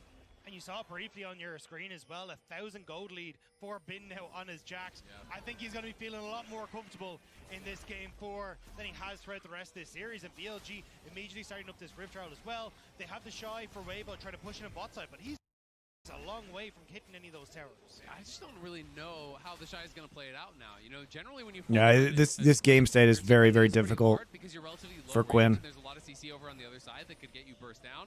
You can't win the 1v1 against Jax. You have to win the game versus by translating your lane advantage into better map mobility and picking off people, right? And neither of those things have happened. Like you have to use Quinn's move speed in order to push a side lane and then still show up to objectives without burning TP, force them to burn TP, and then you have perma TP advantage. You're looking to use the speed that your ultimate gives you to move around the map because you're not strong in an even fight anymore. But that's why I think things like the Bard are such a good answer here, because you can slow down that opportunity by ulting your ally to make sure they're safe, or even using a magical journey to travel your team around the map to try and match some of that speed. So this just becomes incredibly difficult for the Shy to try and operate. And from this position, BLG, yes, they don't have the dragons, but you've got a Baron that's going to come up. They can start to force team fights. They can start to play for vision. You just don't have the control you need for this team and this Weibo. Yeah, and I think if Weibo aren't set up first, any objective that you try to walk into where BLG are already there, you're going to force the flash from Xiaohu or Light so easily with Onzal. And if you don't have that, you're just dead. I don't think there's really much of an ability for them to kind of protect and keep people away. Ooh, tempered Swing phase. and miss. Not going to connect that one, so Weibo will be happy with it. The Shy trying to use that speed again, jumping in after Bin, chases him through the leap strike away back to his own minions, finds a little bit of poke, but meanwhile, the Rift Herald summon up in mid lane. Unlike the first one, this one's gonna get the charge. Tier 1 turret finally breaks. That's Transition straight into a third Drake. Yagao was pushing bot lane, and now they're going to TP on the Shy. The Shy's the target. Magical Journey coming out for On as they immediately arrive with a TP from Yagao. No Guys way giving out all the there. resources to Ben at this Arrows point in time. come a long way away, but it's not enough. Another kill over to BLG, 8-2 now. 3 straight TPs from Yagao, resulting in kills. Mr. Worldwide for BLG right now. Just every time I just think his name Toothpaste, and I'm just like, Robot Toothpaste. It's like, Well, man, the big Toothpaste brand. dominated in the bot lane, keeping things clean and sparkly in the top lane. And he's got teeth now as well. He's got a couple of kills himself. But for BLG, just give him the opportunity to go for Dragon here and get something as well. So for Weibo, I just don't know what you do here. As you can see, the opportunities to try and play for side lanes is just completely out of control. Bin is massive with 2 items now completed. You were talking about, hey, look, getting that cooldown on the leap strike. Spear of Shojin going to help out with that perfectly. Game was over since Quinn took TP and not Ignite. It's so tough, right? I think you're just looking for picks. You're hoping that I mean, he was doing fine, but on a squishy target and burst them down, right? And BLG has played well into it by collapsing on him constantly. it's very, very difficult. And, you know, he doesn't have This is how Quinn wins Keen's matchups, is you have to macro force sense play. about how to So play you can't this. play slow, or Like, KT is very good at this pick because they play around it really well as a team. That's kind of how it works. So you expose yourself to getting a That's why I wanted KT to do it, man. I didn't want fucking BLG to do this. Or Weibo, rather. It's been about Yagao and it's been about On. Yeah, and I think it's amazing to see Yagao kind of have these moments, because we just said coming into this draft, hey, look, the whole story for the summer matchup between BLG and Weibo, and a lot of BLG was Yagao getting onto his roaming champions where he can be a Talia, where he can get an Annie, start to roam, have an impact in side lanes, and set up for Elk, set up for Bin to be the main stage carries. Now, Orianna, not the traditional sense, but as you've been pointing out, Azale, the TPs from Yagao have been crucial in keeping control in this game. Exactly. Orianna, not a roaming champion, not with that attitude. Yagao will show you. Man, it's a big, big difference all over the Rift. We're talking about having the second completed item for the Jax. In the jungle, it's the Abyssal Mask, already done for the Sejuani. Yes, I know the results before watching. Damage to the Ori and the Jax too, because remember, he's a split damage champion. Where am I at the moment? I'm in Incheon in Korea at the moment. I'm going to stay here for a bit and go to Denver. Baron is up, and they want to scare Weibo into having a check and make sure they're not doing it. And I mean, for BLG, it feels like they're trying to power some of that 2020 Suning to see if they can try. Need my kid to be in Korea for a while so he learns him some Korean. Being there on training under Sword Art to now be popping off on the Bard as well. I think this is where BLG, as long as they can play it slow, as long as they can keep control over this Baron, they should be able to push us towards that game 5. We have to take a step back and realize that this is now, assuming this goes to chalk, you know, BLG have a big advantage. They're looking like they're favorites for this game. If they win, that's 4 straight blue side wins, and it's 4 straight dominant wins from blue side. None of the games have actually been very close. Going to Denver in February. Any recommended food spots? Yeah, I'll get to it after the game. For game number 5.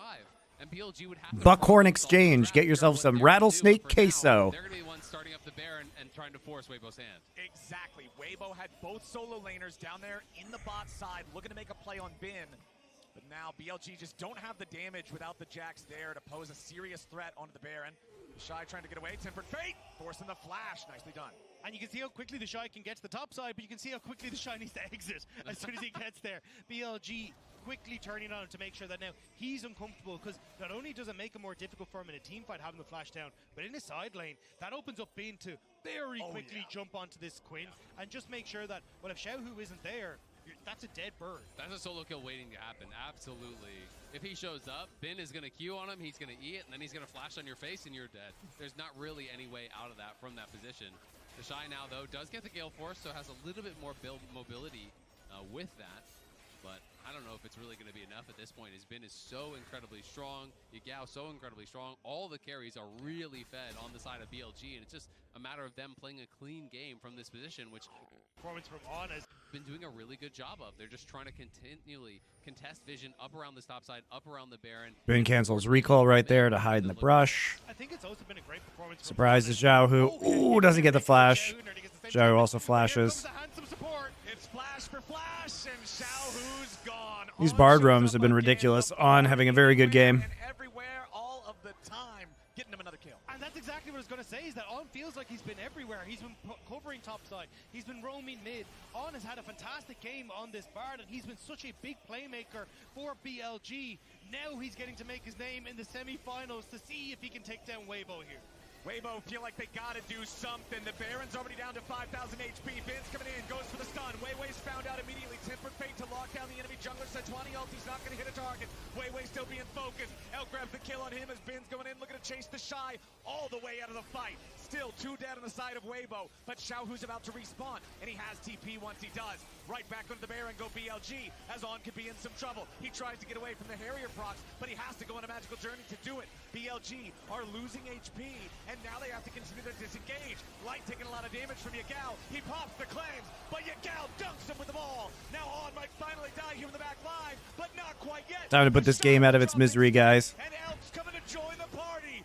BLG only loses. Crisp casually 6 levels lower than Ben at this stage of the game. Just going crazy. It's Yagao for BLG. Popping off, takes down Light, flashes in aggressive into the bot lane. In the 1v2, makes it happen. And BLG onto the Baron here. Bin gonna be zoning out Weiwei. There's no way in. Yep, it might be full HP versus 20% HP, but Jax versus Rel, that's going to favor Jax every single time. Hit him with the helicopter and take the Baron as the prize. BLG are primed to win this game. You back communication on ult, but I really like the Bard pick here. It's been played very well. And they did a very good job of just shutting down the Quinn pick and prioritizing getting Bin back into this game. And waiting for these cooldowns to come back up so you can actually start to turn this fight once more. Forward, finish off. Actually, up for The Shy had to use On again, just so slippery on the ball. And that should end. The Nexus turrets are reduced to dust, and we are going the distance. It's time for The downs of both of these teams. Weibo back. entertaining us here today, my friends. I wouldn't have it any other way than a game. All right, restaurants in Denver. I would go to, so the Buckhorn Exchange is the oldest restaurant in Denver, and people like Buffalo Bill Cody, you know, apparently ate there in the late 19th century. They have every kind of meat. You could eat yak steak there. It's just like there's taxidermy all over the walls. You could have rattlesnake queso. They have like, you know, cowboy singers. It's hokey, but it's fun. It's hokey, but it's fun. I'm here in Denver. No, but I will be. Eventually, that's where I'm moving. The best margarita I have ever had is at a restaurant called Machete. It's a taqueria. It's a taco restaurant. It's right across from Union Station in downtown Denver. They have a mezcal float margarita that is fucking insane. And they have great Colorado lamb tacos. Their tacos are all very, very good. I have heard Casa Bonita is good now, so if you can go, you should go.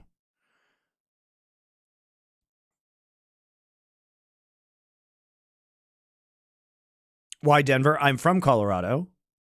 My parents live in I'm from Fort Collins, which is 60 miles north of Denver.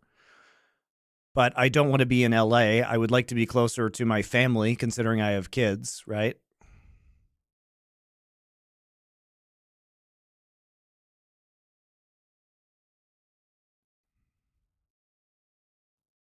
And I want to go skiing more. Doa is in Minneapolis.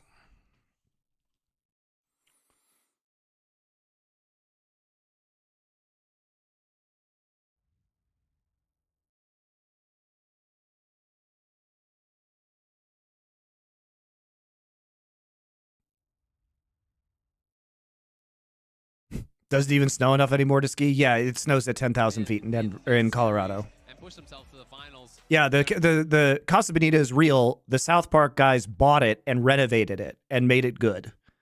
Apparently, I grew up going to Casa Bonita, guys. I grew up in going to Casa Bonita as a kid. Epic or Icon Pass. I had Icon in California because we went to Mammoth, but I might switch to Epic in Colorado. No, Doa he's a Packers fan.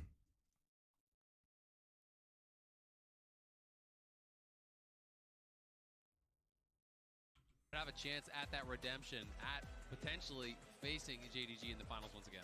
All right. I thought the South Park episode of Casa Bonita was hilarious because if you had grown up going there, you know, I think in the hearts of Colorado children, it held a very special place. That's probably got to be what it is. You can see over on the other side those AP solo laners, the Rumble, Interesting to see a blue side Silas ban. the Orianna taken off the table. And now the question is, do you say, all right, do we ban it? Like, you know, you have to kind of wonder what is the response going to be, because this does Traditionally work. So they clearly want to first pick Maokai here. That's the only reason I think you blue side Silas ban. Take the Maokai. it's like it's such an obvious him. So they feel like they have to take the Jace, I think, just so that the Jace Maokai combo doesn't happen, especially when they don't have a Silas to kind of deal with it.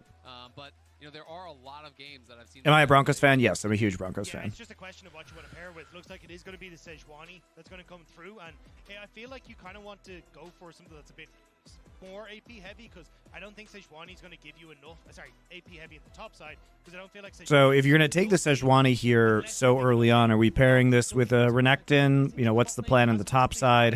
It definitely is an LP. Kalista Xayah still perfectly viable. Now the question is, what is your answer? Because you can draft. All right, you take Renata Glass. So this is really, I think, just a deterrent against taking Renekton as well.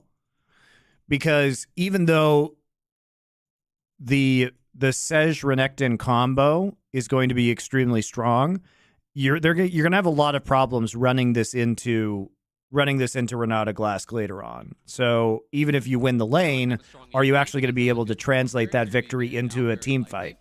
So I'm super curious to see where they want to go.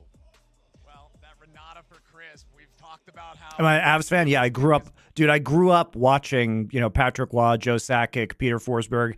My childhood bedroom, I had a Patrick Waugh poster on my wall. I had a Joe Sakic jersey. Been how afraid everybody's been of it, but they're going to lock it in. The response is Cassante, the last lock-in for BLG before the second round of bans come through. And I think that's a good call, because as you were just saying, we're not really seeing tanks across this series, but a tank that is very good is the Cassante. So taking that opportunity away, if you are going to go somewhat AD heavy, is going to work out well. And it does kind of give you that strong front line as well. Oh, you love the 90s rivalry? Have you seen the Unrivaled documentary, the 30 for 30 that ESPN did? I mean, I watched all the games of that era. And like I was a huge fan of that late 90s, early 2000s rivalry between the Wings and the Avs. And that documentary, guys, even if you don't like hockey, watch Unrivaled.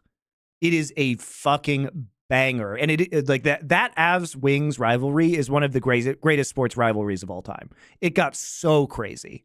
Like bench emptying hockey fights, you know, private security details to protect the players from fans when they were in each other's cities. Like it was wild.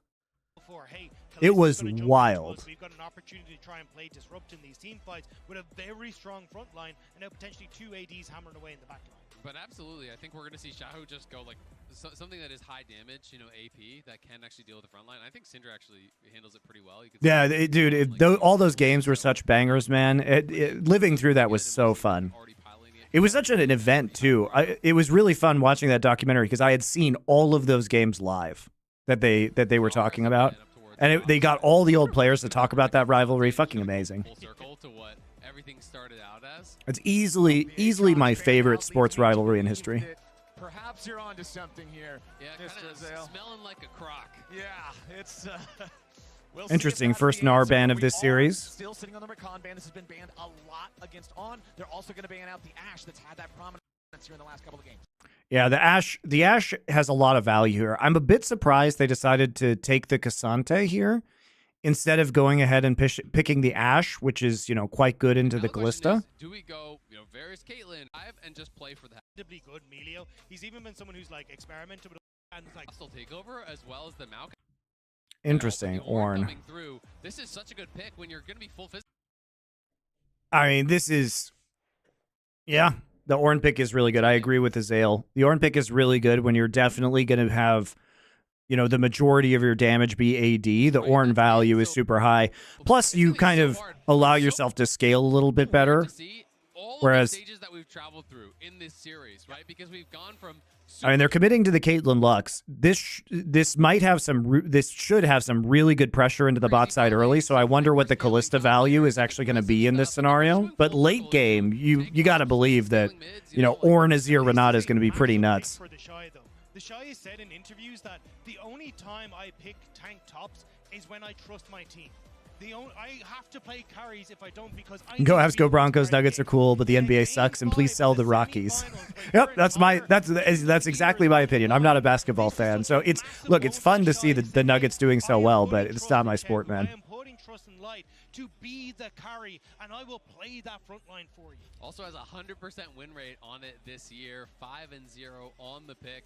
But it's been so interesting because there's been multiple LPL top laners that you're expecting more of that kind of tank style from. Obviously, Cassante has been really big all worldwide, but 369 as well was like Mr. Thoughts on the Renata pick here that early?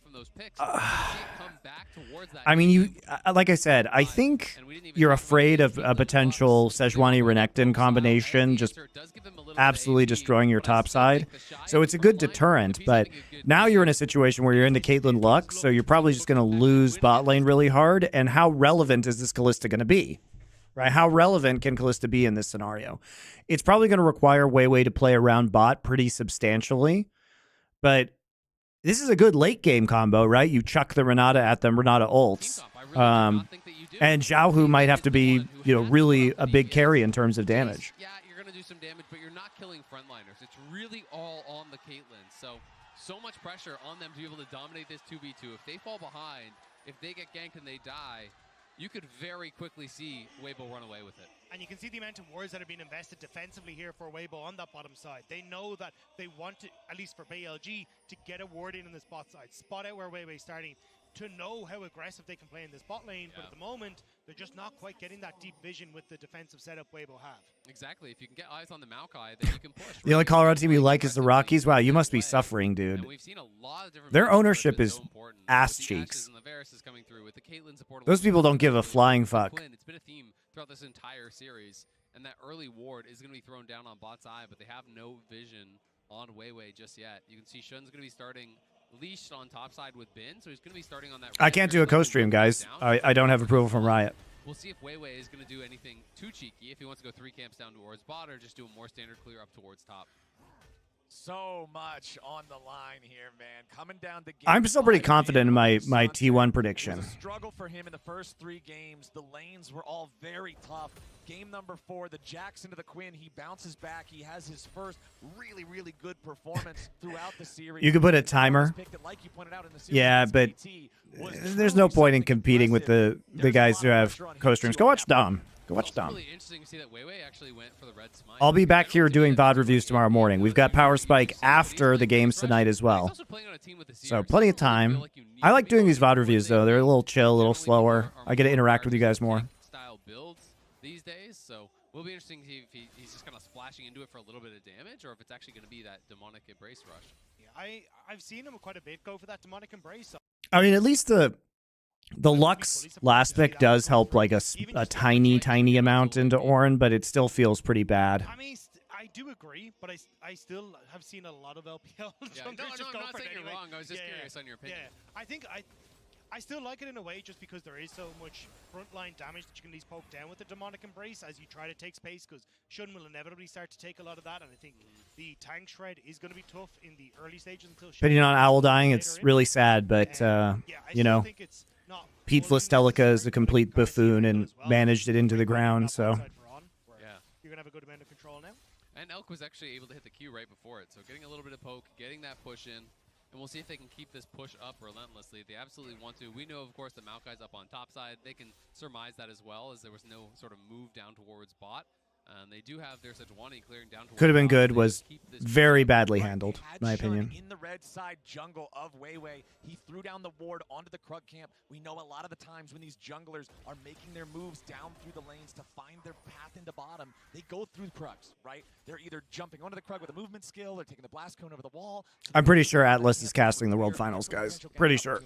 Does mean that Weiwei's going to have a little bit more tempo, though, because he didn't spend any time doing anything except farming. He went 6th camp, scuttle, base, right? Whereas Shun, you know, is just now finishing his 6th camp, is going to do the scuttle, then he's going to recall. So he's going to be a good 30 seconds behind the pace of where Weiwei is. So we'll see if Weiwei does just kind of charge out straight towards bot lane, because it doesn't look like he's heading to his Raptors that have respawned. So he may be looking for some sort of a lane gank angle, or at least covering his bot lane as Light and Crisp do try to push out. All right. Just taking that long. That was a very comfortable early game for the Ornn. I mean, the more Weibo can slow this game down, the better off they're going to be, right? He does get actually detected by the Scryer's Bloom.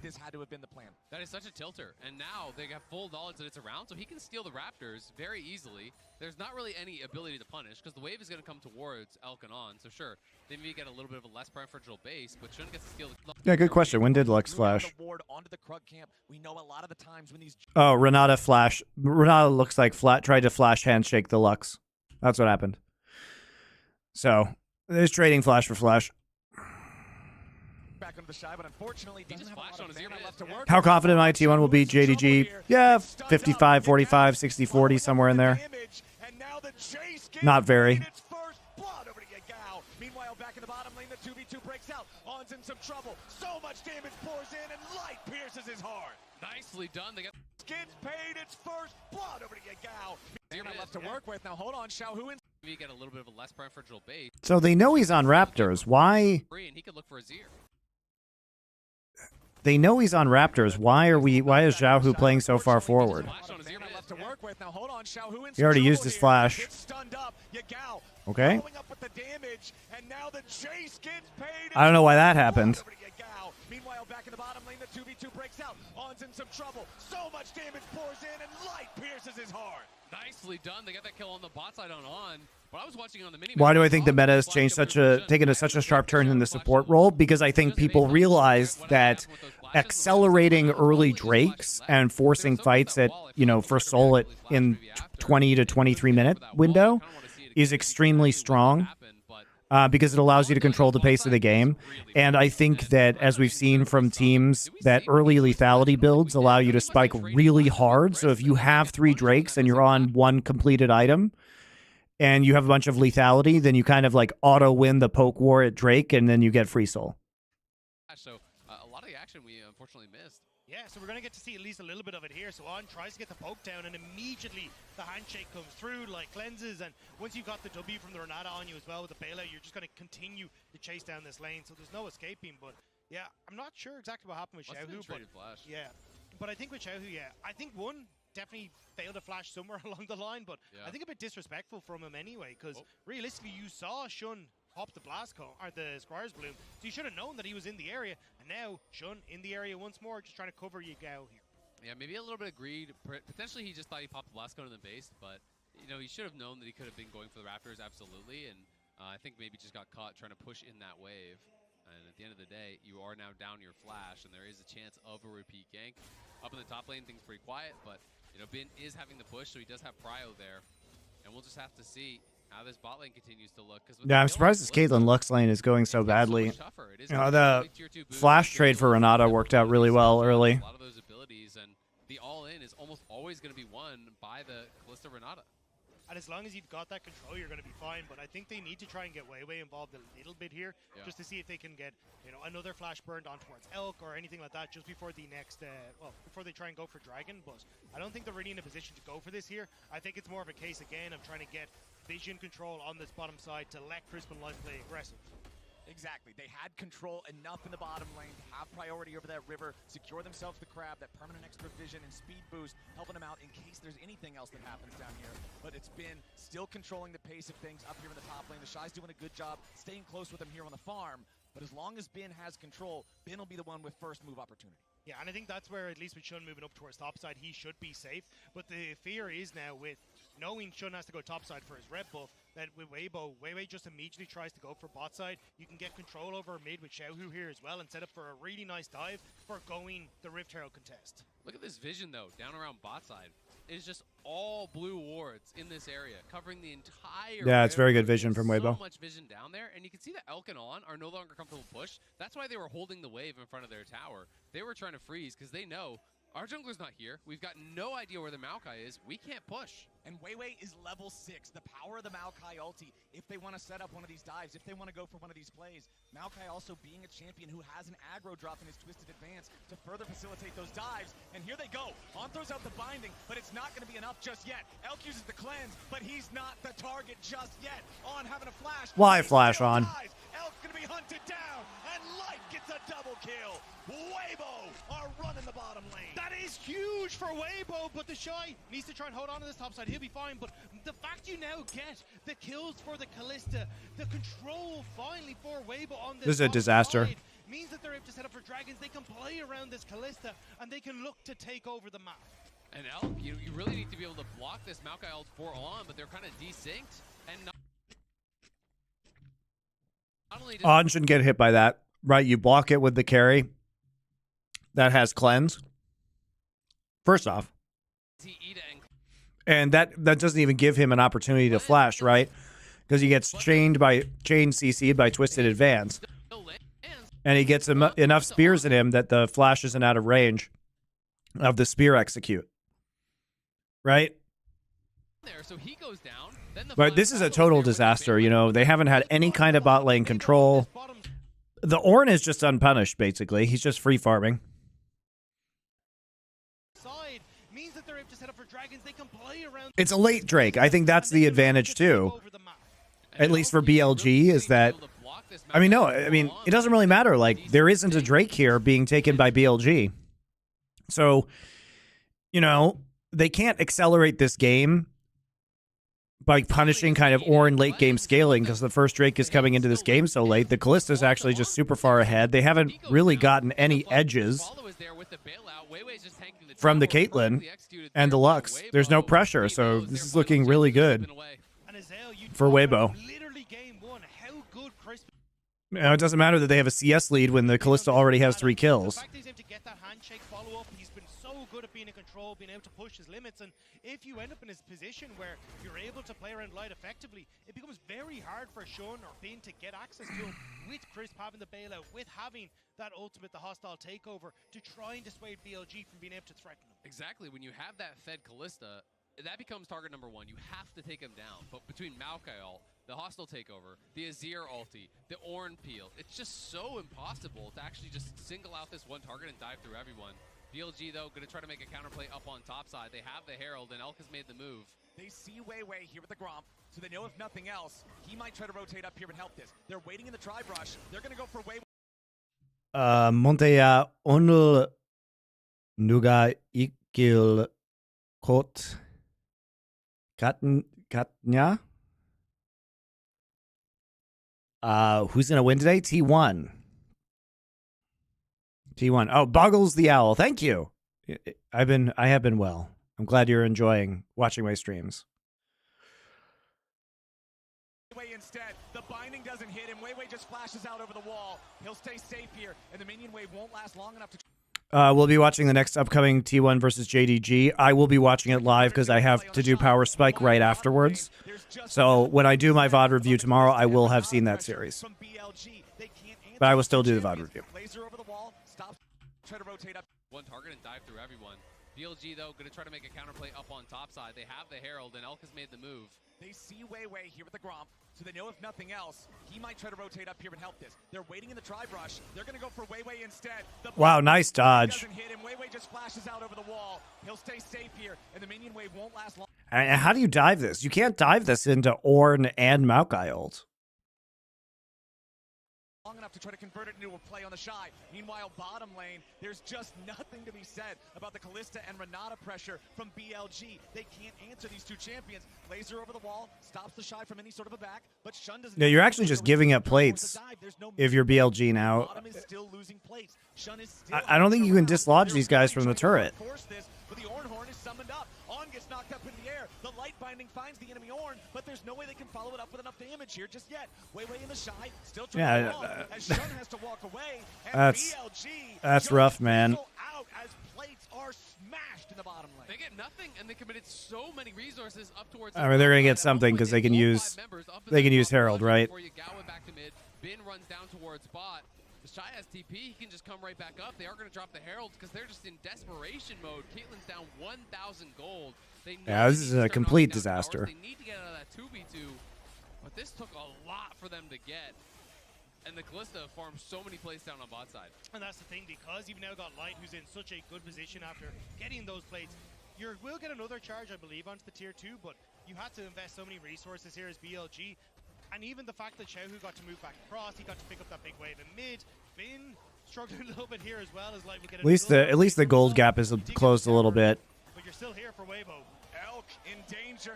90 caliber net back over the wall to escape before they can close the distance there with Weiwei to chase after. Shy already has Sunfire Cape done. 3-1 game in kills for Weibo, but it's nearly a 1,000 Interesting crown on his ear for Xiaohu.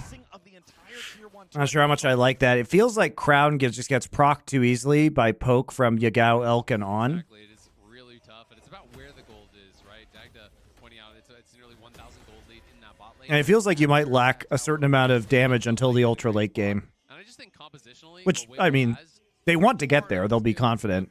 Not sure crown is the very best item at this point. I just struggle to see how you're going to get past the front line when they're starting to stack up a ton of armor. Yeah, I will say, though, for Xiaohu, I'm not a big fan of the crown here. You can see there how easy it is to try and get rid of it. Now, it does work against Jason. Like, hey, I can at least stop one of these from chunking a massive amount of my health bar. But I honestly think the Andrew's Anguish with the amount of tanks that are on BLG could have worked out a little bit better, because late game, you need to be that tank buster on Weibo. I mean, I'm assuming he's just going to Nasher second and playing around that Conqueror, but I agree. You know, you would obviously do a lot more DPS. The one thing I will say, obviously, there's a lot of maybe going to be something here. No, nothing. So there's a lot of hate towards Crown, and I do agree. In a lot of cases, it can be poked off, and it's just straight up way less damage than Leandry's. But that being said, even against something like Jace poke later on in the game, that can be 30% of your HP that you're actually shrugging off. So it can become impactful. But the problem is, of course, the cooldown's so short that you can constantly shoot them out. So it does have value. It's not as bad, I feel like, as people make it out, but definitely not the optimal DPS choice by any means. Yagao rotating down through the river now, wants to see if they might be able to find something here in the bottom lane, or at least clear out some of the vision that Weibo have been controlling this bottom side with for so long. Here in this 5th and final game, the gold closed back down under a 500 difference as Bin hangs around the mid lane, but there's not really an opportunity to do anything here to Xiaohu as Yagao rotates back. Yeah, it felt like Bin was trying to control mid in case something happened or Xiaohu overextended, but it just means the Shy gets to push out top side, and now he'll be the one that actually gets first rotation down towards the Dragon. That's in a couple of seconds time. So honestly, if you're kind of looking at where BLG are positioning, they're not quite been able to play the map in the manner that they would like to right now. This is also so interesting. The Shy is actually going CDR boots. I would have expected Tabby's almost 100% of the time because it's hyper efficient against this squad. But I think he's saying, I am the engage, so I want to have that cooldown reduction. He's placing value on it. Clearly not concerned about his tankiness. We'll see if that does come back to haunt him at all, because there is CDR boots are a little bit interesting, especially because, as Azael's saying, the value of Tabby's into the Caitlyn Jace is so high, but probably a lot of that damage is going to be poke damage and not auto attacks.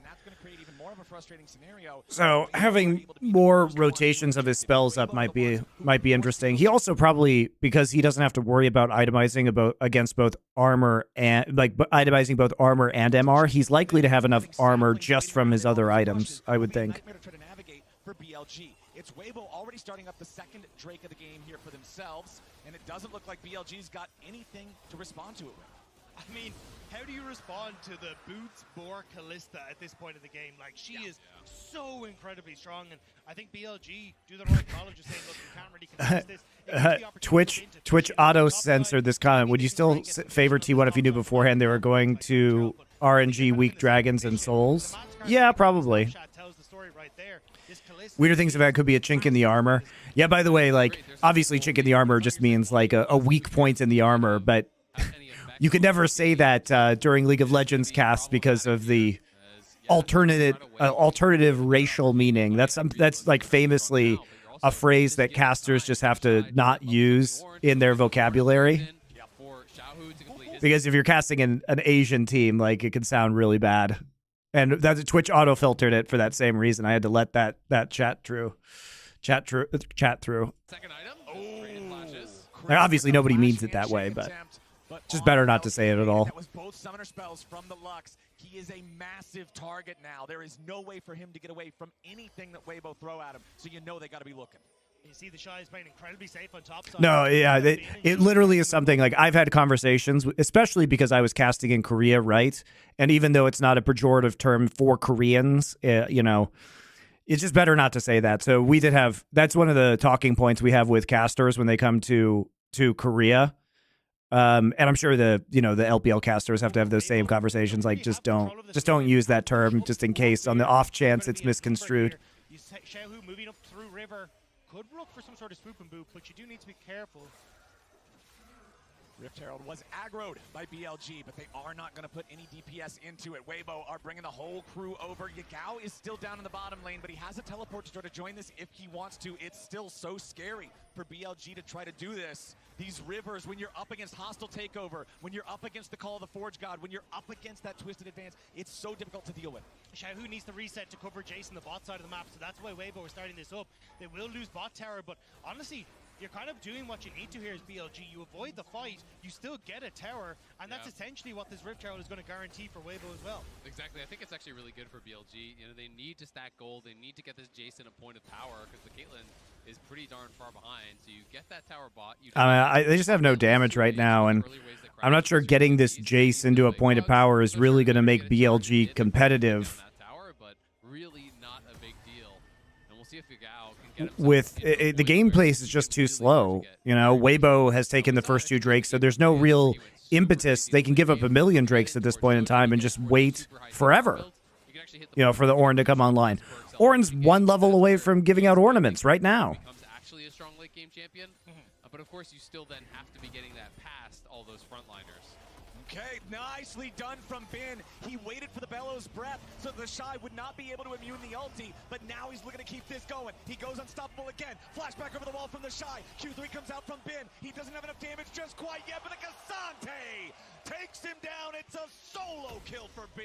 It's a dash, bash, but Bin is able to come out on top, and now, with that struggle, they're coming in for mid lane as well. They go for the Maokai ulti. They find Shun here in the front as they follow it up with a hot. Oh man, the Renata's just going to be so brutal in the late game. After the Sejuani, who does not have his Arctic armor or the Aftershock any longer, but they won't find anything else. Xiaohu still potentially looking here. He has the ulti available, way down to half HP, but they got to be careful on the other side too. Trade mid for mid, trade bot for top, so nothing really moves when it comes to actual objectives, but Mountain Soul's just so good for Weibo, right? Against the poke comp. This couldn't be worse. This honestly couldn't be worse for Billy. They lost out in terms of pressure on the bot side early. The Ornn has been free farming this whole game. Now there's a Mountain Soul with fucking Weibo up too, and it's gonna give them extra % armor. Oh, it's so gross. Crucially, without that Rift Herald being used as well. So that means in a minute 20, well, maybe not quite with the time that's on the Rift Herald, they should still be able to put pressure on the map to try and get this dragon.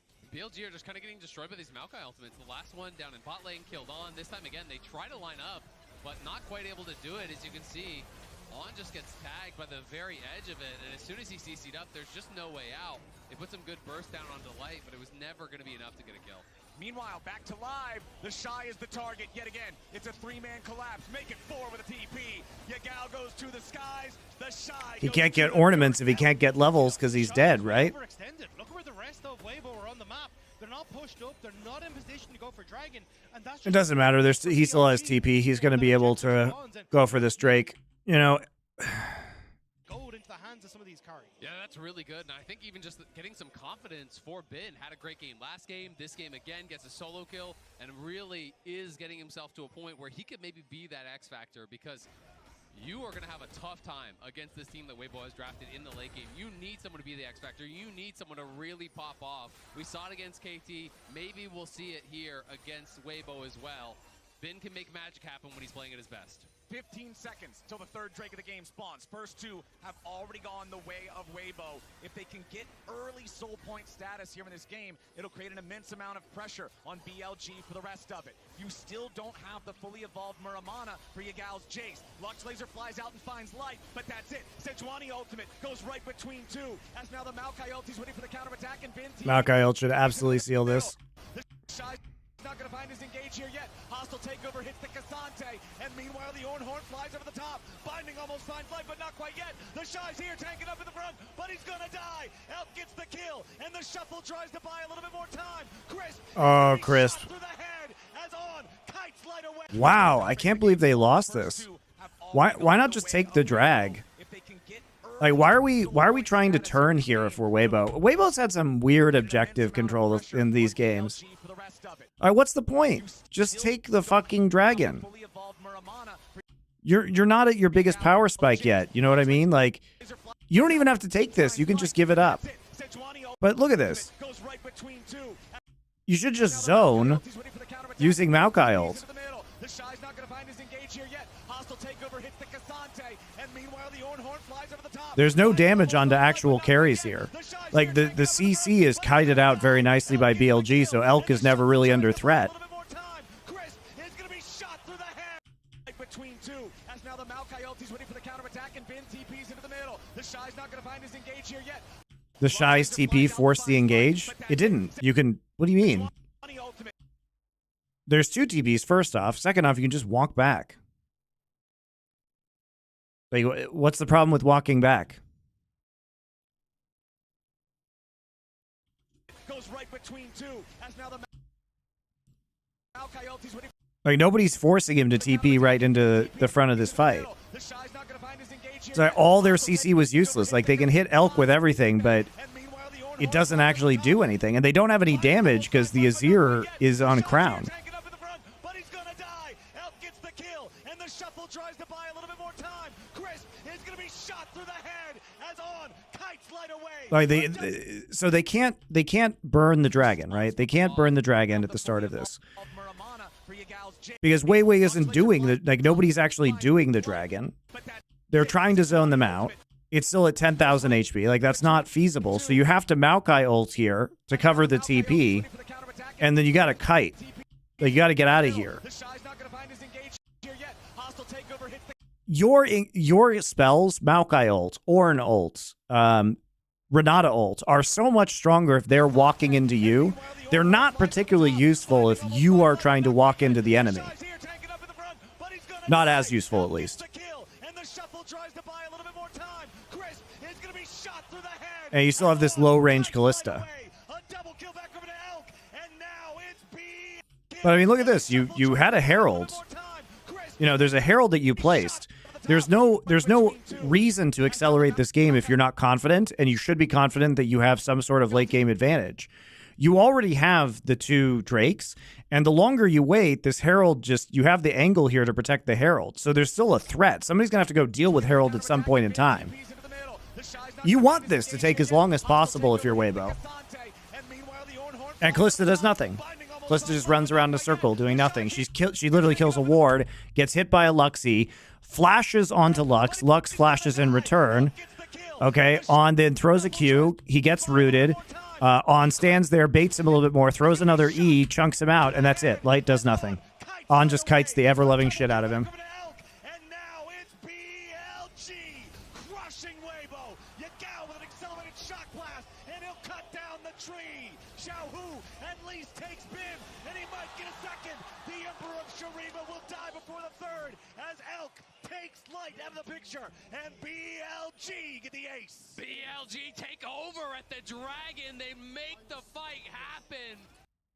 Coming in from all angles, knocking down the Shy early, being able to push out the carries and take the fight. This was so well played.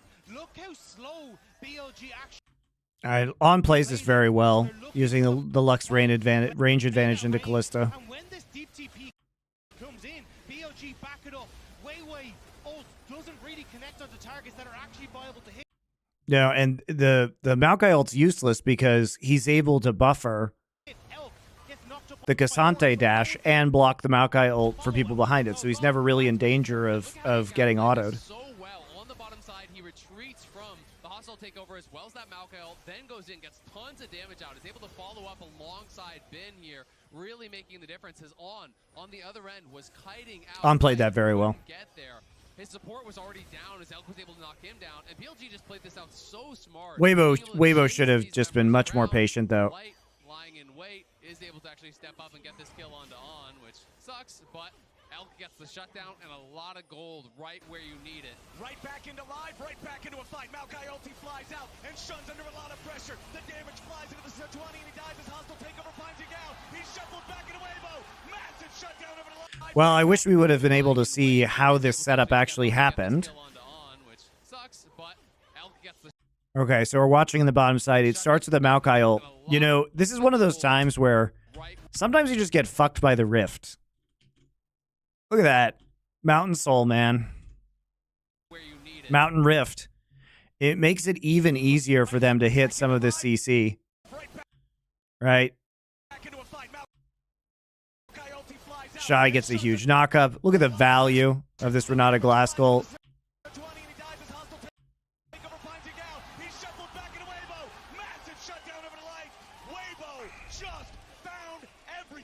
But I don't know how that setup happened, so it's a little confusing. They play around the choke, and they're onto the Baron. Baron started up, 5v3. Bin, Elk, and On have to try to pull off the defense. The Shy down to 10% HP. Weiwei's going to be taken low too. Bin zoning the rest out as the Shy will finally fall. Kalista with a ton of spears into the Baron as Elk is under pressure from Xiaohu. Bin is all out, but he's only one man. He goes back in and he finds the kill, but it's still Baron. Handshake. He's dead. About to go back over to Weibo. It's Weibo all day. Weibo get the Baron, they get the kills. On Ooh. searching, not gonna have enough damage to knock them down. They're gonna TP in. They want to try to keep the chase going, but there's nothing to chase. They're gonna be able to get out, and it's that pick on Yagao on Shun that started it all. And we got yeah, we're gonna go way past it. As I thought BLG would push in and try to Caitlyn and Jace, their Shock Blast doesn't get reduced by the plated steel caps, right? Neither does like Caitlyn Qs or Caitlyn ults. On top of that, Caitlyn able to take him down. And this is such a massive turnaround for Weibo. What had just started off, what could have been their first stepping stone from BLG to make it back to their second international final. The super team that was meant to be from the LPL puts a stamp on this game. And this is why this team was built. It was built to be a super team, to be able to have international dominance, to be able to make these deep runs in tournaments. But after their performance in the LPL, no one thought it was going to happen. And now, coming into the semifinals, they've been doubted. They've been called frauds. They haven't beaten the Eastern team. They haven't played the top competition. Their time in the tournament is over. Well, here they are, one game away, potentially minutes away from going to the World Finals. I mean, it's 2018, 2019 World Champions in both of these positions, but it's been Weiwei who was denied that opportunity alongside Elite to get to World Champions for a while. Ornn very killable, by the way. Oh my god, the Maokai ult angle. Oh my god, the Renata angle. Oh my god. So much damage. BLG will hold on, but they are critically low. Weibo still Free turrets. opportunity to re-engage. Only Crisp is really threatened here. Xiaohu taking a lot of poke. Now has to eat the ace in the hole as well. Crisp could not tank that for him. As now Nice TP. Weibo still trying to get them. Very nice TP by Ben. Wants something. He sees Weiwei behind him, pushes him back. Wants to go for the all-out, but he won't knock him through the terrain. Ben still in hot pursuit, trying to find a knock-up, trying to find a knockback. Won't find a damn thing. BLG hold the line. They hold the line with 30 seconds left on the Baron buff. That's going to time out, and BLG have prevented Weibo from taking the base, and that is huge against what Weibo have. You can see when you're trying to siege up against a Caitlyn, Lux, Jace, how difficult it can be. So for BLG, He's going to be going towards LDR here next. It feels like he needs it, but there's also been just so much chip and so much poke that it feels like getting thrown in that I could see him wanting to go towards a BT as well. But at this point, you just need that damage. And we'll see if they're going to be able to get it. I mean, if you can work towards this Mountain Soul, it would be really impactful here. Stacking up that additional armor, the additional MR, and if you can get towards Soul, I think it's huge for either team.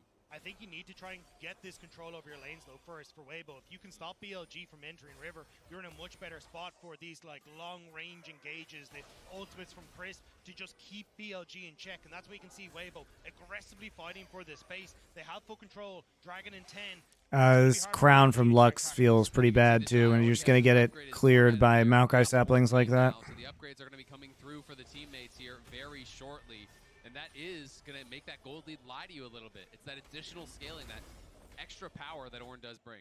Gargoyle Stone Plate, second fully completed item for Bin. Gives you that massive shield to make the difference in the team fights. But there is no team fight. BLG are deciding to cash in. Any thoughts on being a future commentator for Stormgate? I'd certainly be interested. Like, I love RTS. I love RTS. I hope it comes back at some point. BLG will not have the option of letting those go in the future. And that is massive for Weibo. If you're able to pick up these mountain dragons, as Hale was saying, like keeping Yago at bay, keeping Elka at bay, when there's so much AD damage on this team, that's such a massive opportunity to turn this around. And honestly, I'm kind of surprised to see Shun. Do I like Age of Empires? I was never really an Age of Empires guy. It's more of a Blizzard RTS guy. Warcraft 3 was my first esport that I got into. Yeah, exactly. And I think that's probably the thought process here is, hey, I need a little bit of MR. I'm going to be dying to this Azir. What's something that I can buy quickly? What's something that I can afford now? And probably in looking towards that, there is that third item. The Cyrilda's now done. Is it cold in Korea? Yeah, it got really fucking cold in the last week. He's got his last whisker completed. So Korea gets cold in the winter. It's already 3 items done for Light. It's already 3 items done for Xiaohu. It's stopwatches on both. They know that it's going to be about preparing for this next fight. If you win this next fight, if you get Soul, likely you are going to World Finals, and both teams are going to be preparing as much as they possibly can, likely even popping elixirs, buying stopwatches, doing everything to be as powerful as possible. Under 60 seconds until the next Baron spawn. They're the ones with the lead. They're the ones constantly pushing up. They're the ones challenging BLG and trying to choke them out of the map. They're trying to see if they can get control of this top side. You'll spot out Yago there. Wei wants to go for this, but he's just going to force Yago back. I mean, there's no one even in the area really there to try and follow. I don't know about doing that 20 seconds before Baron spawns. There is no follow-up. A little troll by Wei there. Yeah, you can see that BLG do have quite a few wards on their side of the top side jungle, so trying to at least maintain the ability to step up. I haven't seen Grubby playing League yet, though people have told me he is. I think that's great. Love Grubby. Xiaohu was still looking rough. Xiaohu has been looking rough, guys. Shun hasn't been in this position before, and now it might come down to a fight. They're rushing it. The Shy is bottom. There's no teleport available for the Ornn, and Maokai still has no ulti. Weiwei's the target. They gotta try to keep him away. The Cassante focusing the enemy jungler, going all out to take him all the way to the other side of the jungle. It's alright, guys. The Shy is here. But they get the Baron on the side of BLG. Weibo get 1 kill back, but what? Fucking terrible. Absolutely fucking terrible. Like the Maokai ult, not having the Maokai ult. You can't both not have the Maokai ult and show on bot wave with no TP. Zhao who has TP? What's going on? It does mean though, like when you're coming into this, Wei. Of course you're gonna make this call. Shun hasn't been in this position before, and now it might come down to a fight. They're rushing it. The Shy is bottom. There's no teleport available for the Ornn, and Maokai still has no ulti. This is so good too, because you never have to have Caitlyn and Pit at this point in the game. The Cassante focusing the enemy jungler, going all out to take him all the way to the other side of the jungle. Absolute fucking trolling from Weibo. Absolute trolling. Waste Maokai ult. Go bot. Show on bot wave when you don't have TP up. They just commit to it instantly. TP forward. They started up because the Shy had no TP. The question is, can there be turrets taken back? Obviously, the 1 kill for the Baron, really worth it here for BLG. We'll have to see if they can get more. It will keep that Baron buff for this bot side jungle with wards in favor of BLG. And it's that extra injection of gold right when you need it most, when you need to be at your most powerful for these big fights. You can see some extra items coming through. The LDR did get completed. There's a BF sword for Yagao, likely going to be working towards that Shojin. We can see more and more items coming up here. Curious to see where Bin does go with his build at this point, but critically, no major cooldowns were actually forced out from Weibo, at least in that fight, so they didn't lose stopwatches or anything like that. It is just the Baron. Of course, you don't want to give that over, but they're still in a pretty strong position here at this point. With your Azir working towards the death cap, that 4th item, when it's your hits death cap, it becomes the point where you get Q autoed and you lose 30-40% of your health. And it becomes so difficult to step up at all against this champion. And this is for Xiao, who is kind of his moment to see if he can bring it back. For Xiao, who hasn't had the best of the World Championships, and now he's got to see if he can try and be that late game damage dealer for Weibo. See if he can finally get that World Championship title under his belt. BLG stepping into the enemy jungle, looking to steal away the red buff, but it's Weiwei who's faster on the smite. Giving that one over to Light there with a pickup. Xiaohu, he has won MSIs, he's won LPLs, he's never even been to a World Finals, right? So that would be the first there. That's Kalista ultimate used from Light. They're going in, they're trying to find something. They won't get anything. Well, they did TP mid, so they're going to keep pushing. So now they're going to try to draw them out towards mid lane. They have full mid lane prio. If you don't back for this, you're going to lose a lot. The Shy has already lost a lot. He's already lost 2/3 of his HP. Well, they did TP mid, so they're going to keep pushing. So now they're going to try to draw them out towards mid lane. They have full mid lane prio. If you don't Wow, he takes a lot more damage than I thought he would have here. The Shy has already lost a lot. He's already lost 2/3 of his HP. Shun staying after him, finds the slow, but no more so far. Xiaohu on the flank might have an opportunity here for a pincer. Weiwei's going to be taken low, flashes back over the wall, just barely. He lost 2/3 of his HP. Shun staying after him, finds the slow, but no more so far. Xiaohu on the flank might have an Sorelda's finished now, doing a lot more than I thought it would for Yagao. Xiaohu's got the Sun Disc. He'll stay protected thanks to that. But they can't stop the base. If Shy gets back to base, he's just going to TP right back at full health. We'll see, though. Weibo can just play for mid. The bot side is going to be controlled here by BLG, but they did use quite a bit to get that damage down. That trap placement was perfect. Oh, man. And Weiwei is so low. All right. Trap placement on TPs. You hate to see it. Weiwei on low health. Chris still at about half. Some ultis still spent. Light does not have Kalista ulti ready to use here in this fight. Weiwei's going to get jumped on. Bin goes in. He's all out. He takes the enemy jungler away back over the wall, but he escapes into the Sun Disc. The Lux ulti comes over the top, and Bin is unstoppable. But what about the fight back in the Drake pit? The handshake onto Shun, who flashes away to stay alive. The Dragon is secure. Oh. Stolen away. Kalista of Light manages to steal the soul. And Yagao wants to turn around, but he can't do it. That's just backbreaking. The Mountain Soul is just too good against this poke.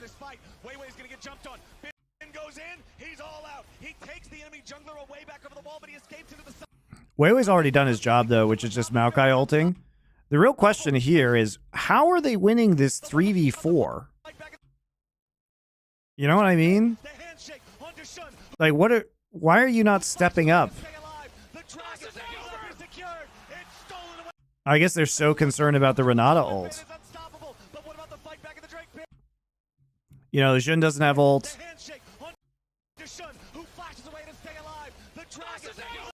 I mean, the Renata ult's pretty brutal in this scenario. The Renata ult is super brutal.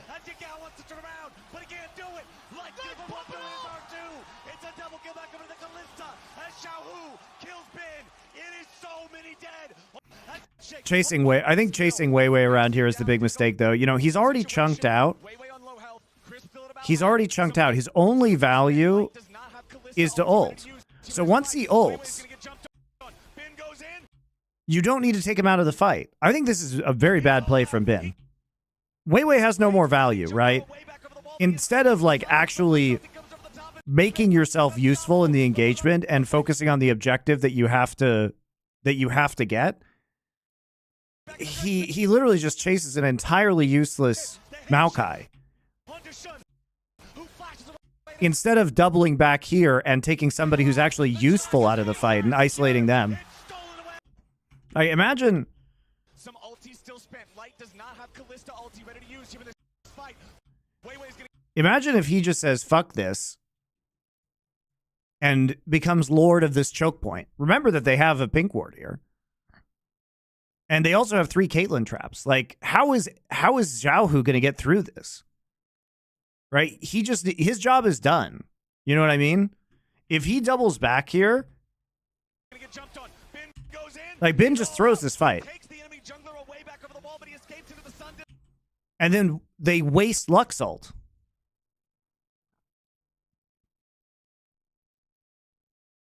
Bin did fine. He got 2 players on him. No, he didn't do. No, these players can't participate in this fight. If Bin is here, there's Caitlyn traps They have no vision. No.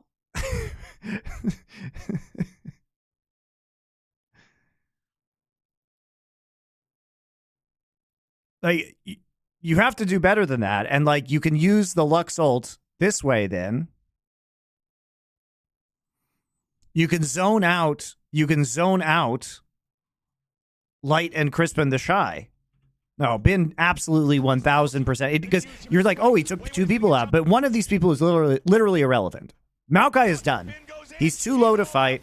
His ult is used. He's done. He's done once he casts ult.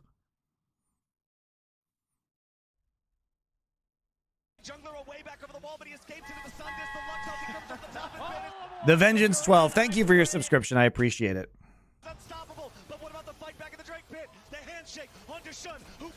Because the big problem is that Light just gets into the pit, right? And they smite it early. Jun smites it super early.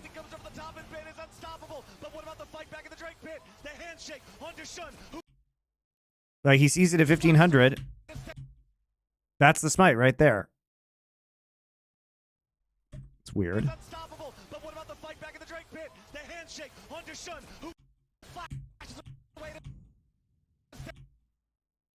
He didn't smite the dragon. He smited Crisp. He smited Crisp, guys. Lol. I was like, why wasn't it 1,200 damage? Oh, he misclicked onto Crisp. He misclicked onto Crisp. I was very confused why I didn't see it go down to 300 HP when it was at 1,500, but it's because he hit Crisp instead.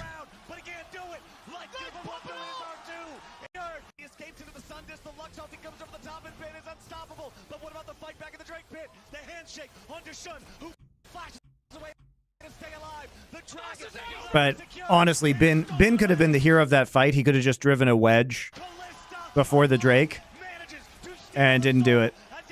Bin was a bit rough today.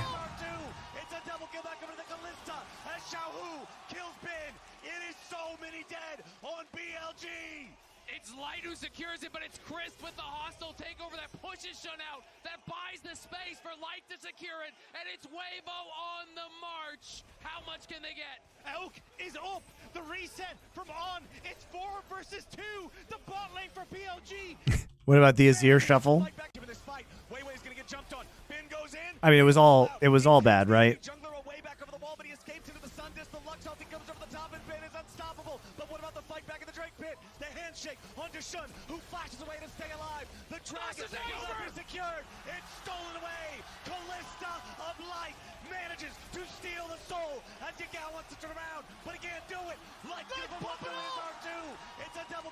I mean, I can't see the fucking Azir shuffle. They pictured it. I mean, it's whatever.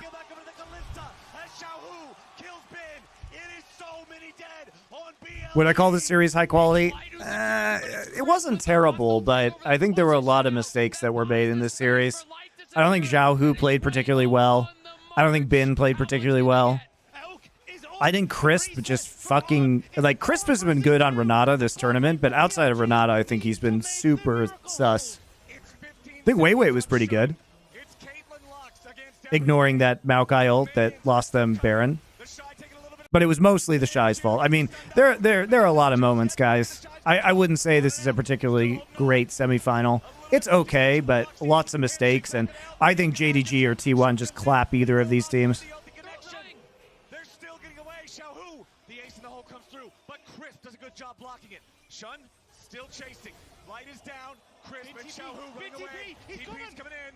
Yagao wants some. Accelerated shock blast doesn't hit, but Crisp is slow. Renata doesn't get away from these. Do you have any counters that JDG could have to T1's double ADC bot lane?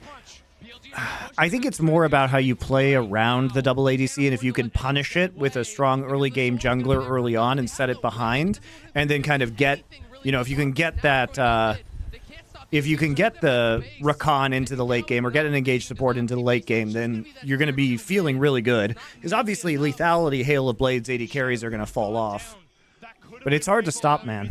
It's especially hard to stop when T1's doing it. The back wall where so many members of BLG chasing them might have just changed the outcome of this game, but It's still a long way from over, and a minute until Baron. And when you've got an nearly open Nexus, you have to be so careful as BLG. Has T1 even played the double ADC? Yes, they have. That's why everybody's doing it. Way back to that previous fight has been, goes all out, pushes out Weiwei. But it's really all about the fight around the dragon. The hostile takeover from Chris, he has been such a difference maker. Watch as he uses the hostile takeover, it pushes out Shun. They just go aggressive on Shun. He flash handshakes him, first of all. He flashes out right in the hostile takeover. That puts him out of range. Early smite as well came through there from Shun. He knew he was going to die during the hostile takeover, and I think he just panicked. He wasn't going to be in range, so it allowed Light to secure it. That is game-changing. What a play from Chris. And that's the thing, is that in this game, it feels like it's the players that haven't been in these situations that are standing up for the respective squads on an Elk with a miracle hold here to keep Weibo off so BLG could respawn. But even Light as well, having an insane performance to get us into this position. Weibo and BLG We gotta go back to are having live. an insane We got to get back to live here. The chase obviously goes on a little bit longer. We know Yagao comes in and kills Crisp. The dance in the mid lane continues as the coaches have to be on. They've got the heart attacks going. For either side. Horn summoned. Light binding's not going to block anybody. Instead, they're just Great engage there by Xiaohu as well. hostile takeover, locked down Shun. It's 2 kills back over to Weibo. BLG is on the run. That's it. And Weibo is on the victory march. Just go Baron. Go for it. Oh, it's gonna end. Yeah, I guess they can just end probably at this point. The super team Yeah, they're not gonna be able to be stopped by is where they look to do it. those 3 champs. BLG, 3v5. It would take more than a miracle to hold him off here. Bin with a handshake back into the team. He's not going to live through this one. Xiaohu throws out their soldiers, and Yagao loses Guardian Angel. Bin trying to find a little bit of damage onto the Shy, but it ain't going to be enough as Elf tries to go forward with a 90 caliber net. But it doesn't matter. It won't do a damn thing. Weibo through all. Wow, such a crazy upset. Honestly, I thought for sure BLG was gonna win this series. And for the first time since 2018, the Shy will go back to finals. From 2019, Chris will go back to finals. And what a fantastic way to do it. And Xiaohu, one of the most legendary LPL players of all time, will for the first time in his career play on the World Finals stage. Will have the opportunity to get that World Championship. Yeah. All right. Well, I'm excited about the T1 JDG games tonight, guys. I will not be live streaming it because I don't have co-streaming privileges and never will. But I'll be doing the VOD review again tomorrow. I will be watching the games live this time. For the first time, I think, in many weeks, I'll be watching the games live. Because we have Power Spike right afterwards. So if you are watching the series, be sure to come on over to the Insight on Esports Twitch channel. After we finish up there, we'll do a live show with Power Spike with Dom and Degon. And then we'll discuss all of this. And Dom will be very sad because T1 is going to win, and it'll be a T1 Weibo finals. And so we'll make fun of them. And also follow the channel. If you guys haven't yet, I'll be, we only have 2 series left. I'll be doing the VOD reviews of both of them. Summoning Insight will be happening tomorrow. But on this channel, we'll be doing some non-esports content in the off-season. You guys have asked Doa and me to do a Baldur's Gate run, which neither of us have played yet because we've been busy. But if you guys want to see us do that together, that'll be on here. We might do some like classic bangers only, dig deep into the history of League of Legends during the off-season as well. Fourth seed from the region that has 3 teams versus the one on the opposite eastern side, now making the run. It's like, so please follow the channel. Do appreciate it. We might be seeing a repeat. I mean, Weibo came into this one again. So many people scratching their heads saying, do they actually deserve the spot here in the semifinals? But it's been fun, guys, as usual. Thank you very much for watching the stream. And I will see you tomorrow. DNA Genetic. Thank you very much for your Twitch Prime sub. It's been very fun to do these with you guys, but we'll do a lot more streaming, and hopefully we'll be continuing bangers only into next year as well, where I can, of course, curate only the finest League of Legends for your viewing pleasure.